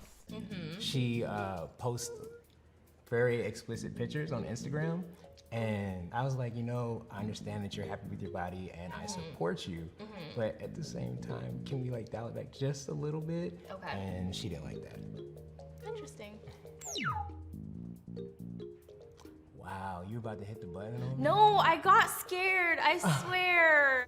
This guy seems like a saint. Like, goddamn. So she asked, what would your ex describe you? Like, how would your ex describe you? And he was just like super honest and open. Like, my ex would probably call me controlling, but here I'm going to defend myself against what my ex might say. And then goes in to say, like, she used to post explicit content online, and he's totally fine with that, supports her, but just asked if she'd dial it back, and apparently she didn't like that. And she didn't press the button, so, I mean, that's a good sign. I'd be interested in going on a second date. I too would be interested in going on a second date. You don't press me, you win the I'm button. not even gonna look at it, so if you hit it. Ouch. Why'd you reject me? I don't know, I just couldn't get over the little like thing that you were talking about with your ex. I kind of do like to post freely. I don't like anybody to hold me back. That was kind of my issue with my last relationship. Plot twist I'm sure you didn't see coming. This show continues to pack the wildest surprises you'd ever imagine. So instead of winning the competition, she throws no one wins. I will say, I think the reasoning is still a bit weird, because the guy even said, like, he was supportive of her, just kind of asked, like, hey, maybe just not so much so often, which I don't really think sounds unreasonable, nor does it really sound like it's holding her back. You know, it just, I don't know, didn't strike me as like a huge red flag kind of situation. But anyway, that's where the button concludes. That's it. So yep. 2 weeks ago, a cheating scandal caught the attention of the entire world, and since then, it's been a non-stop roller coaster of action, drama, suspense, mystery, blood, violence, and it's just been unreal to watch it all unfold over the last few weeks. It's becoming one of my favorite shows, up there with like Breaking Bad. There has been more plot development and character arcs and shit in this drama than in most major television programs. I'm talking, of course, about the Hans Niemann vs. Magnus Carlsen cheating scandal. I covered this when it first started 2 weeks ago, but I'll give you the quick, dirty, and sloppy of it. So Magnus Carlsen is the best chess player in the world, and in a recent tournament, he went up against Hans Niemann, who was a lower-ranked player. It was expected to be a complete fucking steamroll, but Hans Niemann was able to pull off the upset and beat Magnus Carlsen, and in a subsequent interview didn't do a great job of explaining his prep and how he was able to do it, so this led to a lot of people getting suspicious, as well as Magnus Carlsen himself withdrawing from that tournament and then making hard accusations of cheating against Niemann later on. And I followed it ever since. I've only made 2 videos discussing it, but I've been following it actively on stream. I've become this rabid animal hungry for more chess drama developments. I'm constantly refreshing the chess subreddit to see if there's any new bombshells dropping, and when there's not, I'm scratching at my neck, and I feel off. You know, it's kind of like Bane, how he has to be like sucking on that venom to stay big and strong, or even to survive. That's me with this chess cheating drama. It's just so wacky and wild. The main thing that put this into the public eye is the anal bead controversy. I'll give you the brief rundown here, the cliff notes. People speculated that Hans Niemann may have cheated against Magnus Carlsen by having vibrating anal beads in his asshole that would vibrate, telling him the best moves to play against him. That's what the media latched onto, and that's what got people drawn in. Now, that's of course not entirely accurate. There's no proof of any kind of high-tech butt plug or any kind of rectal devices that Hans Niemann may have employed during this match. There's no evidence there, and we don't have a time machine to go back and have Hans goatsy himself so we can check for ourselves, so that is still always just going to remain a bit of a fan theory, some fanfic. But since then, there's been so much that's happened. I'll go ahead and fill you in on the most recent stuff. Hans Niemann's coach, Maxim Delugi, was publicly outed as a cheater. There was a massive write-up all about how Delugi has cheated in the past. He's even admitted to cheating, and this was obviously a pretty big deal since not only is Maxim Delugi a very big chess player in and of his own right, he even has his own school, but he is the coach of Hans Niemann, who is also being accused of cheating, so it's obviously a bit of a bad look here. But of course it would be foolish to say that because Hans Niemann's coach was cheating, he himself is also cheating. You know, he's not like some baby latched on to Maxim Delugi's tit and suckling milk from it and emulating him. So I think the people that were using this as definitive proof that Hans Niemann was a cheater as well, I think is a bit ridiculous. But today, yesterday actually, time is moving so weird recently. Like this drama has created this weird like time dilation vortex where everything moves at a different speed. So I'm getting confused on what day it is now. But yesterday, Hans Niemann was once again thrown into the spotlight with even harder accusations of cheating, this time by chess.com themselves, who defended their position for why they banned him by releasing a massive report that claims that Hans Niemann most likely cheated in over 100 online games. This is a 72-page report that attempts to prove that Hans Niemann most likely cheated in multiple online games, some of them online games for prize money. Now, Hans did admit that he's cheated in his past before, but he maintained that they were mainly unranked games and that he had only cheated like when he was 12 for online prize money. But this report seems to indicate that he has cheated in more online games than he let on, as well as some of them, a few of them, being for online prize money. And for some reason, people were calling this a nothing burger. And I had to scratch my head. Myself, as well as many others, immediately recognized that this is not a nothing burger. At the very least, this is a something burger junior with a side of fries, because it also includes emails between chess.com and Hans Niemann, where Hans Niemann does openly confess to cheating in at least one instance, where he claims that he was having someone help him with moves in order to test chess.com's systems, which I think is kind of weird. You know, that doesn't make a whole lot of sense. That seems like an excuse I would have come up with when I was in high school for why I didn't do my homework. Now, yes, the report from chess.com lacks any hard evidence to suggest Hans Niemann has ever cheated in over-the-board chess, but this is a reputational nuke. This is a huge deal because it directly contradicts not only the claims Hans Niemann made about himself and the amount of times he's cheated, but also showcases that he has cheated a lot in general. You might remember during an interview after all of this started blowing up, Hans Niemann publicly confessed to cheating in his past. He said he cheated when he was 12 as well as when he was 16. All online games, maintained his innocence in over-the-board chess, but said he has cheated in online spaces before. When he was 16, it was mainly to like speedrun the ranks a little bit so he could climb faster so his streams would pop off more because the stronger the player, the stronger the audience. But he really kind of made it seem like it wasn't something he was doing super frequently, over 100 times. And according to the chess.com report, some of those were with prize money on the line. So that is a massive deal because at that point, you're scamming your competitors out of potential winnings because of cheating. Like, that is a huge deal. And not all of that happened when he was 12 and 16. The chess.com report indicates he may have been 17 during some of the cheating, and not all of the prize money cheating was when he was 12, apparently, I suppose. Now, there is another little dessert item here that I think is worth mentioning. Chess.com is currently in the process of acquiring Play Magnus Group, which is Magnus Carlsen's chess group, for $82 million. An $82 million merger with Magnus Carlsen. So why is this prudent? Well, it should be obvious. Because it's in chess.com's best interest to side with Magnus Carlsen. Now, whether or not this would skew any of their data or make them unreliable to analyze these things, I don't know. I'm not smart enough. But clearly, since they just spent this much money on Magnus Carlsen and his group, they're not going to paint him in a bad light. And of course, after spending this much money, they're going to be on his side for everything, I imagine. Magnus Carlsen could release a tweet right now saying the world is flat, and chess.com might retweet it saying he's right, and here's our proof to corroborate Magnus Carlsen.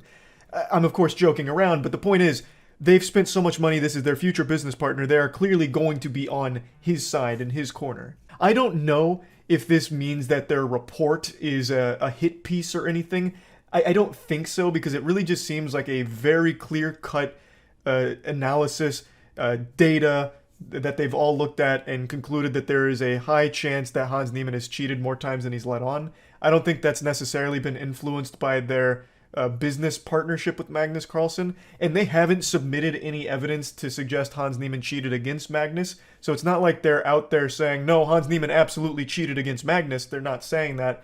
They are just releasing information that continues to say that Hans Niemann has a cheating past, which he does and he has admitted to, and chess.com has shown that it's more than he's said.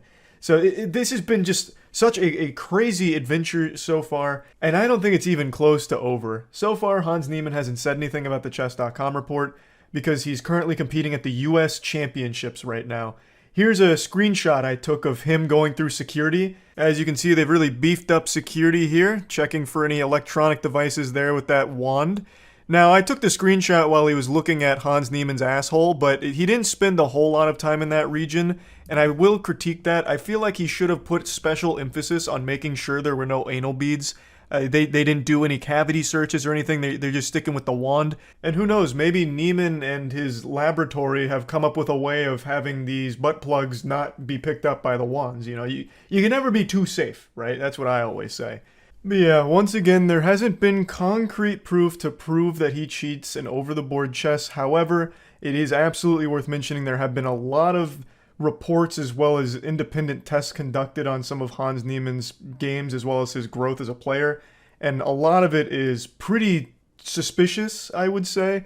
Again, I'm an 1100 player. I'm nowhere near qualified enough to opine on the evidence that's been submitted. But I will say all of it is looking at the games and comparing them to engine moves, as well as comparing his growth to some of the greats in the chess community, and them pointing out the oddities of it.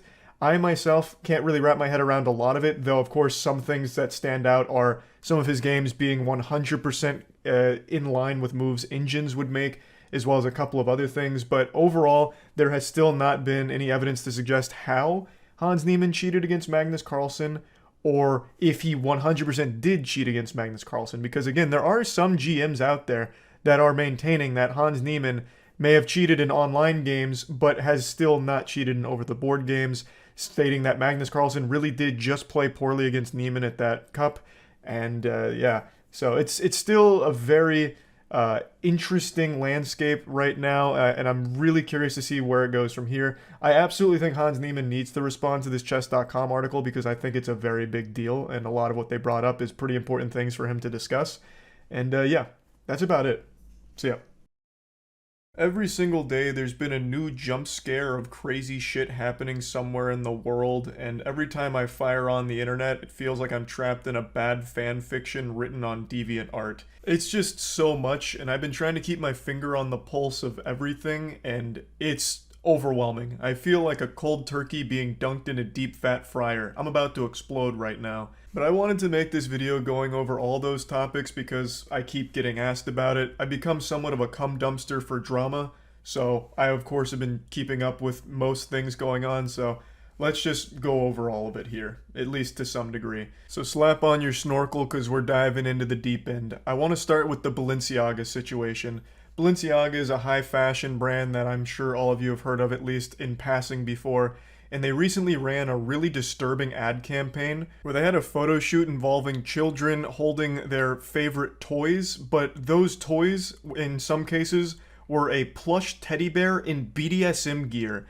There were some other awful ones as well, but that's the one that stood out to most people because it was actual BDSM gear, and also a little girl was surrounded by like wine glasses and a spiked dog bowl. It's fucking awful stuff. I don't know who in their right mind came up with this idea or how they okayed this. They must have brought Jeffrey Epstein back with necromancy and asked him for some input on their next ad campaign, because this is bafflingly awful. And Balenciaga put out a pretty bizarre statement about it by making the claim that kids were never even supposed to be involved in that photo shoot with the BDSM bears. But that seems provably false because the photographer who took the pictures has an entire career out of doing that in a very different way. So this photographer goes around the world, takes pictures of kids with their favorite toys out. And that seems to be what they did here for Balenciaga, but the toys they made the kids put out were the BDSM bears, the spiked bowl, and shit like that. The photographer, Galimberti, also came out and said that he had no say whatsoever in the items that were displayed or anything. He was just instructed to go to set and take the pictures in his signature style. So it seems it was a Balenciaga decision, not a him decision. From what I can tell, the photographer takes these pictures of kids and their toys, and it's supposed to be like a wholesome thing, but with Balenciaga, they completely bastardized that and turned it into something very fucking different.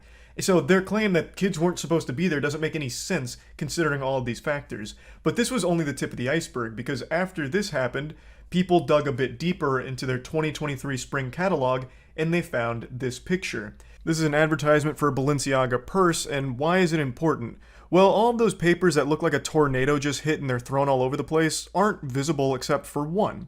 And if you zoom in on that picture, you can see that it's a 2008 Supreme Court case involving child pornography.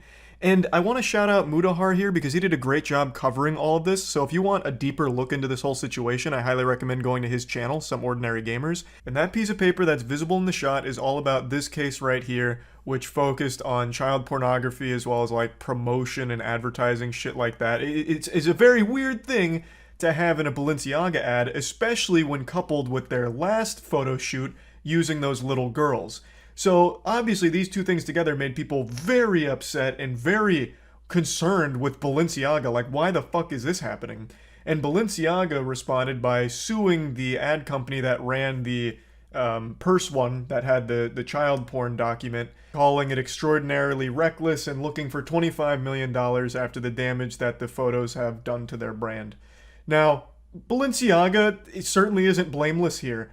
Like, Balenciaga didn't just pass these things off to the ad firm here and let them run wild, Hulkmania running wild on their brand without any say-so from Balenciaga. There's no shot. They wouldn't just let them make their own shit and then publish it without Balenciaga ever coming through and approving it.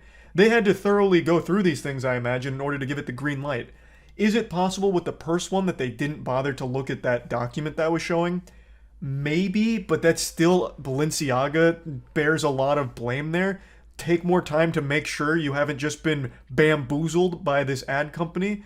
And in the other case with the photo shoots involving the children, Balenciaga seems to be the one that was behind that and then just brought a photographer on to take the pictures. Like, that one's entirely on them. So, with that in mind, it's kind of easy to see why people connect the dots that Balenciaga is, for some reason, trying to promote their brand using children in a very inappropriate manner. So that's kind of the gist on that situation, and I'm going to just go ahead and move on to the next one. But again, if you want more information on it, I do think Mudahar from Some Ordinary Gamers does a great breakdown. But moving on to the next one, this one isn't nearly as serious. The new Mario trailer dropped, and everyone asks me what I think of Chris Pratt's voice. But before I get into that, I'll go ahead and address the Christmas tree being absent in the background. Io is obsessed with eating the branches, which of course is not good for a cat's digestive system. So I've had to remove the tree because she keeps trying to devour it and trying to steal Christmas like the Grinch here, because she just really likes the little branches on it. So that's why that's not there. And yeah, just want to clear that up. But back to Mario. Trailer dropped and a lot of people were debating, does Chris Pratt's voice suck ass as Mario? And people have been asking me what I think, so I'll just go ahead and give my opinion on it. I don't think Chris Pratt would have been a horrible fit if he put more effort into it. It really feels like he just phoned in his whole performance, at least based on this trailer. Of course, the full movie could come out and it could blow me away, I guess. But in this trailer, it feels like he's not even trying. Like, half the times, it sounds like he's delivering his lines while he's about to pass out from Xanax. Like, it doesn't really seem like he's giving it his best. Whereas Jack Black as Bowser, I thought fucking crushed it. I think Jack Black was a great casting choice for Bowser. Chris Pratt, I'm definitely not sold on. It doesn't really seem like he's trying.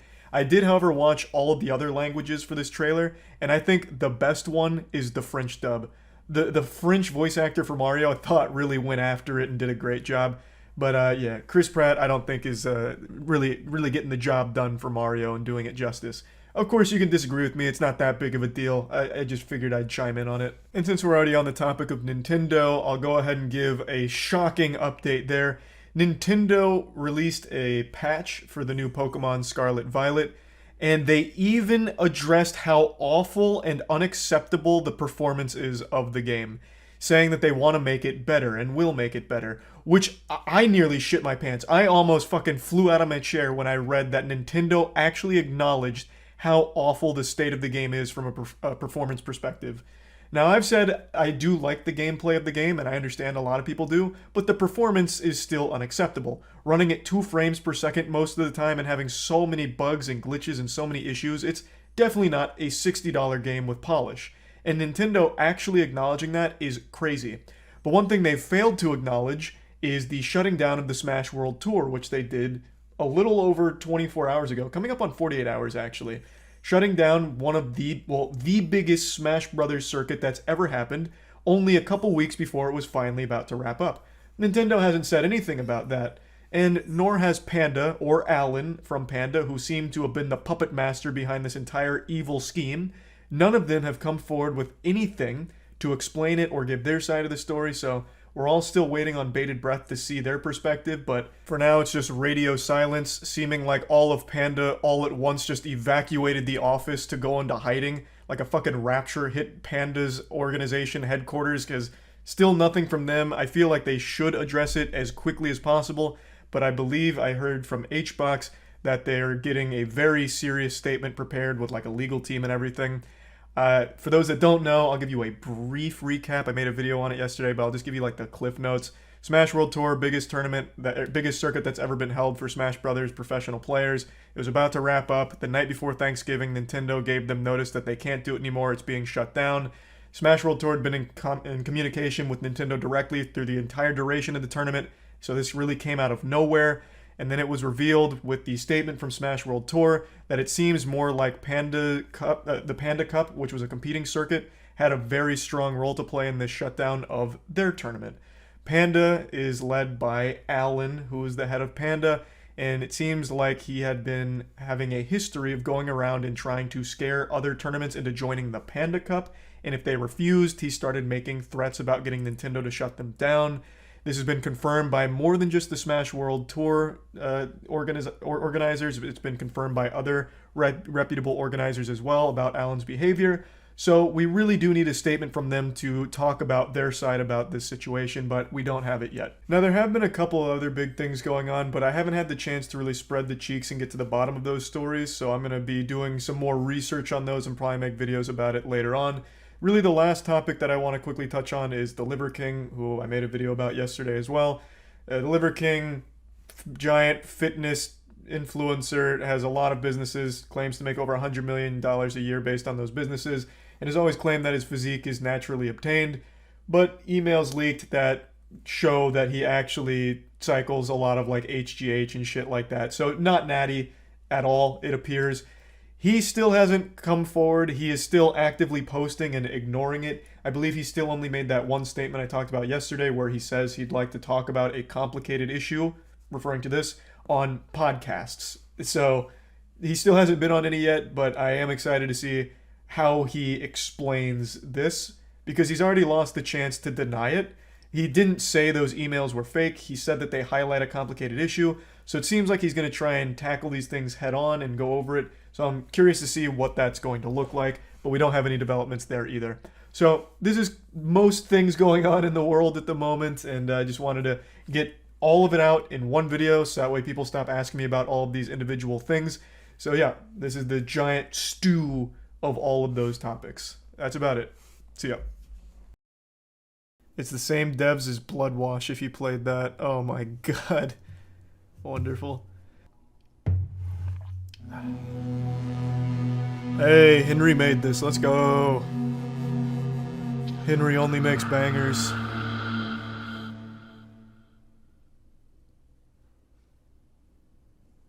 Yeah, this looks like Bloodwash. Alright, I'll turn the lights off.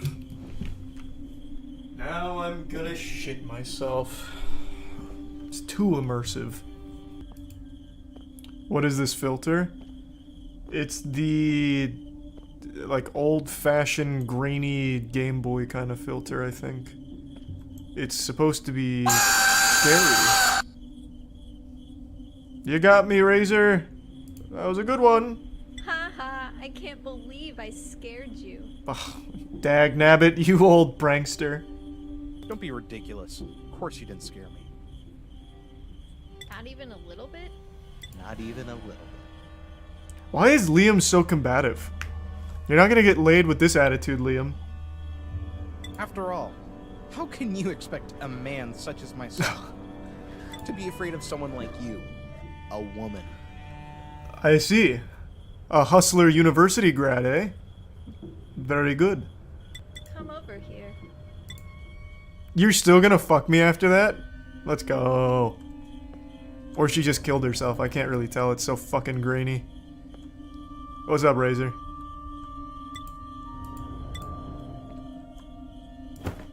Oh, baby! Whoa, are you serious? I'm serious. You can get lost if you don't come back with a condom on your dinghy. Who wrote this? I'll be back soon.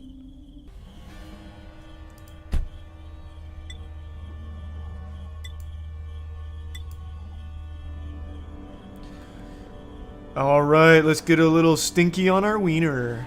Game time. I'm coming, Razor. Let's take a peek at those titterooskies. No! She's being... Oh, God! Such an aggressive motorboat. No!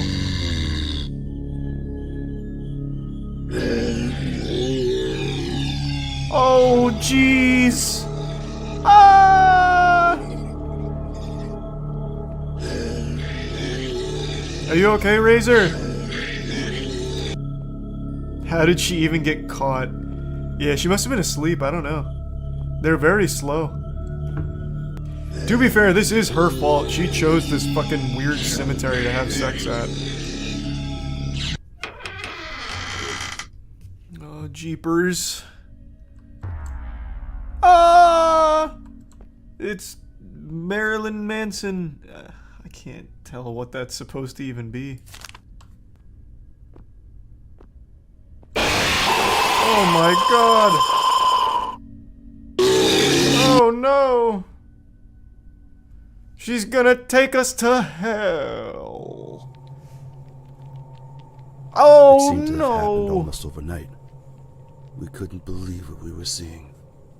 Everyone thought it was some elaborate hoax, but we were wrong.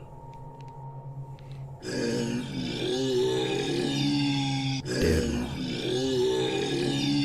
They move so slow though. How would you ever get killed by these? Ah! The resub Loca. Oh goodness. The love of my life, huh? I mean, we could have moved the body. Like anywhere else. Hell! That's a bad place. Yeah, this is gonna be scary. I didn't know this game took place in hell.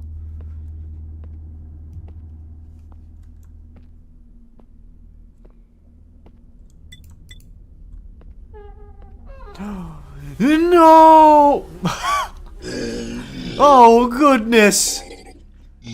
He even hurt his little ankle. What did he just say? Shungite? What did he say?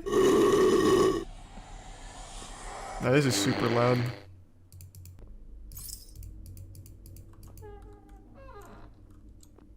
Oh, it's the hammer from Super Mario Bros. Or Super Smash Bros. Which is set in the Super Mario Bros. Universe. That's huge. Oh no! Oh goodness.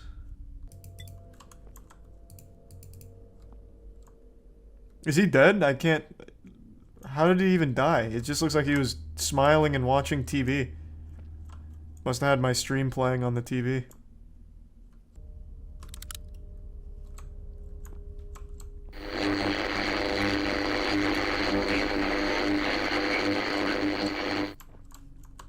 No! I can't believe I had to kill her! It's all so cruel.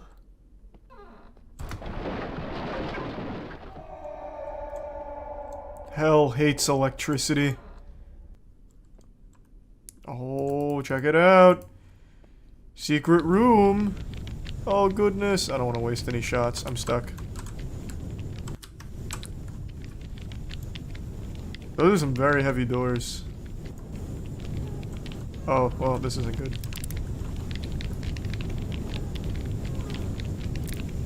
No! Ah! Oh, wait. Ah, I see how it works. So if I get grabbed while I have a knife, it automatically kills them. He wiped his nose on you. Yeah. Yeah, he did. Kind of fucked up. Don't make me do it! He's just a boy! Okay, come on. I really don't like wasting my knives.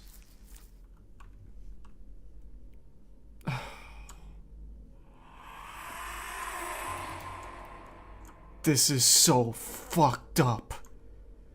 Even the kids have succumbed to hell. Is nobody safe? I bet there's a cool secret area over here. No! Ouch! Oh, God! Jeepers! Zoinks! Oh, that didn't kill me? Alright. Can I just pop that back in, maybe? Stay back! Why did it have to come to this? That was big.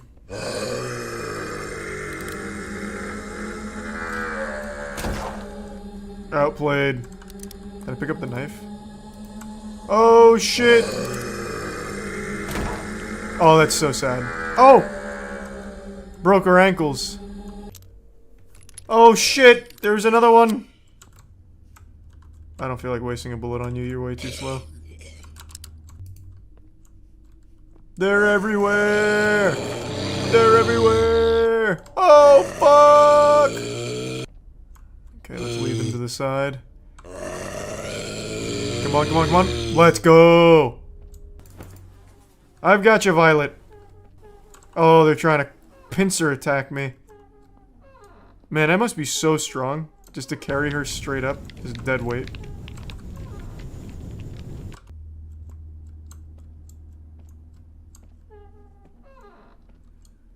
We're safe now, babe.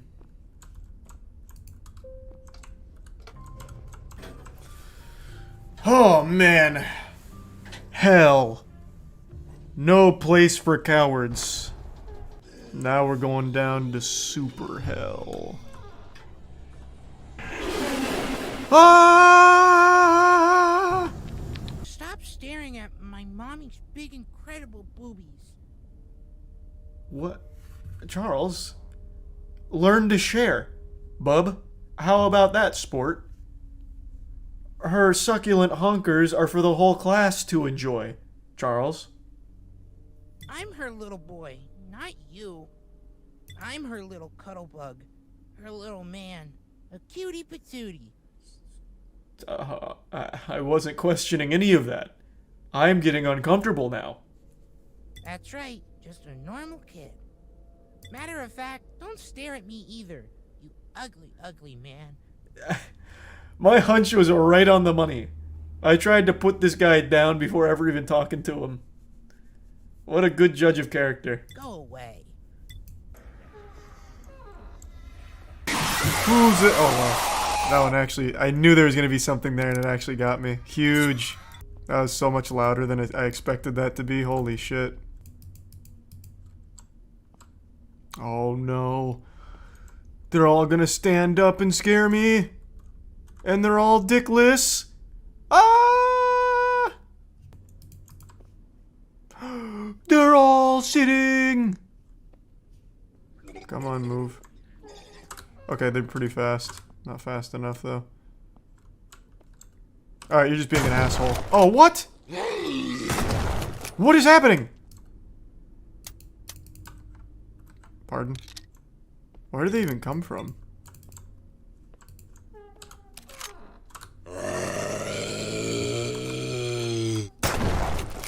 Bro, the shotgun sucks. What? Ah, you scurvy dog. Yes, sirree. I'm here. Oh, we need to leave this hellhole. I'll have this boat up and running in 2 shakes of a mermaid's tits. I like this guy. In the meantime, let's all take a rest. We've been on our feet for a long time. You are quite right. Come, Charles. It is your dinner time. Yes, Mommy. Now, I think it's important that we need to. This game's pretty good. Because I have a bad feeling that.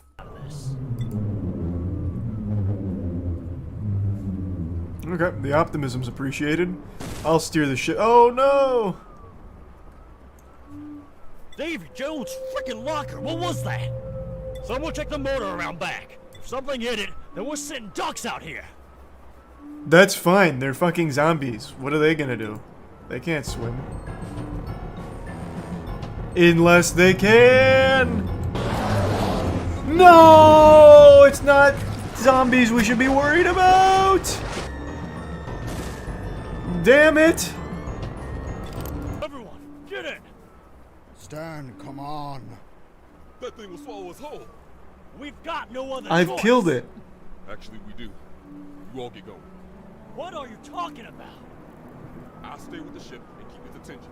You all just roll like hell and don't look back. What? Soldier, that's suicide. I'll catch up. Go! What is that plane? Like, what the fuck, Stan? Come get me, you rotten piece of shit! Why would you do that for us? We're just strangers. Stan!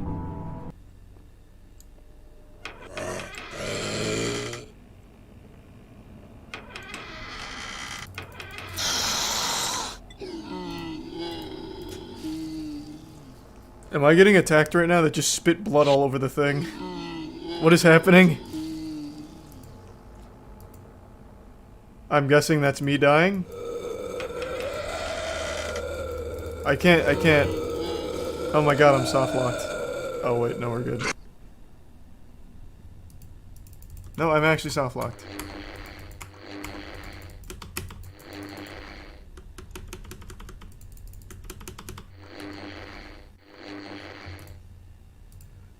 I really hope that's saved there.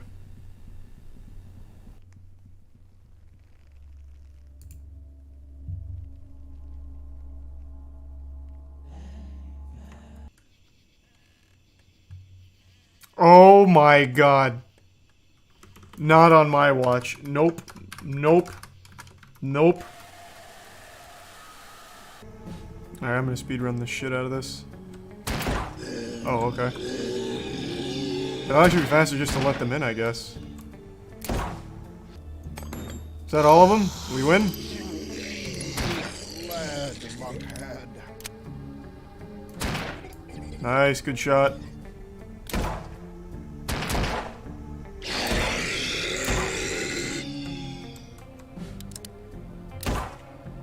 Oh, they're coming from all angles now. Where's Charles? He should have been watching the flank. Oh. Where is he? Oh, maybe Charles will be the one to save the There's day. more coming. We need to fall back. Charles will suckle the devil's tits and close the gate. No, prisoner!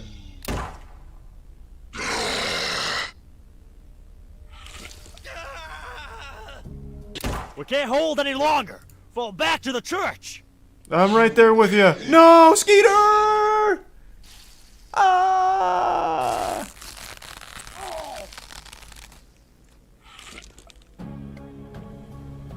Holy shit, Charles is gonna be the last one standing. It's been a hell of a ride. No one else I'd rather die beside. Now, let's blast some brains. Charles, you fucking coward, get out here and help us.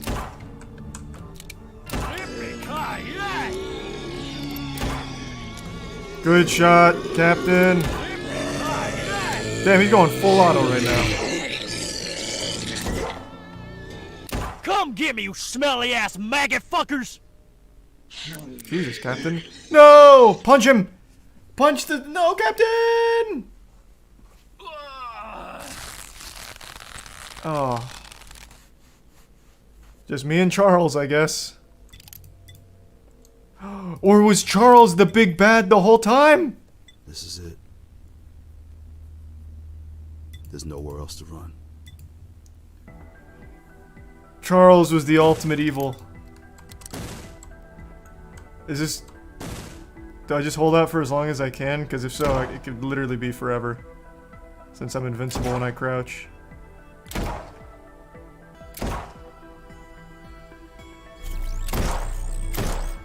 Whoa, Stan!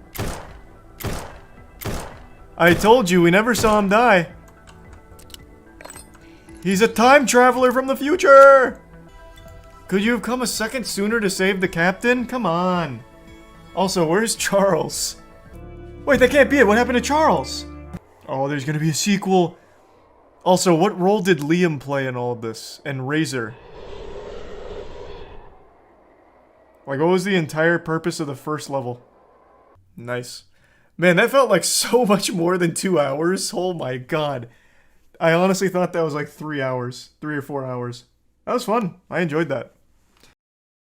Last week, everyone who tuned into my Twitch stream got to witness a historic moment that will be talked about for decades to come.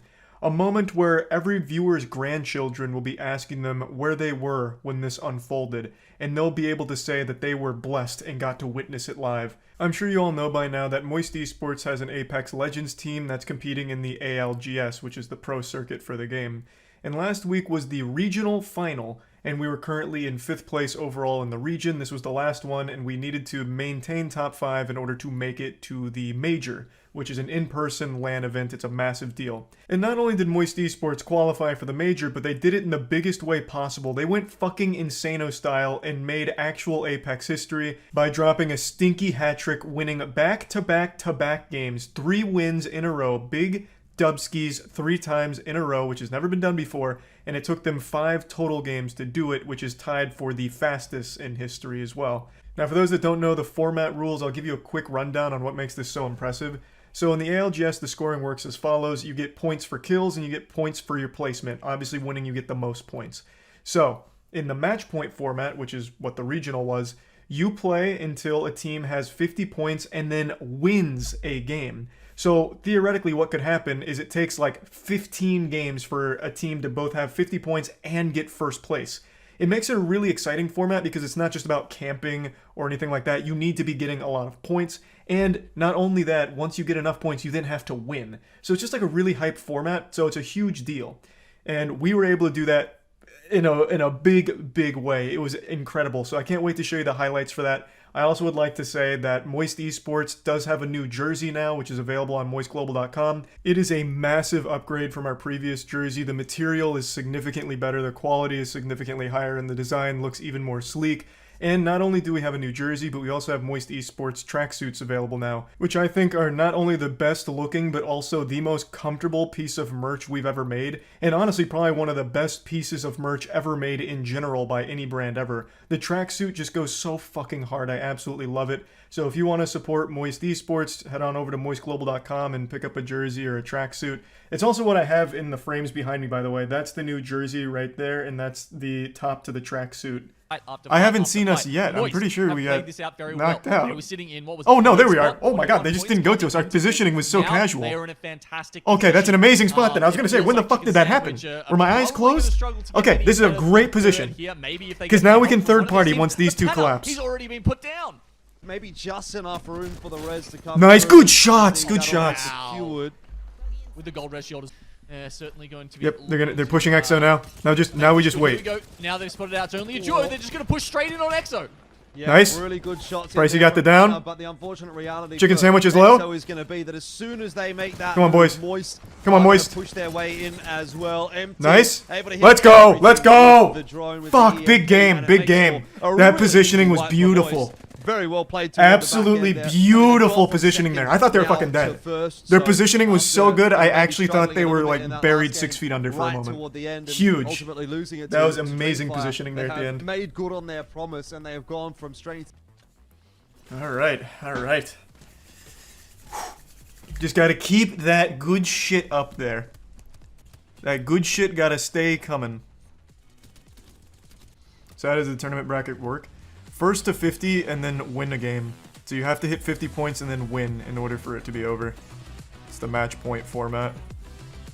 Play around Let's go, boys. Let's go, boys. Yeah, I mean, both teams have been Just waiting fuck for 'em these up. elements to come Just down, fuck and 'em. now we've got the Rolling Thunder going up against the EMP, unless they can snipe the drone, I guess. But here it goes. He pops the EMP now. We'll see what happens in this final fight. Well, it's only really connected onto Mosu there, I think. I don't reckon the rest of the Truth members are particularly under the pump. Smokes have gone down, and we're talking about the Digi. Oh my god, this on. fight is And look at how so big of a nuts. difference that is making. Come on, let's go, Truth have boys. a couple of them to work Just with. get in there and Not give him the Moist old 1-2 has right in the a fucking single keister. digital threat, which is going to make playing around these smokes so dangerous. They're trying to use that high ground here, Moist. Oh, fuck. MT goes down. Saiyajin God gets the initial knock, and that's Nice, gonna be Walty. the floodgates Nice, opening.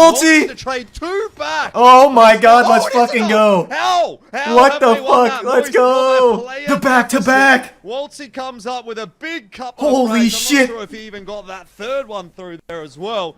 But seeing as we are God watching damn, the Walty. POV, I might take a Flop guess this that it meat was out on the him. final 3. Let's By the go. way, back to back from Moist. Holy and shit. They are without a doubt now going to be the first That was team fucking onto match huge. point. It feels like a fairy tale day for Moist. But Gina, I have to ask Let's you, go. have they gone too hard, too fast? Is this going to be a All right, we're at repeat match of the point, Team Burger which curse? means we need one more win now. Where have we seen So 2 wins back from to back Moist? to back. Come on, let's fucking go, please. And then they couldn't Holy close it out. shit. I don't want to see that happen. Left alive, and then Buriram as well. On the low ground, it's Moist versus Buriram at the moment. Buriram Oh are my getting God. not Walty, the better end got it of down, the nice. stick there. They actually just get a revive off, but Oh, fuck. as they do, Moist are too powerful, but they can't take too much damage here. If they get knocked, if they get anyone down, you know, Nice. you could see one of these Nice, teams nice, like nice. or Boogie Boarders up the top drop down.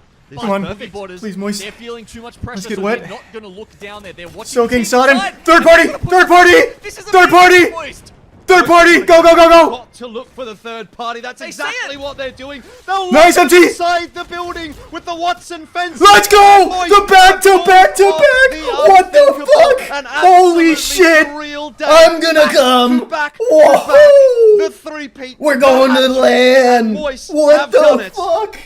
What the fuck? One of the quickest, but Holy most shit. exciting finishes What we the have fuck? seen to a match point series. Oh in my god, ALGS I'm gonna create like a singularity in my ass. I was so clinched. What? Games What? in the entire split come out and take 3 Holy in a row. shit. They're not letting it happen again. They Whoa. won't be in that situation where they win 2 Whoa. and then go without first Oh place my to finish fucking off God. the season. They clean it in That was 3 matches. That was absolutely unreal. Oh, I definitely woke Tiana up and she's gonna be not super happy because she has to get up at 6 for work. But I'm sure she'll absolutely appreciate this speechless, moment. To be honest with you, Gina. Oh my god. I don't think I've ever seen anyone play like that in a match point format. Wow. You know, I've done quite a few days of this. Yeah, it's a format, DJ Khaled God did and it never moment ends right that there. fast. It's never Holy that shit. clean. I mean, look, What? Even beyond the fact What? that they won 3 in a row, prior to that, they had a second as well. So they've Oh gone second, my first, fucking first, God. First. That is an unbelievable run out of 5 games. I know we What obviously the get to 5, fuck? so let's not mention the first game. Whatever. Wow. By the by, feels like a long time ago and a completely different team, but Moist, Oh that my- was impressive. Wow. And they absolutely did. This whole conversation has to be that about was it. absolutely So, nothing really fucking more to be said, amazing. but they are Holy going to end up being shit. the top Oh dogs my today. fucking god. I mean, I'm not sure this has ever happened before. Wow. where There's only been The one back team to back on to match back, point, the and that- 3-piece I with think a that's side actually of the first fries. time in match point history in the ALGS. Oh where my no other team Jesus. even had a chance to get first. Well, yeah, I mean, not only that, but Gee, oh my god. They just served up the chicken tenders and wumbo-sized You it. know, one team has had like Fucking 2 or 3 super-sized the chances order. at that match point when no one I'm else pretty had it. sure, I'm gonna And double nothing to check. get it I'm done, pretty but sure we also had the beyond most that, kills in like, that game Moist doing too. it straight away. We like, didn't even talking camp it about out that first. like, They've oh my been there god, before, 15 as kills Burger. in They that made dub. that mistake of getting the 2 wins, Oh getting my to the 50 what points, the and then not fuck? winning for the rest of the day. But they're not going to make that mistake today. What That the is just an that's- unreal that is- performance from Moist Esports. It felt like it was all That coming is together for them. biblical, Look, a couple of on favorable par win with pulls stories right in the there, Bible. But end of the day, it's you still have to work really hard to win Jesus that game. Christ. They moved quickly into a good position. They got the information early. They played it exactly the way they needed to. They didn't get too aggressive. Yeah, where did we finish in when the they needed overall to show standings? aggression and take Second. control and take space. They That's did, so and that was huge. enough That's to so get in a huge. position to That's so. Let your meat hang out. Oh my god. That is so huge. Maybe it doesn't matter. Boogie Board has Holy actually got a second, shit. So, Esports, they have secured their spot Thank you, Prime overseas. Spectre. That much we are aware of. So, we'll stamp the ticket here. We'll give them the passport, as you can see. That's I love ALGS that. I love that. That's so always cute. ready Let's to go. overseas. Let's fucking go. That's what they do best. So hard. I have not stopped smiling. fly first That class, was you know, 'cause it's gonna be that a was flight probably first one of class like the most unreal things I've be, but seen normally in when a you're coming long from time. Australia, it's A gonna be a long flight, so I three-peat think we could be pretty while safe, top but, it's fragging. the assumption that at the very That's least, just it'll so probably be something in crazy. realms of 8 hours plus, even if the event were to be in Asia. But look, Bang. besides that point, Bang. you know, I think Bang. there's going to be a degree of pressure on this. Top fragged in our last They dub. said so Top themselves. fragged in the third dub. And then They're just a very secured talented decent squad. frags They're in the some of first the dub. back-to-back representatives at these international So events clean. now It's just region. so clean. And now with reigniting to have worked out, one that really interested me at the start of the season, of course, was Boogie Board. Now, I wasn't gonna say anything, but I'm gonna say it now since we're good here. Every time I went up to pee, I peed in a different toilet. So I went to one toilet, pissed, went to another toilet, shit and pissed, and then went back to the other toilet to piss again. So I kept alternating toilets, and I like to think that that may have had an effect. I'm not trying to get superstitious again, but I did make a conscious effort just to try something out to see how like the quantum mechanics were working. Is not So I want to put that on the record. So, end of the day, and I think that may have helped. It is really a testament to their hard work. Can't prove it, to but have this kind of success. you know, we have some data. Yep, well, hopefully we'll have one of those guys to the end of The piss prophecy, ALGS. I really love how true. we changed that this to Fifth to second to three first place in a row is nuts. Isn't that the truth? Yeah. Just recap this day. coming in real Just soon. just We're look at trying this. to get them Just look at on this. the line. So game one, fifth, but decent kills. This could have like the What else? positioning was a little off, but I mean this still could have been a squeaked out dub.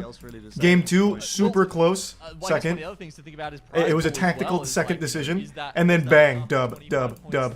That Moist are going to push through this with this What a day. week? What Is a that fucking actually gonna day. Push them closer? Dead, one more! Nice! Get on the tops! Right, and then we third high. This was such a tense moment. Boys, let's go. Then they had the third party on lock, baby. The third party was on lock. Come on! I'm nading!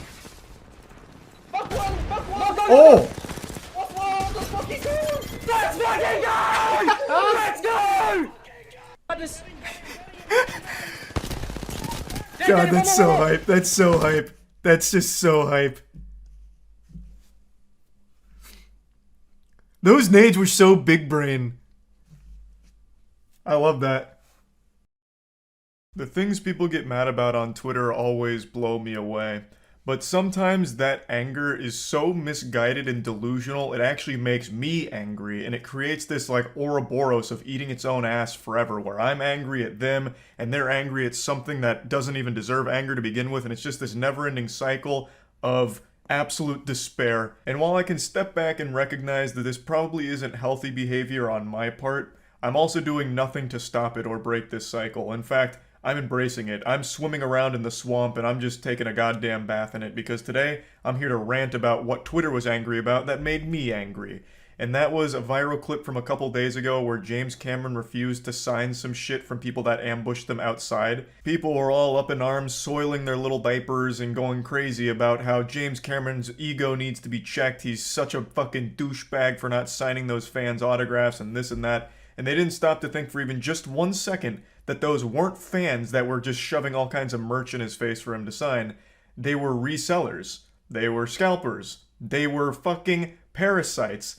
And James Cameron had every right to decline signing that shit because nobody likes resellers. Like, that's not a hot take. So I'll go ahead and play the clip now and then we'll dive into it a bit deeper. I went over it on stream, so I'll play that and then I'll come back in here so we can digest it even further. Oh yeah, I pulled this up because I saw this making the rounds on Twitter with some absolute terrible takes. I guess I'm curious, what does chat think of this? James then I'll give my Cameron swears at perspective. fans after they beat him for not signing autographs.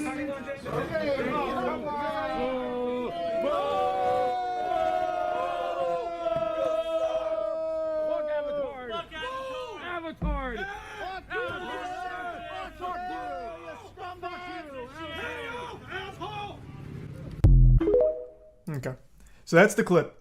That warms my heart seeing overwhelming W's. Twitter was the opposite. Twitter got so upset for James Cameron, and I think it's because they have to be like actually 11 or brain dead. These aren't fans. These are scalpers and autograph resellers. I think James Cameron fucking ignoring them, not signing their shit so they could peddle it for some kind of crazy markup online is a fat fucking dubski for James Cameron.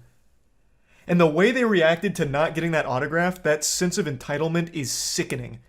One guy had the gall, the chutzpah, to say, "Pay up, asshole."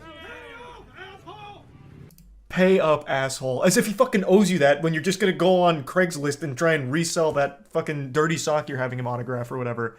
Absolute parasite vulture piece of shit. I hate it.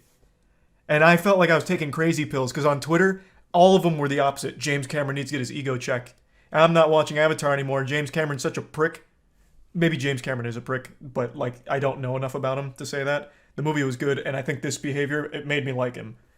Like, it's just the disconnect and like the lack of ability to figure out that these aren't fans. It's people just trying to sell his autograph. Oh, it made me furious. I got heated.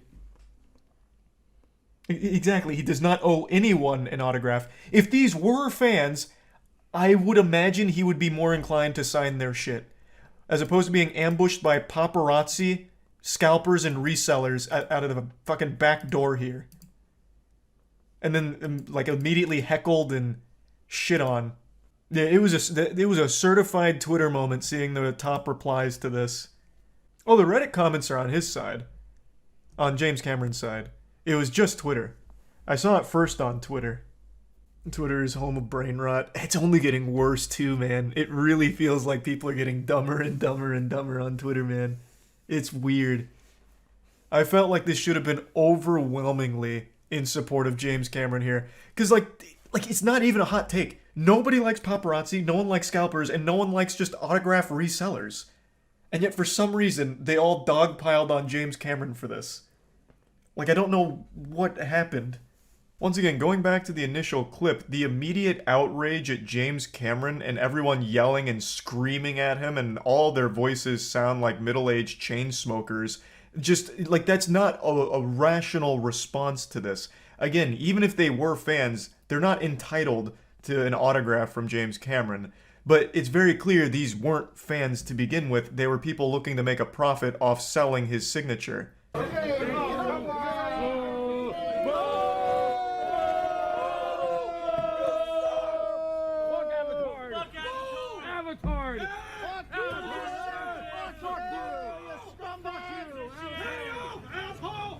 This response actually just sounds like your local Beef O'Brady's when they announce they're out of Miller Lite to serve during a Monday night football game. It's very clear these aren't fans. They just saw this as a payday where they had the dollar signs in their eyes. When James Cameron came out, he'll sign their shit and they'll go turn around and sell it for a huge markup to actual fans of the series. Like, they're just pieces of shit. And I'm pretty sure the guy that's filming this is the one that keeps saying "Avatard." He's very proud of that little zinger that he came up with because he says it like 3 times. He just keeps saying "Avatard." And I know some people were like, oh, James Cameron took it so far with giving them the finger. Man, fuck that and fuck them. I think that's a totally reasonable thing to do. As you're driving away, just hit him with one of these bad boys. Maybe even the double whammy. Like, I think that's totally fine. And again, it's important to remember, he doesn't owe you shit. Even if you are a massive super fan who took an entire night off of work in order to ambush him because you found his GPS location through a fucking UAV or something. Like, even if you were a big fan that just wanted an autograph for your own personal use, he doesn't owe that to you, and you can't be upset if he declines to sign it. Being disappointed is a totally normal thing to respond with, like, oh man, I would have really liked that autograph. But this kind of, like, absolute, like, immediate uproar is craziness. It's because people just realized they spent money to, like, Uber there or whatever, and now they're not going to be able to sell his autograph online, so that realization's setting in and they're lashing out like little children. And I really think the response to this clip is very telling of like the general mentality of Twitter users, this sense of entitlement. Like they truly believe that even if they were real fans, James Cameron should do everything for them. He should bend over and let them suck his fart out of his butt, like if they asked. They have this belief that everyone around them is props for their own world, like they are the main character, thus everything should be going their way, and when it's not, they get angry. I think that's like the general like headspace a lot of people on Twitter are in. So they saw this and got offended that James Cameron didn't sign this merch. Without ever even considering the possibility that these weren't fans, they were just trying to capitalize off that signature so they could make fucking $200, $300 or whatever that's going for online. Like, it's just, it's silliness, and it made me upset. It got me heated. It got me steaming a little bit. So I just wanted to talk about this a little bit, and that's about it. See ya. Did you see the launch of Walmart Land? Check Walmart Twitter. See Walmart like, god damn it. See Walmart like never before. Walmart Land is our new world on Roblox with fun and games for all. From film to fashion, whatever you're into, let's have some fun with it. Come for the inspo, stay for the virch and live performance. What the fuck is virch? Oh, probably virtual merch. I bet Walmart World goes hard. Ah, god damn it. Now I'm gonna have to check out Walmart Land. This looks amazing.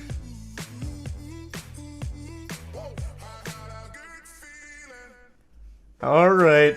I love Walmart in the real world. I bet I'm gonna love it on Roblox. Fine. I'll check out Walmart World. How can I say no after such a hype trailer? I hope they have people on scooters and shit. Nah, in Walmart Land, everyone's in mechs. There's so many Walmart games. What the fuck? Okay, is it the first one here? Is it this one? I can't believe there's not more people playing it if it is. Alright, here I come. Walmart shopper inbound. Hey, hey, hey. Walmart shoppers, what's up? What's going on, guys? Hey, catch me in the gun aisle. Oh, fuck yeah. Walmart! Hey, Texas Hog is here. Let's go. So what do we do here? Do we just shop? Just like the real Walmart? Let's go. I'm stuck. Can't wait to play the union busting minigame. Bro, how old is this kid? What the fuck? They got a tram! Wait for me! You choo-choo? I want to have fun. Oh. I didn't quite make it inside, but that's alright. It's a Walmart experience, baby. There's no mistakes here, just happy accidents. Let's go. Walmart Land! Yeah! This is house style. Oh god, Jesus, it's just like a real Walmart, please. Not here. What happened to all the mini games they advertised on their Twitter? Roller Runaway High Score. Okay, how do I play? Do I just jump in? Whoa! Let's go! What am I doing? Oh, I see.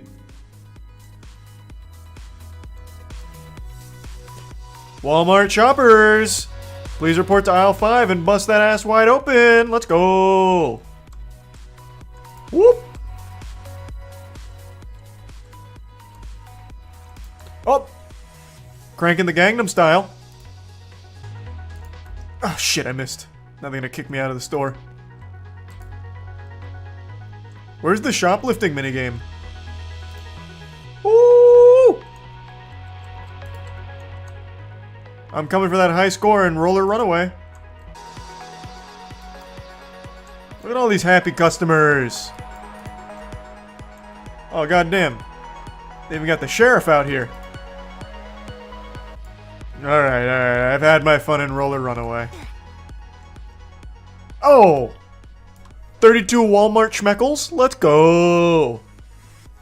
I'll take 2 basketballs, please. Oh! I'm stuck. What is happening?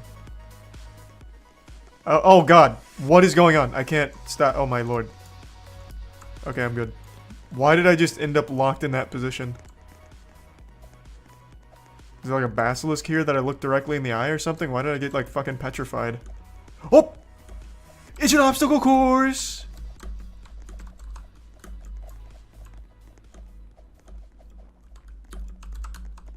Hoop! Oh, shit. I really do wonder why Walmart did this. Like, what could they have possibly expected to gain from this? Now the kids are gonna tell their parents they want to go to Walmart. The metaverse is alive and well. Another minigame. Manicure Challenge High Schooler. Do they have a Subway in here as well? Alright, I'm taking the Manicure Challenge. Copy this pattern on your left hand. All white. Oh, I see. Holy shit, I'm doing it! Whee! I survived the Walmart Manicure Challenge, baby. Gamer mode activated. How do you take a photo?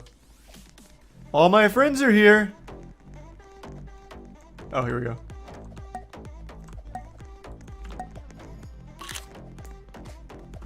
Hey, look how much fun I'm having at Walmart land, baby. Fuck yeah. Oh! Here's me on a giant piano in the middle of the ocean. Because it's Walmart, baby. Anything's possible. Let's go. And print. Oh, here's me. Am I in like a starburst or vagina? I don't even know what the fuck this is supposed to be, but I like it. Let's go, Walmart. Man, there's just endless things to do here. Just fun for days. This is like the real Walmart. Oh, this is where I just was. Oh, Electric Island's gonna pop off. The Walmart electronics section goes so hard. You can find one Nintendo Switch controller and that's about it. And maybe a 6 GB flash drive. DJ booth most time played. 4 minutes 45 seconds. I can beat that. Is this it? Hey! Clean up in aisle 3. I'm making panties wet out there. Wait till you hear my drop.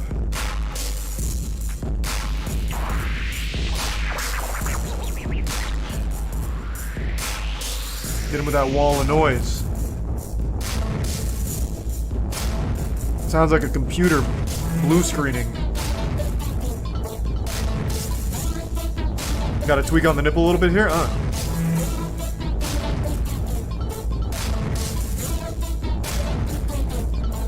Damn, we're going in. Now we're cruising. Now it's a fucking rave. Let's give her a little personality.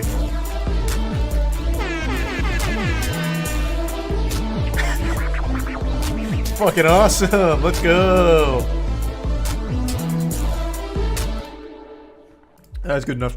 You guys can dance in silence. Fucking idiots. I have fun at school tomorrow. Oh, this is real world instructions. Okay. The ultimate ice cream sundae. Get your Walmart great value cream pints.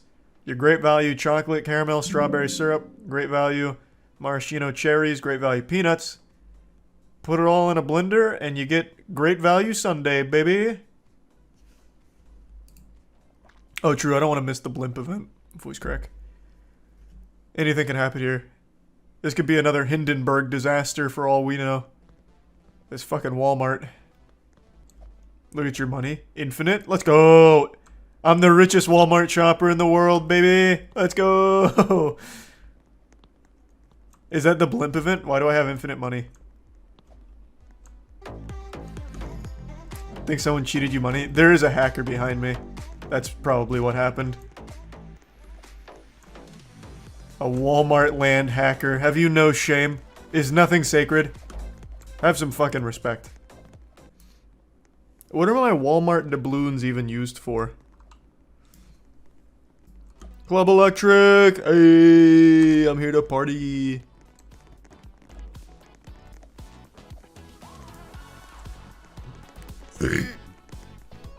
Up. Watch out, kids. I'm breaking it down in an old school way. Let's go, Walmart. We are Walmart. Oh, shit. Wait, the merch... or the blimp event. Fuck, I'm gonna miss it. This only happens once every solar eclipse. Is this guy protesting something? Oh, it's a pizza box. No! I'm gonna miss it! I'm ready, please, God! Where is the Zeppelin? Where is the fucking blimp stage?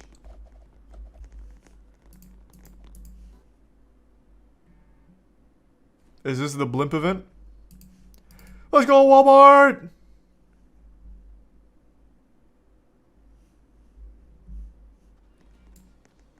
What the fuck happened there? The blimp! Whee!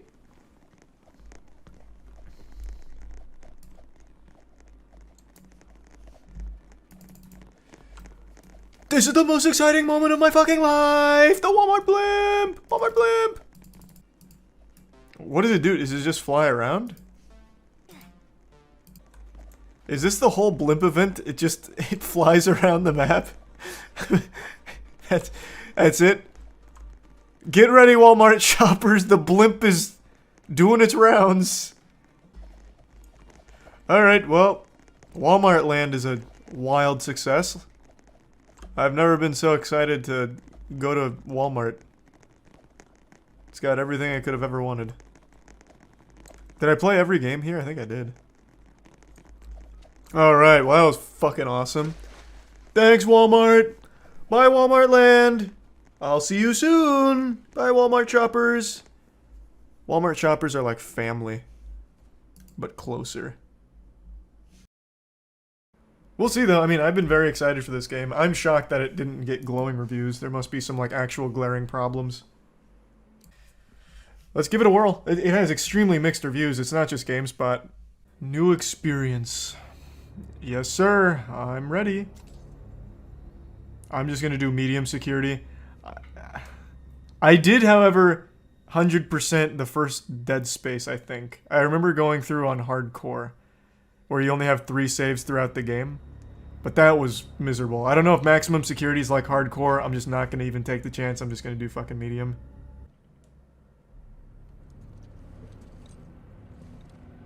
Okay, we got a little lag coming in here. That must mean VSync is off.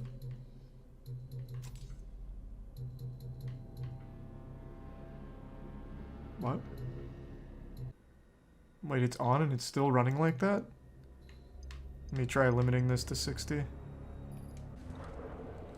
Apparently it's having issues on PC. Oh my god, wait, why is it's getting choppy again? No, ray tracing off. People are saying turn off de novo. You realize that's the DRM, right? I can't just turn off their anti-piracy measures. This seems to have fixed it anyway, so we're fine.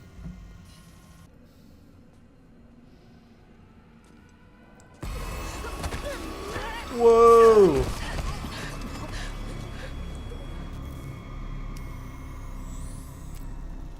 Holy shit. Yeah. I'm going to chalk that up to just a bad PC port, it seems. I don't know. Everything else is smooth. Roger, hangar control. That jump scare just came in at 5 FPS. Because after this job, we're never gonna have to work another day in our lives. Well, I guess you got it all figured out. I guess so. Come on, man, what is this? Huh? Back and forth, Callisto to Europa, all this additional security. It's a pretty serious. And what about the attacks? Huh? How do you explain that? By the outer way. They're a lie. It's propaganda, fake news. There's been no attacks. I got a yellow light. Ah, the old space shitter. Nice. Wow, what? This deep in the future and they're using bar soap? Not even liquid soap? Ew. Cavemen. How's this game been so far? Well, it's been about 3 minutes, and I've got to say, very impressive. Probably some of the best 3 minutes of my life, actually. There he is! Max! Oh, fuck! Pump it up! What are you gonna do? Whatever I have to.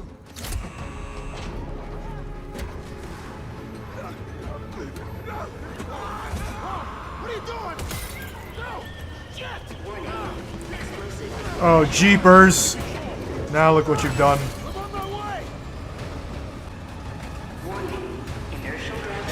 Well, you're not doing anything to help. Toss me a rope or something, or like a long extension cord.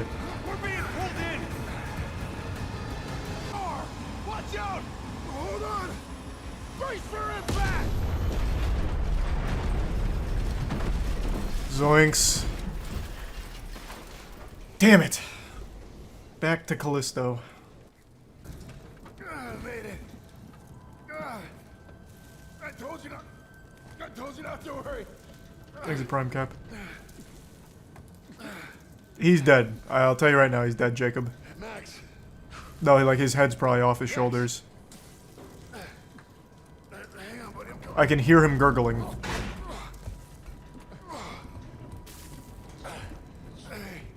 Hey.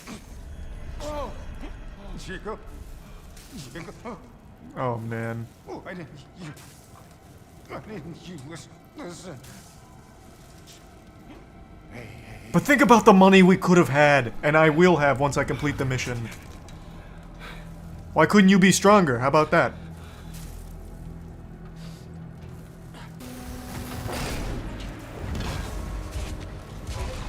God damn, what an intro. I wish it wasn't having this FPS stuttering issue, because this is a really nice intro. Game is too short for such a price? It's like an 8-hour game, right? I prefer 8 hours of a finely crafted, greatly paced experience as opposed to 75 of tedium and repeated bullshit for the sake of padding. Okay, inmates. So I have no do problem not with that. Speak unless they are spoken on. Because you're crossing over to a new kingdom. Is the voice sync off?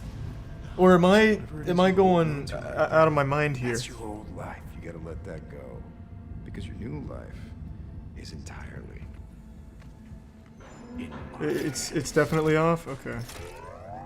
Surprise, Dead Man. Is that a PC port problem, or what's causing that? It's a PC port problem. A lot of others are having the problem too.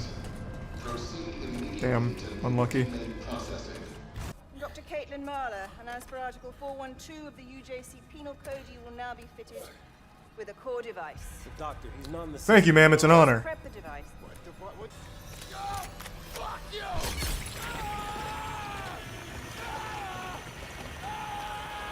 Jesus Christ.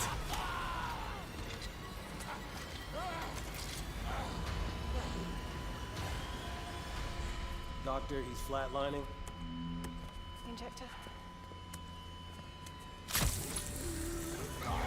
Ah, good as new. Oh fuck, it wasn't just a dream. Shit. This is a really good intro, man.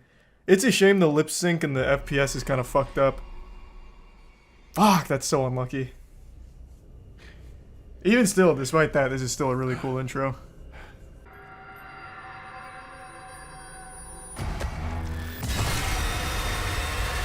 Oh man. I wish he wasn't so mad at me. I really would have liked if he was more understanding of the situation. Man, things went to shit so quick. Or he's a very heavy sleeper.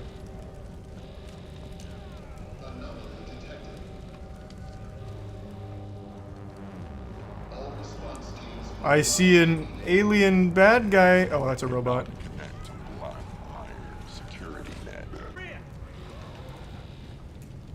Hey, what's going on, buddy? Rough is going on? I don't know what the hell's going on. My ship crashed. I got thrown in.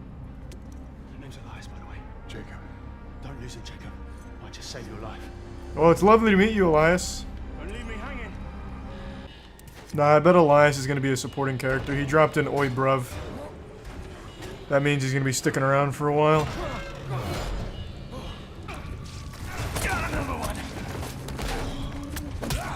Hey, wait, I'm on your side. We're both prisoners. Why are we fighting? Let's work together. You're also bald, too. Oh my god, another one. Why are we doing this? Brothers, please. Man, I wish it would stop having such drastic FPS drops. Stop! Wait!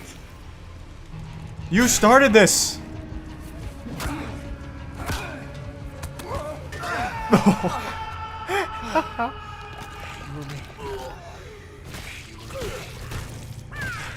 Another one, huh? How much more ass am I gonna have to beat meat out here, huh?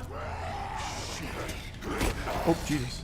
Let me work on my dodging. How does this work now? Oh, okay, I see.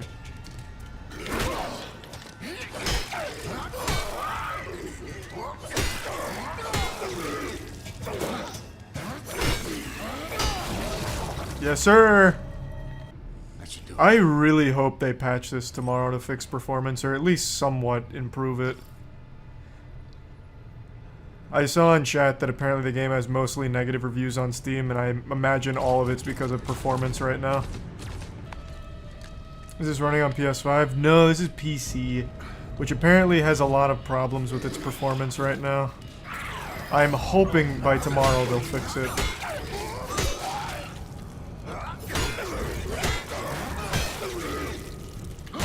Oh, how did I not dodge that?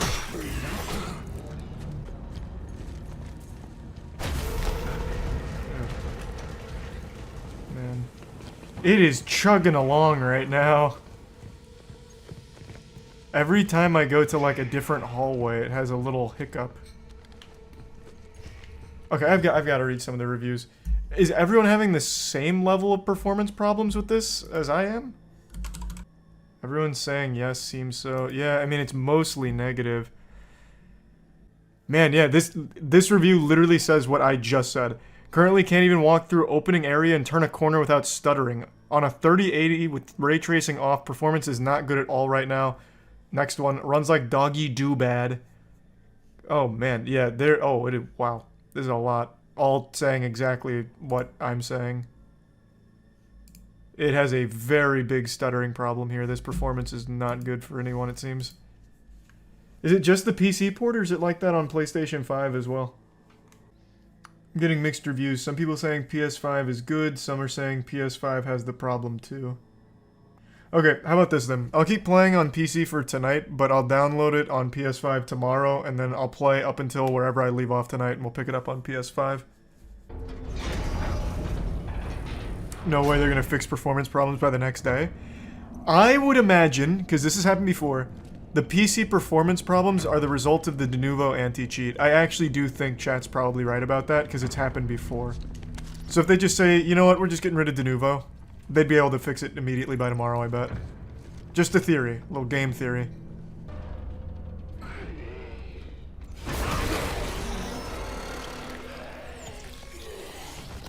Well, don't you feel silly now. Couldn't even put up a fight.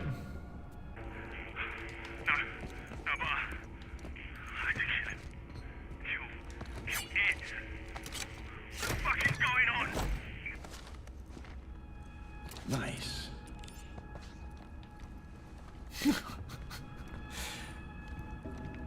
I like that. Made it sound like I was saying nice to that guy having to kill his friend. Good shit. Fist bump when I see you next time. Oh God, no! Move! No, we're not. No! Force has been authorized. Can't even trust the robots. Area secured. Moving to medical sector.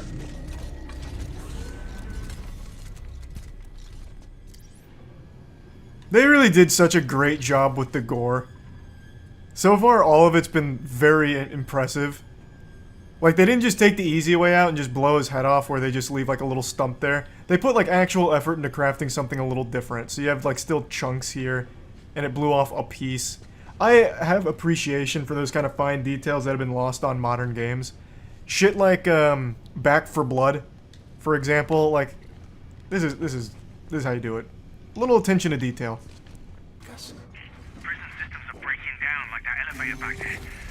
I wonder how he's gonna beat my ass.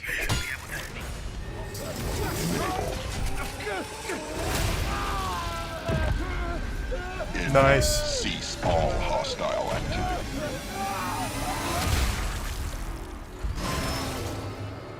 Alright. I wanted to see what that one looked like. That was pretty cool. I wish it didn't lag when he took his foot off. Made it look like he did more like a magic trick and just made it disappear in front of my eyes instead of actually, like, chopped it off, but... on PS5, I'm sure that'll run better, hopefully. He didn't notice this door opening? Man needs a firmware All update. systems nominal. Inmate, stand down. This is gonna be a... oh, baby. Resuming search. You'll never find me. I could be anywhere.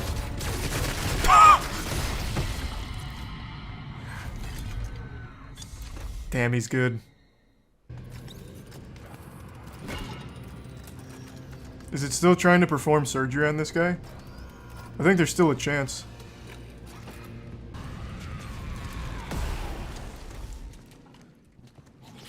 Wait, this is actually straight out of Dead Space. Oh, goddamn. That was the old save station.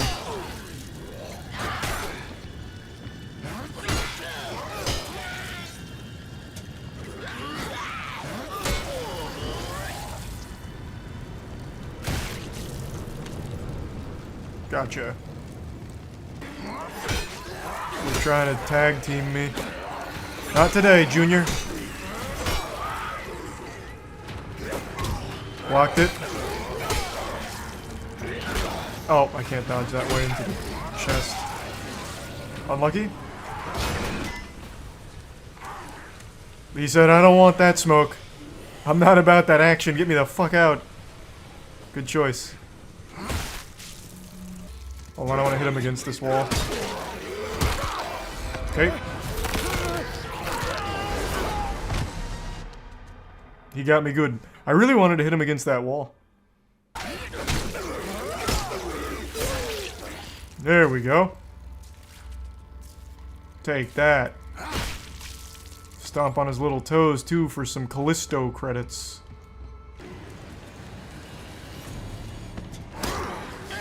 Damn, I just saw him at the last second, too.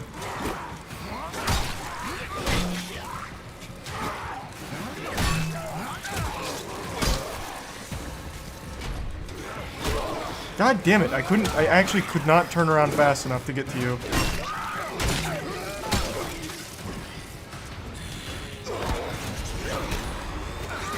Son of a bitch, they're everywhere. I can't... Do I need to turn up my sensitivity or something? I actually can't turn around fast enough to look at them to dodge. There's one behind me. Okay, he got distracted and jumped over.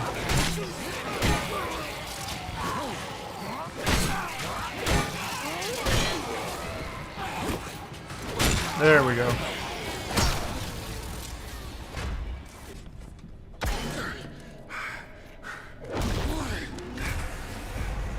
Oh, he's hacking me.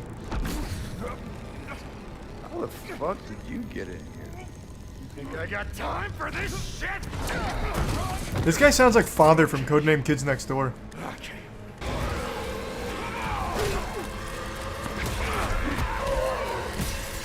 Ooh. Jesus. Got him with that Goldberg spear.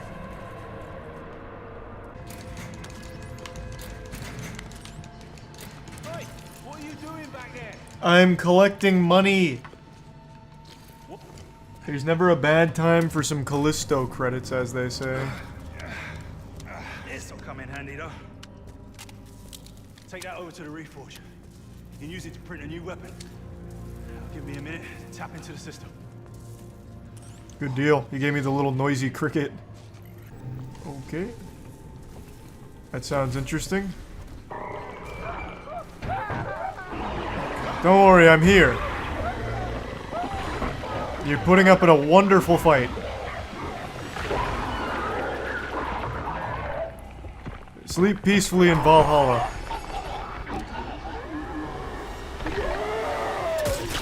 I don't know what I was thinking. Alright, let's try it. Oh. God damn it, do it again. I want to try the quick shot.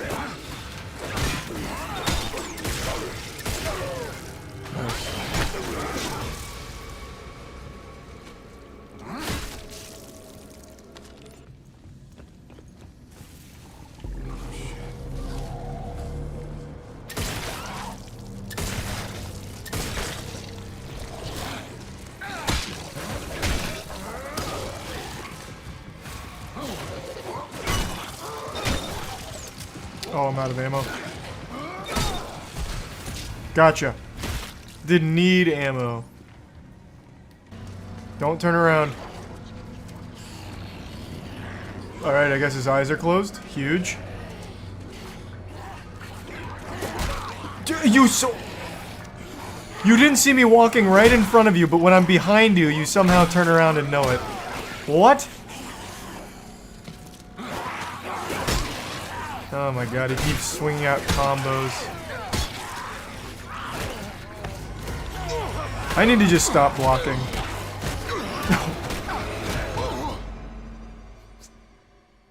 Man. Going for my lunch money.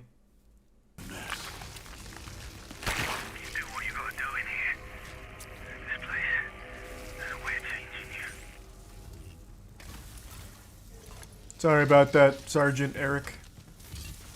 Prisoners. An audio log. I bet this is gonna be something like cliche, like, man, I can't wait to finally retire next week. Then I get to spend more time with my wife and kids. My wife and kids are just so fucking good. My son actually just made the honor roll. I can't wait to give him a high five when I get home. What? Why? What's happening? Thanks, the resub chef.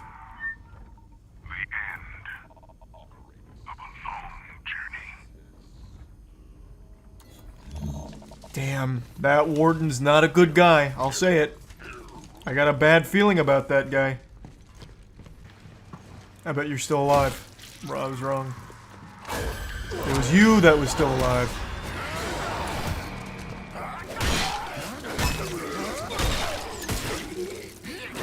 What a combo. Nice. Smash World Tour unjustly shut down. An absolute sin, an affront to God. It was a very awful thing that happened recently. The Smash World Tour, the biggest circuit the professional Smash Brothers scene has ever seen, biggest prize pool, and it was supposed to happen in a couple weeks, but the night before Thanksgiving, the tournament organizers got an email from Nintendo that basically implied it needs to be shut down. Now they came out with their statement, and it also implicated an organization named Panda as being an accomplice to Nintendo. In fact, perhaps even the main big bad raid boss behind the scenes that had a history over the last year of them working with Nintendo of trying to strong-arm other tournaments into joining the Panda Cup circuit, which was a competing circuit.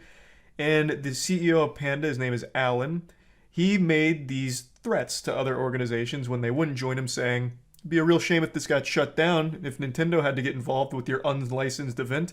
You sure you don't want to join Panda? You positive? It's safe over here. Suckle on our bosom. We'll keep you safe. And he just make these threats. So, when Smash World Tour got the bad news, they blew the lid on Panda, specifically Alan's behavior. Not really Panda as a whole, it was focused on Alan. It's been 2 days since that bombshell, and now we finally have a statement from Nintendo and a statement from Panda. And they're both so fucking weak. They are pathetic. They're pitiful. Very wimpy stuff. They basically keep saying that what they did is they didn't accept their license. They said that they didn't meet the criteria for their health and safety regulations, which is so weird. Like the health and safety rules they were saying Smash World Tour didn't meet, so they couldn't grant a license for.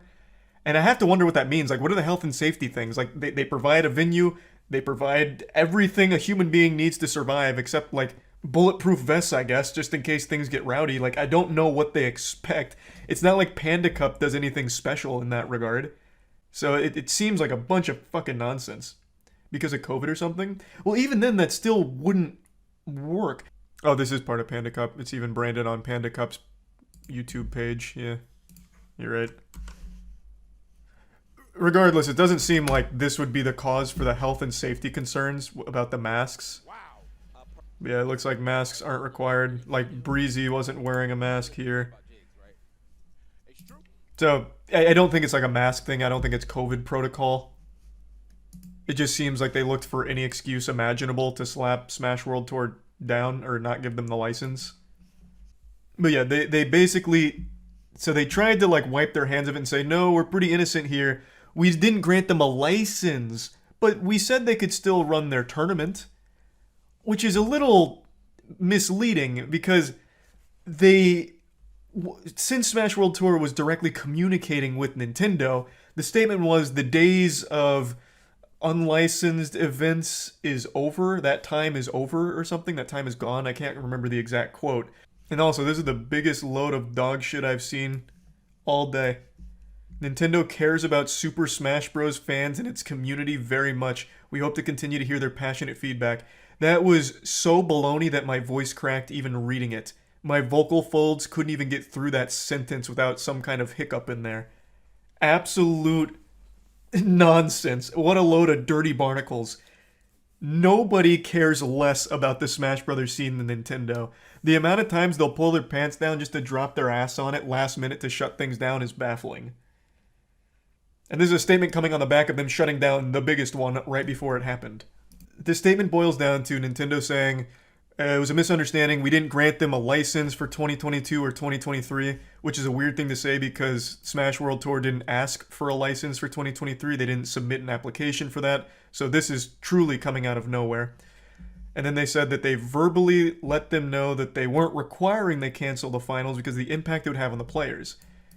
Which is not exactly faithful to the events, because they made the statement verbally that the days of unlicensed events or whatever, that time is gone. So by declining their license for 2022, the implication is, okay, so we can't do this. You're going to shut our shit down. Which is how this all happened. So it's just not a very strong statement from Nintendo. It doesn't really shed light on anything other than their incompetence and inability to work with the community or clearly convey messages and information. I'd like to briefly explain this a bit deeper. So, Smash World Tour throughout the circuit was in direct communication with Nintendo and had their unofficial blessing to continue. It wasn't an official license or a partnership like that, but they had like the nod of approval to continue without intervention. It was something they were completely okay with having the Panda Cup and the Smash World Tour run at the same time. And it was all well and good until shit got stinky. The Nintendo representative they were communicating with verbally told them that the days of unlicensed events and tournaments were days that were now behind them, and then they received in writing a notice that they were not receiving a license for the Smash World Tour. Thus, connecting these two dots leads them and anyone with a brain to believe that they are being shut down, which is something Nintendo has done before with Big House, and in a pretty similar way as I understand it. So that's how Smash World Tour got axed by Nintendo. And the statement from Nintendo about what they verbally said to the tournament organizers isn't actually accurate to what was conveyed to them. They received entirely different information from the representative, and in the Smash World Tour official statement about the situation, they debunk that claim. What they say contradicts Nintendo's statement. And of course, it's a huge deal because the Smash World Tour is the biggest tournament the Smash scene has ever had, and it's going to cost the tournament organizers thousands upon thousands of dollars out of their own pockets, as well as the players that were attending. So it's just a big fucking disaster. This Panda one, it would have been better if they actually just printed a blank document with the Panda logo at the bottom. I stole that little comment there from someone down here. I don't want to scroll too far because I saw Council of Cox earlier on Twitter and now I'm a little afraid. Someone edited this and it was just a blank page with this logo and that was a better response. This is so trash. It is so trash. They suck their own dick. They talk about like, oh, you know, we provide the, you know, resources, expertise to help with a lot of majors. We're really community focused. We want to build the best community ever and the best events. And there's no greed on our side. We just want Smash to fuck ass. Like, that's what we want. And then they very briefly, very flippantly acknowledge that their CEO went full-blown, like, Winter Soldier over here. In the Smash World Tour statement, there are a number of accusations leveled against Dr. Allen, the CEO of Panda. In reality, Dr. Allen, as Nintendo of America has corroborated, has been one of the more vocal supporters of the broader community and the Smash World Tour organizers in internal conversations. However, the Panda Cup team does acknowledge and regret an interaction between Dr. Allen and Beyond the Summit. That's referring to the now very public threat that Allen made against Beyond the Summit, saying if they don't give him broadcasting rights or join Panda, he might have to get Nintendo involved and shut them down. I'm paraphrasing a bit, but that was the overall message he delivered. It was posted by one of the tournament organizers from Beyond the Summit, and they're acknowledging it briefly, in which he spoke in a manner which did not reflect either guidance from Nintendo or our own standards. Panda took efforts to rectify the situation immediately, and in the second half of the year, a dedicated team made up of multiple staff members was assembled to manage Panda Cup activities and serve as a primary point of contact for event runners, removing the possibility of future miscommunications from occurring. The fact that they label that a miscommunication and not a blatant attempt at strong-arming the grassroots organization is fucked. And that's the only acknowledgement they have of this whole soap opera. This was not the only time Dr. Allen had done this. Other orgs came forward as well. Other TOs came forward. Golden Guardians also talked a little bit about Dr. Allen in another tweet, and they just kind of brush it off with no sympathy or any care whatsoever. And then they finish it with Panda Cup team has invested thousands of hours towards making sure this year's cup has been as strong an offering as we can provide, and we look forward to continuing to build alongside the communities we serve a promising future for Smash. And there's no future for Panda. So most people are abandoning ship from Panda right now. IBDW, who's one of the top 3 players in the world for Melee, is now a free agent. It seems like most Panda players are abandoning. Like, this shit is sinking. Like, this is a disaster. I don't know how this group goes forward anymore. It seems like Panda's kind of dead now from the actions of their CEO. And in none of this did they make any kind of clarification or talk about their involvement with these less than appropriate business actions. Instead, they just default to gargling the asshole of Nintendo saying, look at what Nintendo said. They're right about it. That's what happened. It's just a misunderstanding. It was about licensing, and Smash World Tour just, you know, we never wanted to shut them down. We were surprised as you guys. We were fucking shocked. We couldn't believe our eyes. Even if Panda is dead, can Grassroots still operate due to Nintendo now? That we don't know. I will say, I should have left their statement up so we can go back and forth. I will say one thing from this statement that gives me some sense of optimism, though I know this is misplaced because it's Nintendo and their motto is we rub our ass with optimism. They made this statement. Even to the point... Oh, wait. Whoops. Almost highlighted the wrong one. Oh, it's the first sentence here. We are open to partnering with other organizations and will continue to offer licensing for major tournaments outside of the Panda Cup. Christ. It was so unbelievable my eyes couldn't even register it when I looked back on it. Yeah, so that statement right there gives me some level of hope that they seem open to working with the community. But that's, of course, just fluff. Until they prove that, I have no reason to put any amount of faith in the statement. That could just be there for some corporate pandering. Then why didn't they license Smash World Tour? Exactly. The health and safety concerns of the fans, I suppose. I don't know. It literally means nothing. And they say it's important that the partner adheres to brand and IP guidelines and conducts itself according to professional and organizational best practices. Meanwhile, they partnered with the Smash Bros. Mafia with Allen at Panda Cup. Like, this is nothing. This doesn't make any sense. If they're open to partnering with other orgs, Smash World Tour was literally the most reliable and most well-respected. VGBC has the most goodwill in the entire community. Well, on par with, like, Summit. Beyond the Summit. If the issue was health, why would they not say, hey, this is the issue, fix it? I don't know, because they probably couldn't think of anything. like, what do you mean? The health and safety of fans at a Smash Bros. Tournament? Like, the worst thing that could happen there is someone passes out from extreme odor.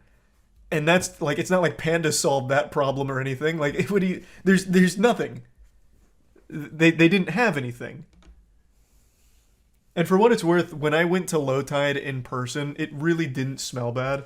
In fact, I was probably the smelliest person there because I hadn't showered in the last 24 hours and was about to go on a 20-hour road trip and had already spent 4 hours in a car. I was probably like the Methodist that blew through.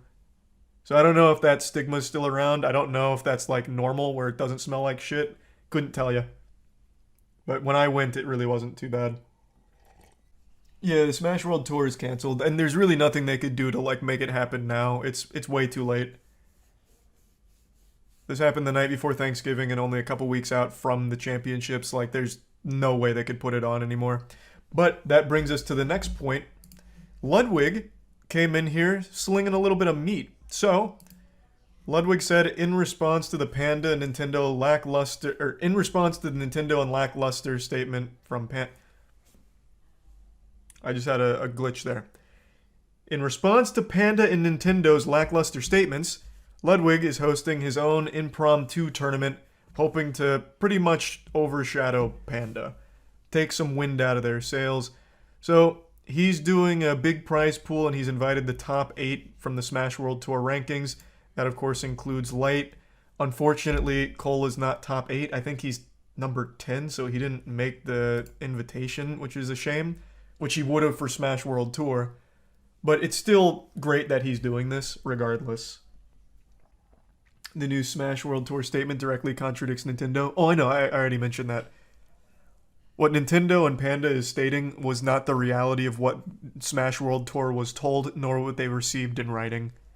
So it's nothing from Nintendo and Panda. They've done a terrible job.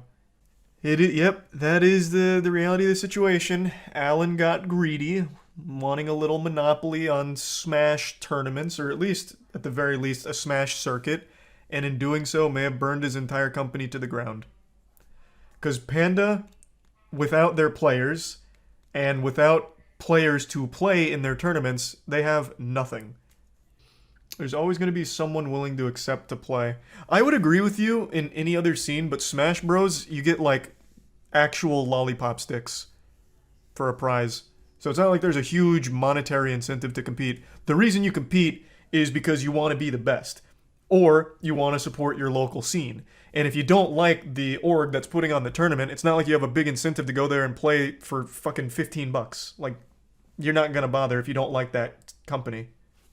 Over the last year, Smash has been eating good from their tournaments, with people like Ludwig, Summit popping off. Like, they've had big prize pools, but that's not the norm. That is far from the norm. Initiating moisture.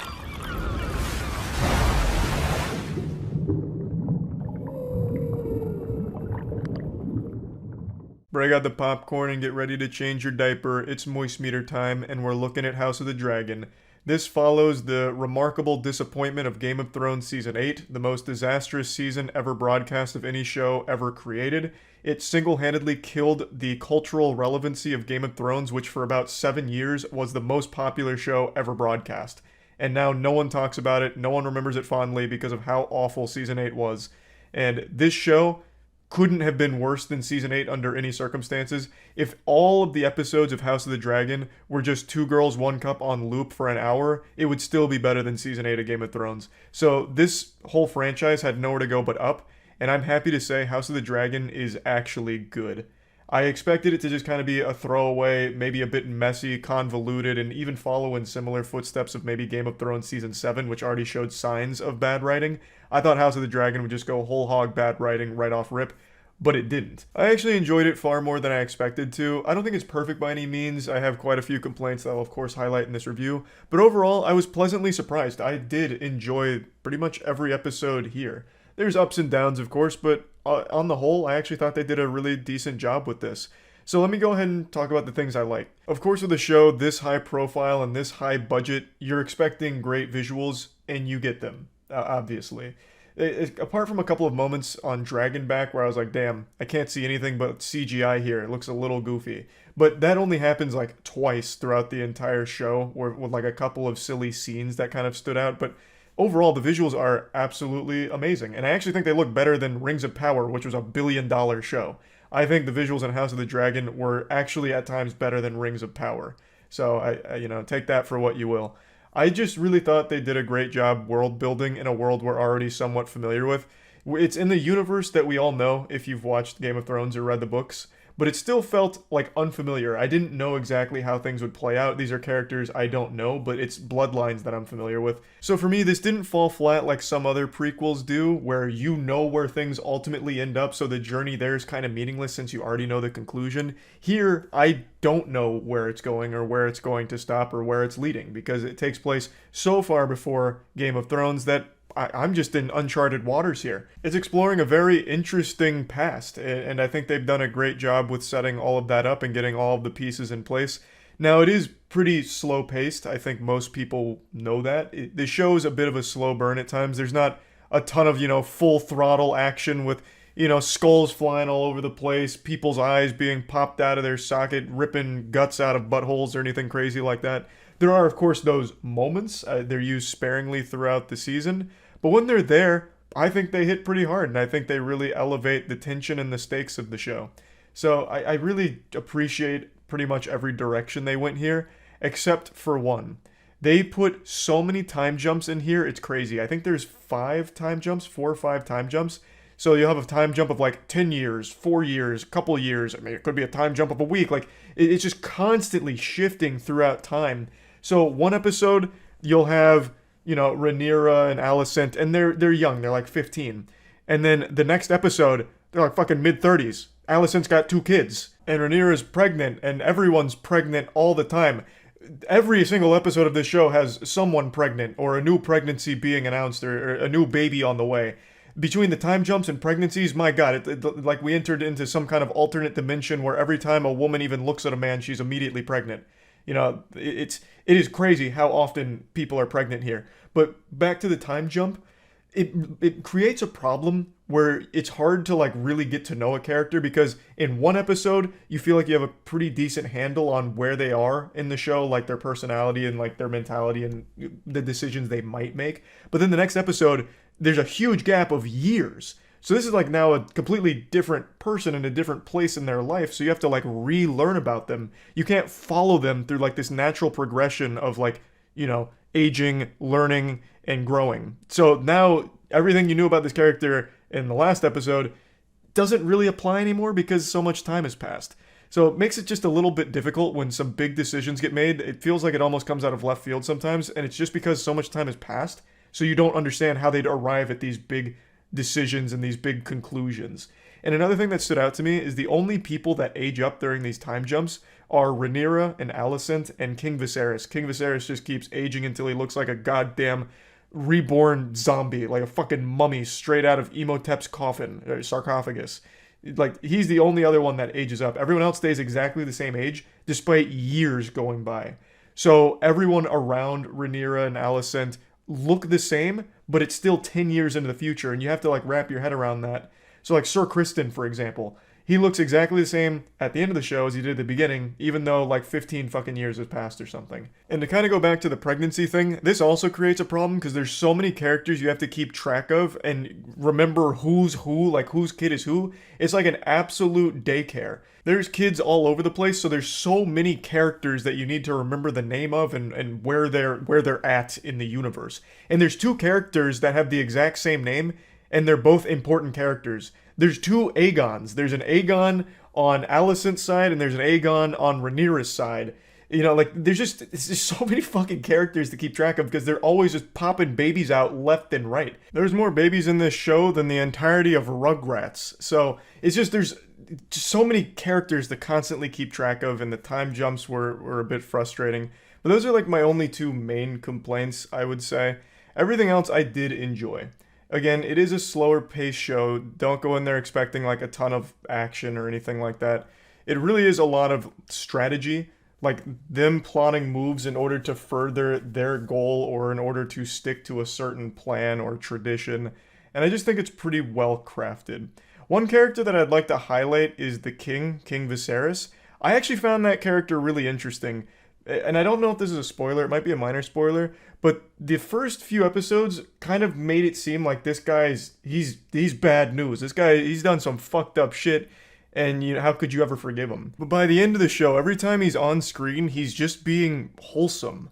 Like a warm person who just kind of wants to please everyone, but in trying to please everyone, this pursuit of making everyone around him happy or peaceful, he's kind of just a shit king. Like overall, like he's not even like a bad, this is what makes it so interesting. He's not even really a bad king, because under his reign, there's really nothing, there's no trouble, there's no big, huge conflict going on, there's no big wars, but he's also just not doing a lot to cement himself as a good king, which is something he also struggles with in the show and talks about with this his trusted people.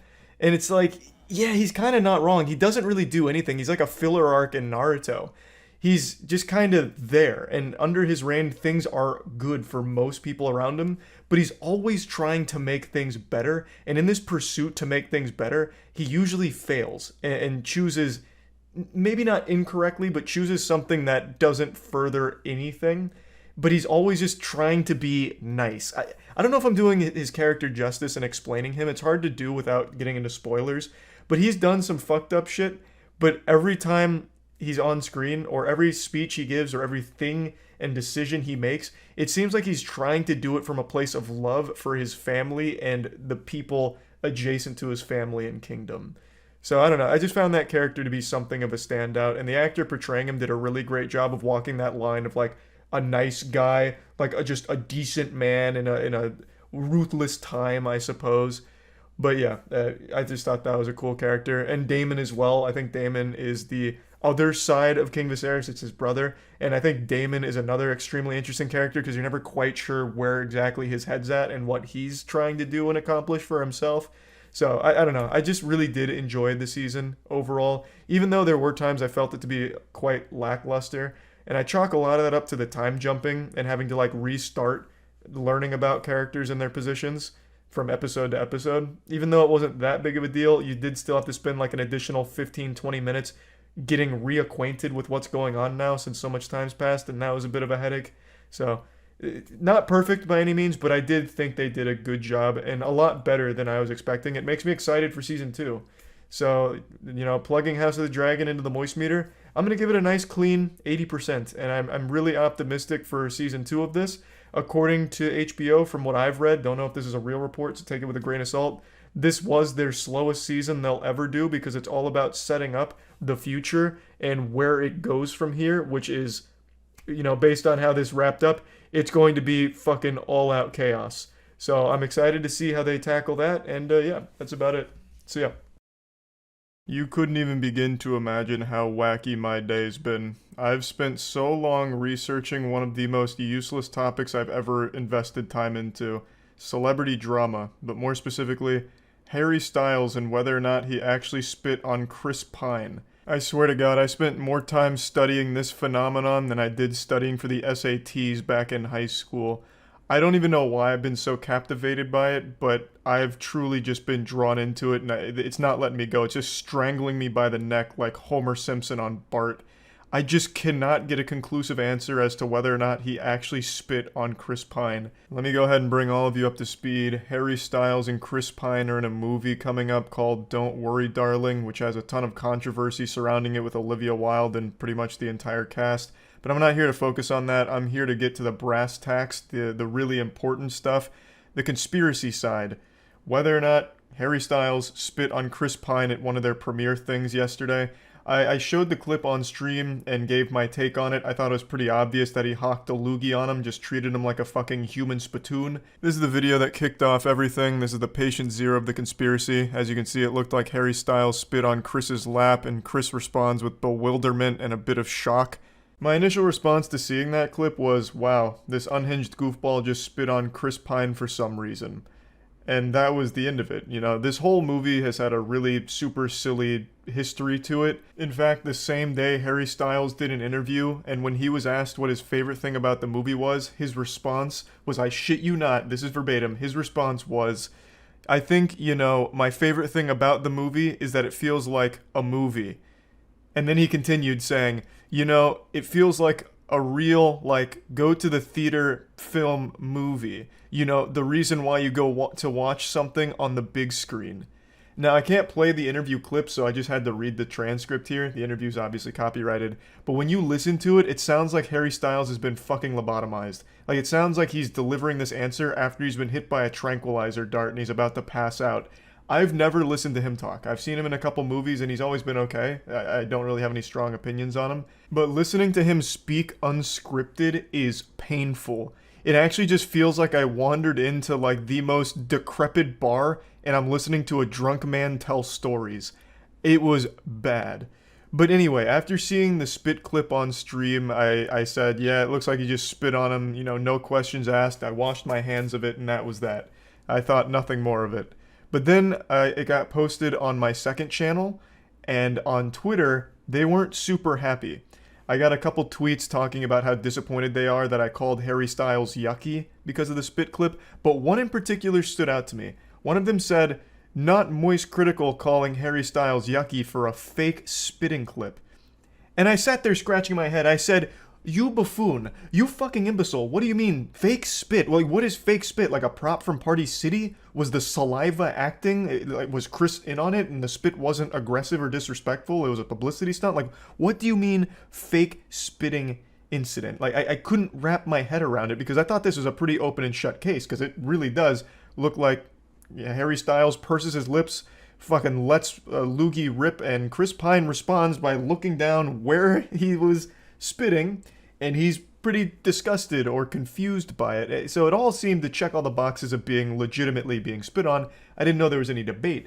But even still, I wanted to go a bit further to see, like, is this like a conspiracy? Have I bought into propaganda? Have I been faked out? Was it actually a magic trick? You know, I didn't get it. But Harry Styles fans, whatever they call themselves, stylers, I have no idea, they were adamant that this was fake, manufactured drama and not real. So I dug a bit deeper, and I found an alternate angle, which I also pulled up on stream, that further confirmed my suspicion that this was real spit. I'll go ahead and play that for you. So here we can see the event through a different lens. We got a totally different vantage point here, and I think this one's even clearer because I really feel like I can see spit travel. So then I did what any sensible man would do and slowed down the clip significantly, and I'm not too sure. Like, now I really don't know if it's spit, because there I didn't feel like I could see it as well. When played at full speed, I am convinced that I can see the spit. I see like a little flash leave Harry Styles' mouth and land on Chris Pine's lap. But I don't know anymore if it's my mind playing tricks on me. It's got me questioning everything I thought I knew about the universe, honestly. Because when I slow down the clip, I can no longer see that flash. Unless, of course, Harry Styles can spit faster than the speed of light. Which, you know, it is a possibility, I suppose. But what makes this even more confusing is the statement that came out, like the official statement to explain this away, did nothing to squash this conspiracy. Because if it's not spit, then why did Chris Pine react that way immediately after the spit would have landed on him? You know, like, nothing really checks out, but here's the official explanation. This is a ridiculous story, a complete fabrication, and the result of an odd online illusion that is clearly deceiving and allows for foolish speculation, Pine's rep said in a statement to Variety. Just to be clear, Harry Styles did not spit on Chris Pine. There is nothing but respect between these two men, and any suggestion otherwise is a blatant attempt to create drama that simply does not exist. This is a dog shit response. I'll just go ahead and give Chris Pine's rep a little free advice. In order to, like, actually squash these rumors, you needed to explain what happened. Because clearly something happened. Chris responded to something. There was some stimulus there that Chris looked down and then had, like, a confused moment there, you know? So you needed to explain it, which you didn't. You just called everyone fucking stupid, basically. This is ridiculous, and it's an illusion. Even though it's not an illusion, like, it's a video we can all see, and it's a little fishy that Harry Styles does something weird with his mouth, and Chris Pine responds to it. You didn't explain anything. You just said, you guys are wrong. source, trust me, bro. Like, that's it. That's not super helpful here. But luckily, Chris Pine's rep might not be smart enough to explain it, but I saw a couple of theories on Twitter that I'm starting to believe as well. So the leading theory and the explanation I'm starting to subscribe to is that Chris Pine was wondering where his sunglasses went, and when he noticed they were sitting on his lap, he was a little embarrassed and felt silly, which is why he gave that response. And that's a mistake we've all made, like we're looking for something that's right in front of us, or we're looking for something that we're holding. You know, like sometimes I've made the mistake of trying to find my phone, and I'll turn the flashlight on my phone while looking for it, and then I feel like such a fucking idiot when I realize, oh, it's in my hand. And then, you know, you have that eureka moment where you feel stupid, and you have like that kind of response. And that does actually kind of explain it away, because Chris does grab his sunglasses after noticing them, and he does give that like, oh, I'm so forgetful kind of look, that kind of shit. So maybe it's a case of just perfect timing where Harry Styles did some goofy shit with his mouth that looks like he's spitting, and at the same time, Chris Pine just happened to have noticed the sunglasses he was trying to locate were sitting right in his lap, so he's like, ugh. You know, like, oh, I found them. They were right there. I'm so dumb. That kind of shit. But I'm not 100% certain either way. I've spent so much time rewatching these clips. It's fucking crazy. And I still can't fully decide which I believe. I think it's most likely that he didn't spit on him and it's just his reaction to finding the sunglasses he was looking for. But I also don't think it's impossible that he truly did just spit on Chris. There's been so much drama on this movie. Like, I wouldn't be shocked to learn that these two have animosity between them and he just spit on him just to fucking assert dominance and disrespect him publicly. I think both are equally likely, though I lean a little more towards it just being the sunglass thing. But anyway, just wanted to talk about it since I spent so much time researching it. That's about it. See ya. I am so thrilled to see Brendan Fraser having such a pop-off right now. He had a 6-minute standing ovation yesterday for his role in The Whale, which is an upcoming movie. And his response to it is just the cutest thing ever. I've already seen this video 3 times. It's like watching puppies, but cuter.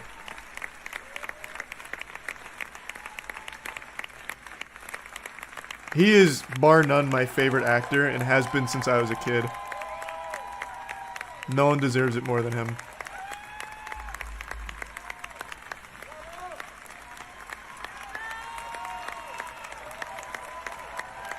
Though I will say 6-minute standing ovation, that probably got really uncomfortable after like minute 1.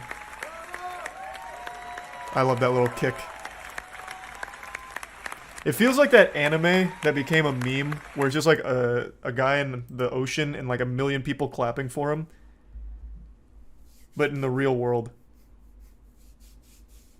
So I'm really excited to see The Whale. This is by far his biggest role since coming back.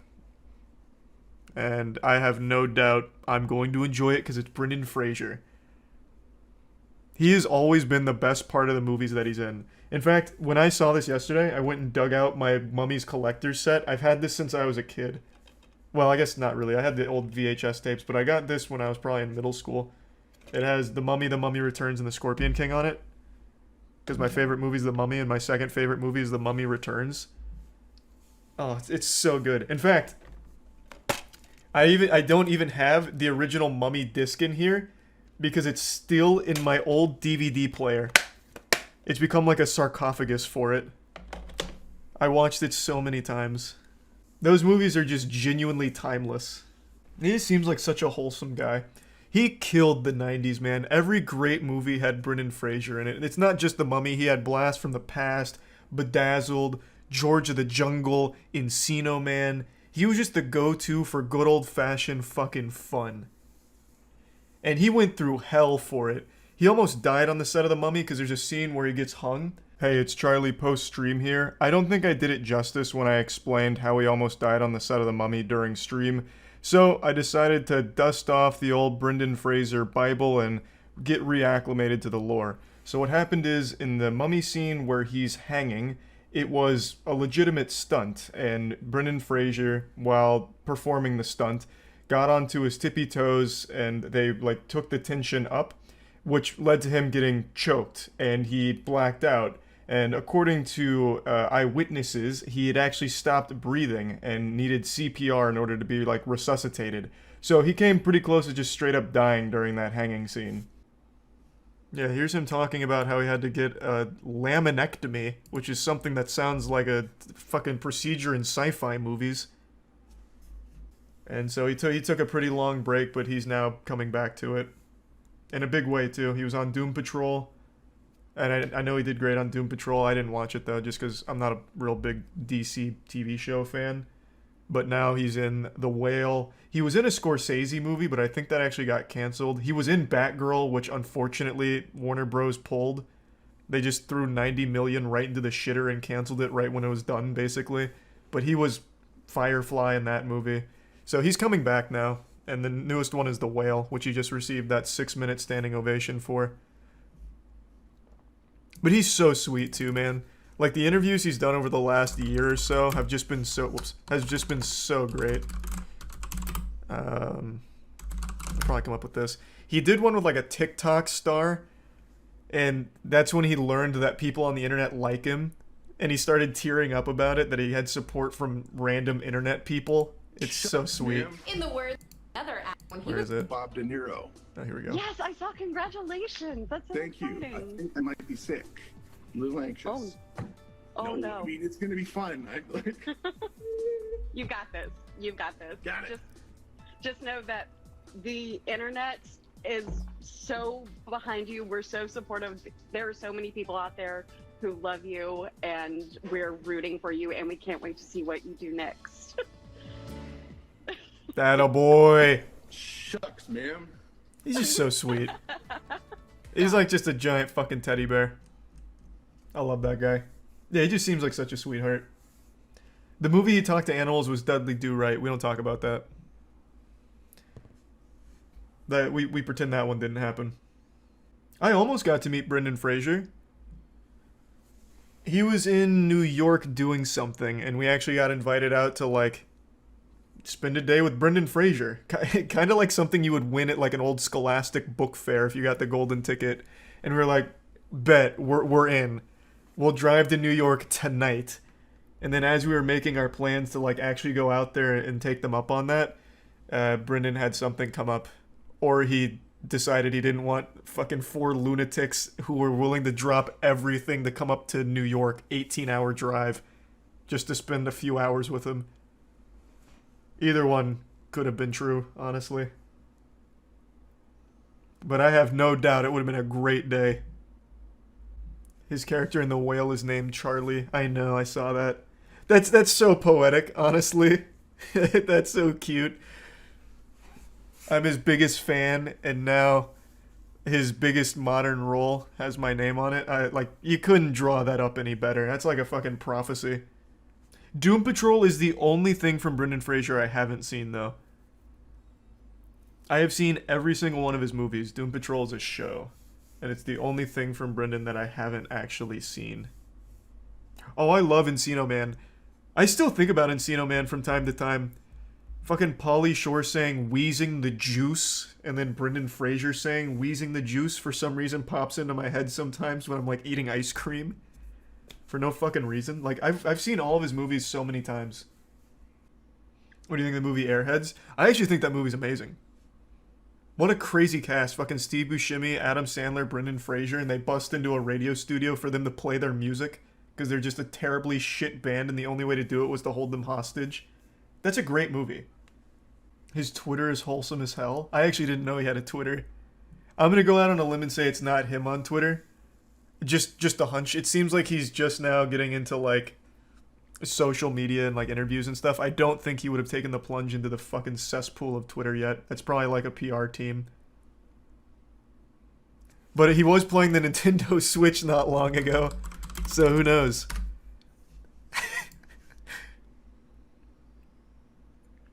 Just another beautifully wholesome Brendan Fraser clip, honestly. I think this was before another Zoom interview.